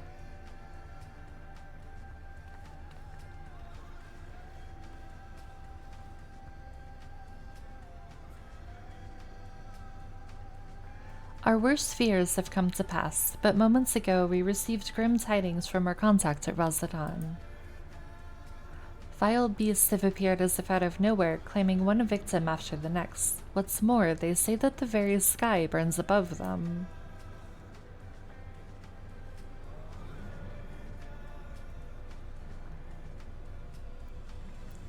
Good gods, are the final days already upon us? It would appear so. Sadly, that is all the information we have at present. No doubt the people of Razatan are busy fighting for their lives. Then we must go at once. They need our help. Agreed. Kryl, you'd best remain here with Tataru and gather what knowledge you can. You are in no condition for a long journey, I imagine.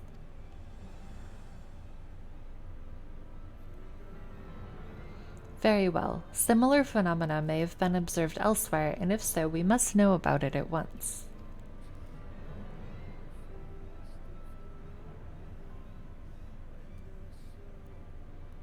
Be safe out there, yes?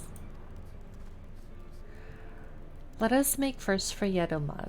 We must prepare ourselves for what may lie ahead.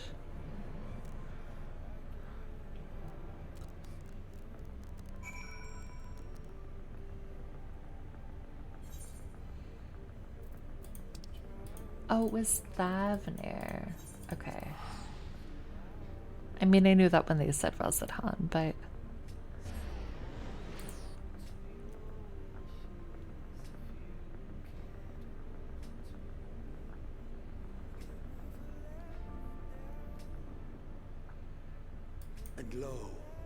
beasts did rise.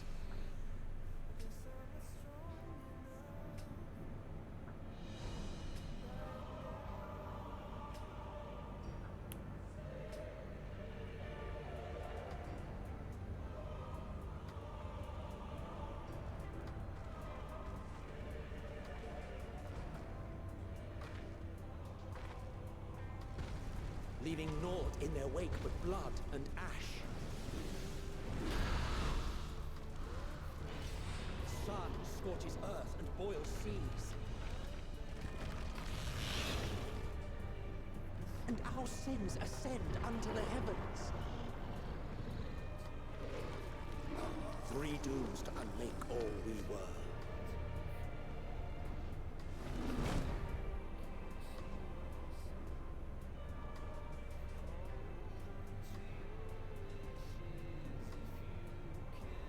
The sky burns. The final days are truly upon us. My friends, I trust you have heard the news. We have. What can you tell us of the situation, Your Excellency?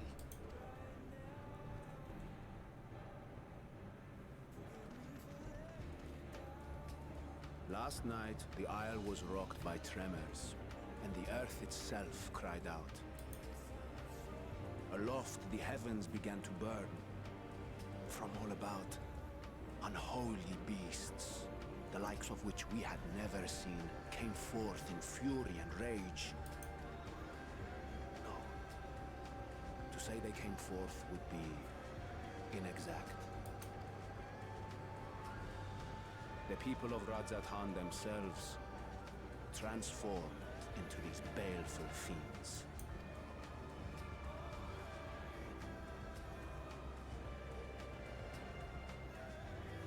Though the phenomenon was observed throughout our lands, the first creature, the largest and most dreadful of the lot, wrought havoc upon us here in our fair city. Though they bear superficial resemblance to divinities of legend, they are ungodly abominations. The people decry them as blasphemies. The Large One's rampage has since taken it to the northern reaches of the island. I mean to dispatch our radiant host in an attempt to quell the threat. And what of Vritra? Vritra too makes for the north of his own accord, and yet he knows the blasphemy and its minions were but yesterday his beloved people. I pray his boundless compassion and mercy does not deter him from taking unenviable but necessary action.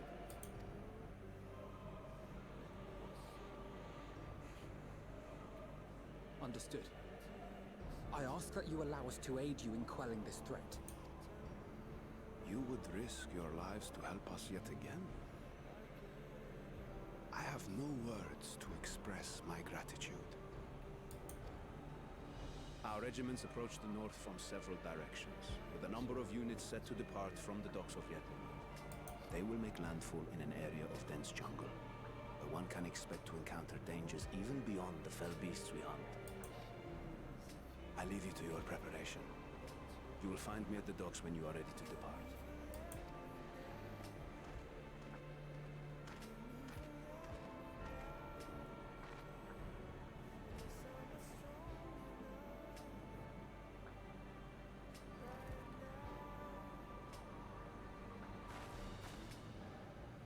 We're as prepared as we'll ever be. Let's go.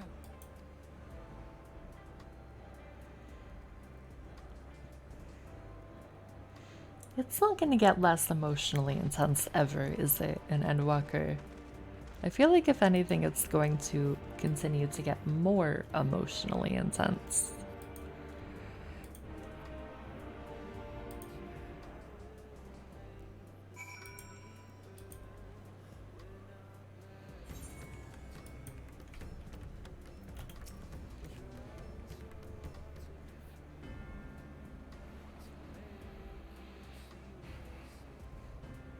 Everyone has assembled, yes? I thank you for lending us your aid in our battle against the blasphemy. Let us review our plan of attack.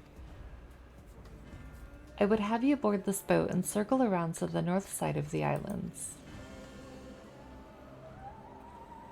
There you will find a dense jungle we call the Vannis Body. It is a sacred wood, home to many temples and a number of villages.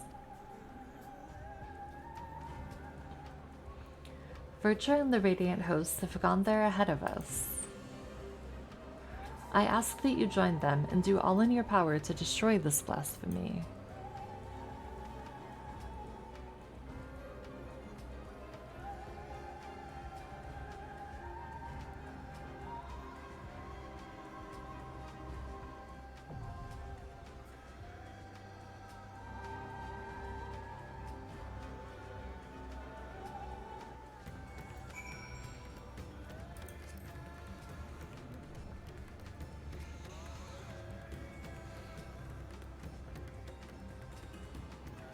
Brief, do you still want me to boot you?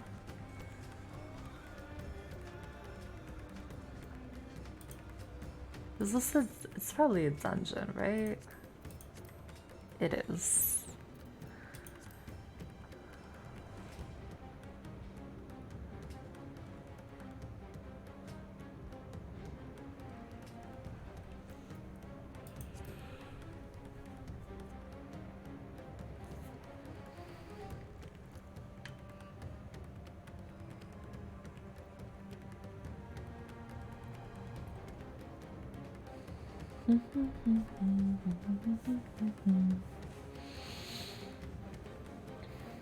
Okay, I'm going to boot you. I know what Sarah means when she says she wishes it didn't say kick from party, because that feels really mean. I hope your internet comes back soon.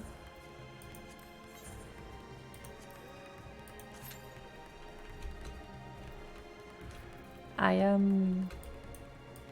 This is a lot. What is happening here?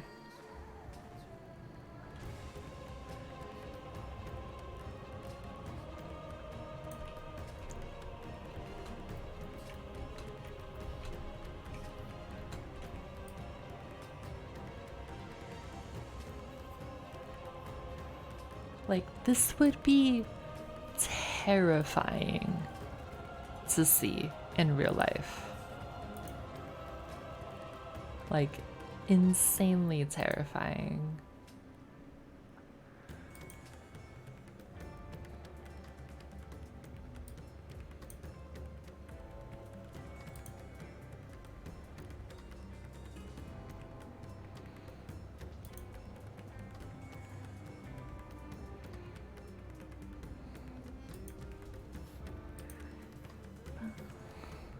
I'm still here? Hello.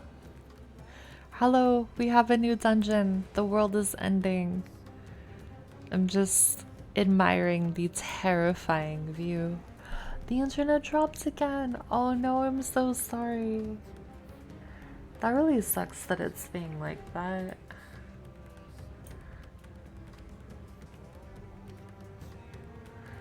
This is so scary. This would be very terrifying.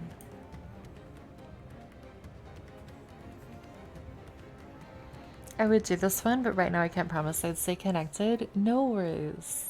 You'll be here with me in spirit, even if we are not in the dungeon together.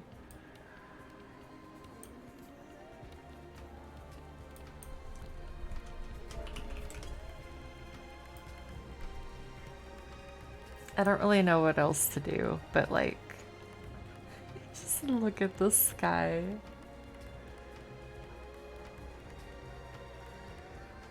Not sure what's happening. Chainsaw Scythe, personal favorite. I don't mind this one. I liked the other one a lot, but this one is pretty good too.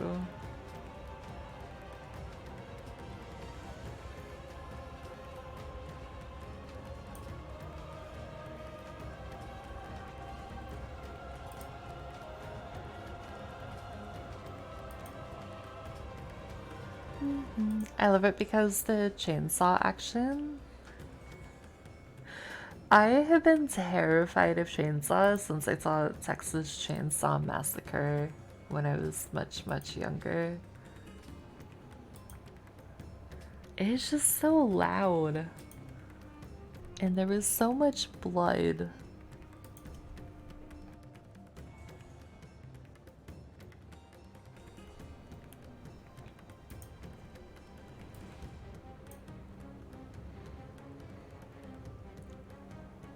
Animation, not action. I get what you mean.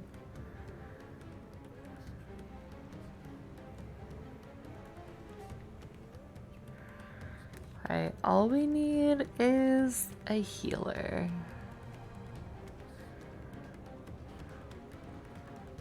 Wait, do I have... what level is this? What? No, that's not what I wanted. 85? Okay, so we don't have plentiful. Okay. I have to try and remember. It's the only, like, not great thing about being, leveled with where you are. So I have to remember what does or does not count. Or, like, what I'm able to use. I'm on the final fight of Simulated Universe 2 and the internet drops. Oh no. Oh, that really sucks. I know it doesn't help that you lost your progress in it, but hopefully knowing that you made it to the final fight once helps you know that you'll be able to make it there again. Oh my god, okay, actually, like, genuinely, after we do this dungeon and finish this quest, I will have to stop streaming because I can feel my voice is starting to go a little bit. And I can't overdo it.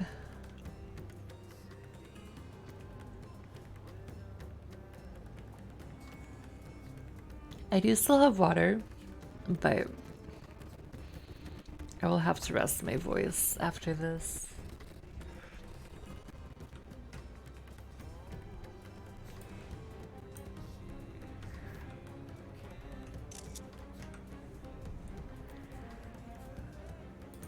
Definitely did not just take a screenshot of this. I mean, I definitely did, but...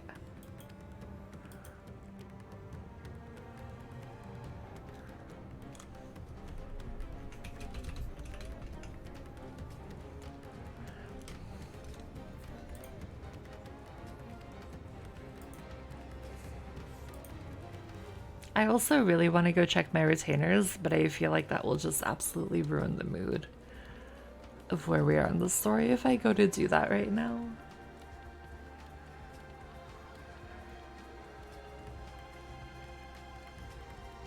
Oh wait, what do we have? Oh, we got a headgear. Oh, can I not use that because I'm sitting?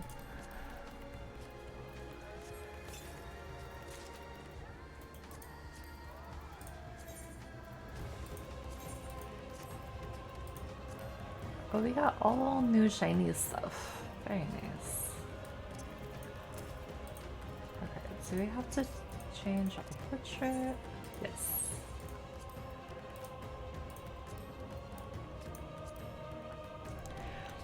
I was about to die anyway, so I guess it doesn't matter. Oh no. Hopefully you still at least get like the progress and like the points for it. Because you should still get those even if you don't like finish the worlds, you know? So hopefully it's not like a total loss. It caught me by surprise, the internet going out.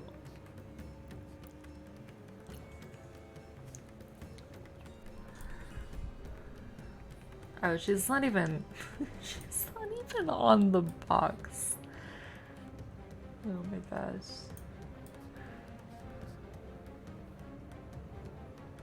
Yeah, I don't like this. This is very stressful. When I logged back in, I was standing right in front of the boss. Good luck. You're gonna kick its butt. I believe.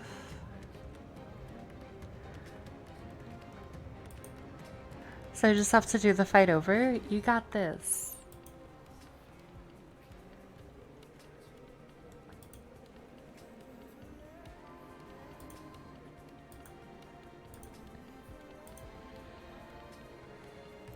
Easy peasy.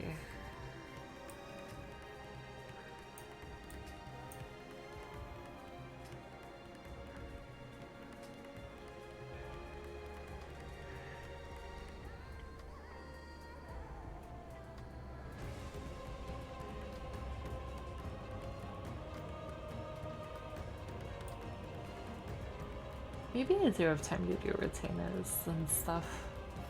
Go check in on them.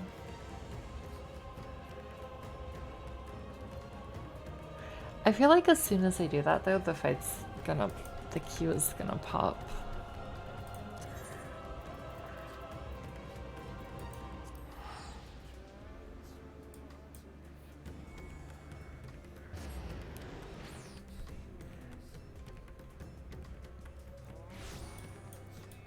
Okay, summoning bell is somewhere. I'm still learning where everything is here.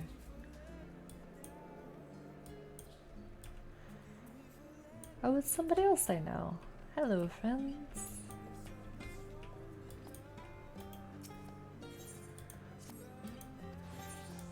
This is like so the opposite vibe of where we just were.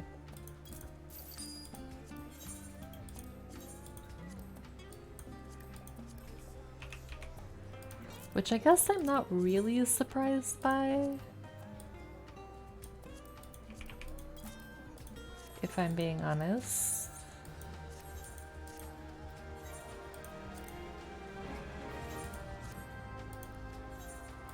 Bum, bum, bum, bum. Alright, we'll put that up.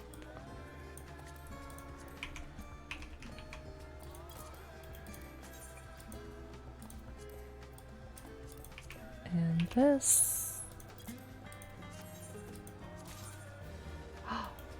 Oh wait, I've actually really wanted this. I am definitely keeping that.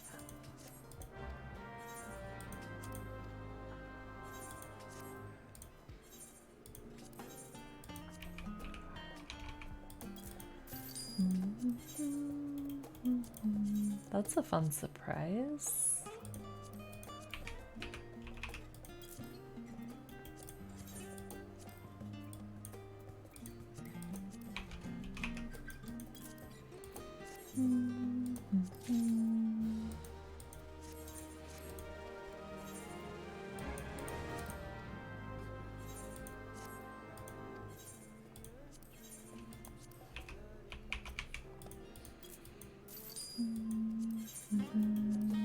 Alright, you get 4 things to sell.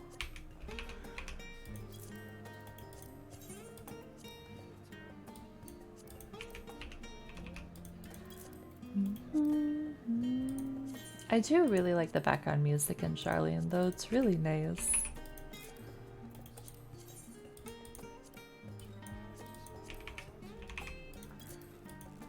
Alright, all of that.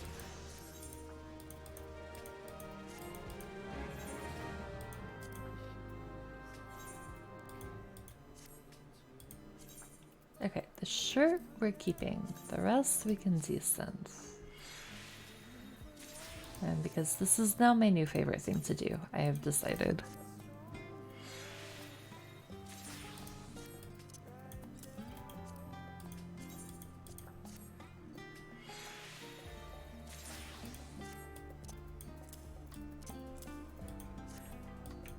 I really thought that that would make the queue pop.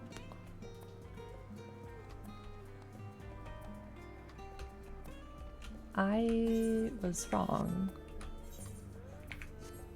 It's not what I want to do. Bum, ba-dum, bum, bum, bum. Am I missing it? No, it's just, why is that up there? I have questions.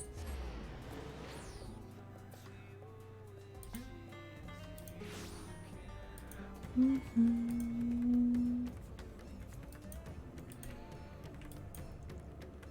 this is taking longer than I anticipated, but that's okay. We're on DPSQ, which is a whole different ball game.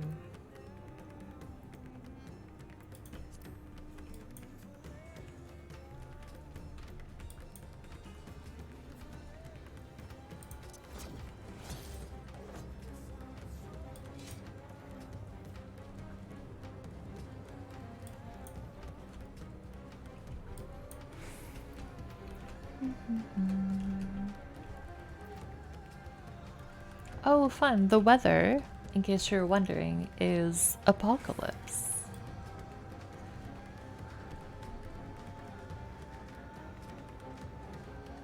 Seems pretty accurate, I would say.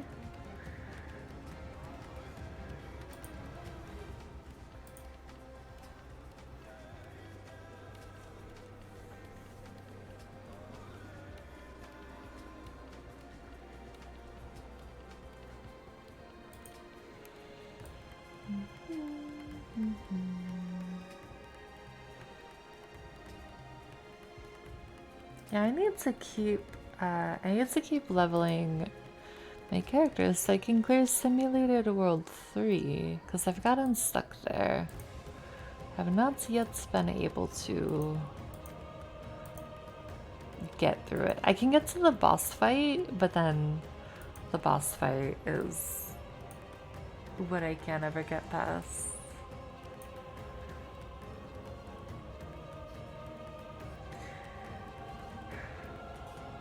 Okay. Okay, you know what? I am actually, it's a 15-minute queue. We're 30 past midnight. I hate to do this. I don't think we're gonna get a queue quickly. Well, more quickly. So I'm gonna call it here. We'll pick up here next week. Like, I'm not bothered by the fact that it's like a longer queue. I'm just wondering if like at this hour, if there's like anybody that's even gonna be on, because like the estimated time kept increasing, which makes me feel like it might not have much luck, but towards the beginning of next week's stream, we should have more luck catching people to do this dungeon. So as always, thank you everybody for hanging out, whether you're chatting or lurking or whatever. I appreciate all of you being here so much.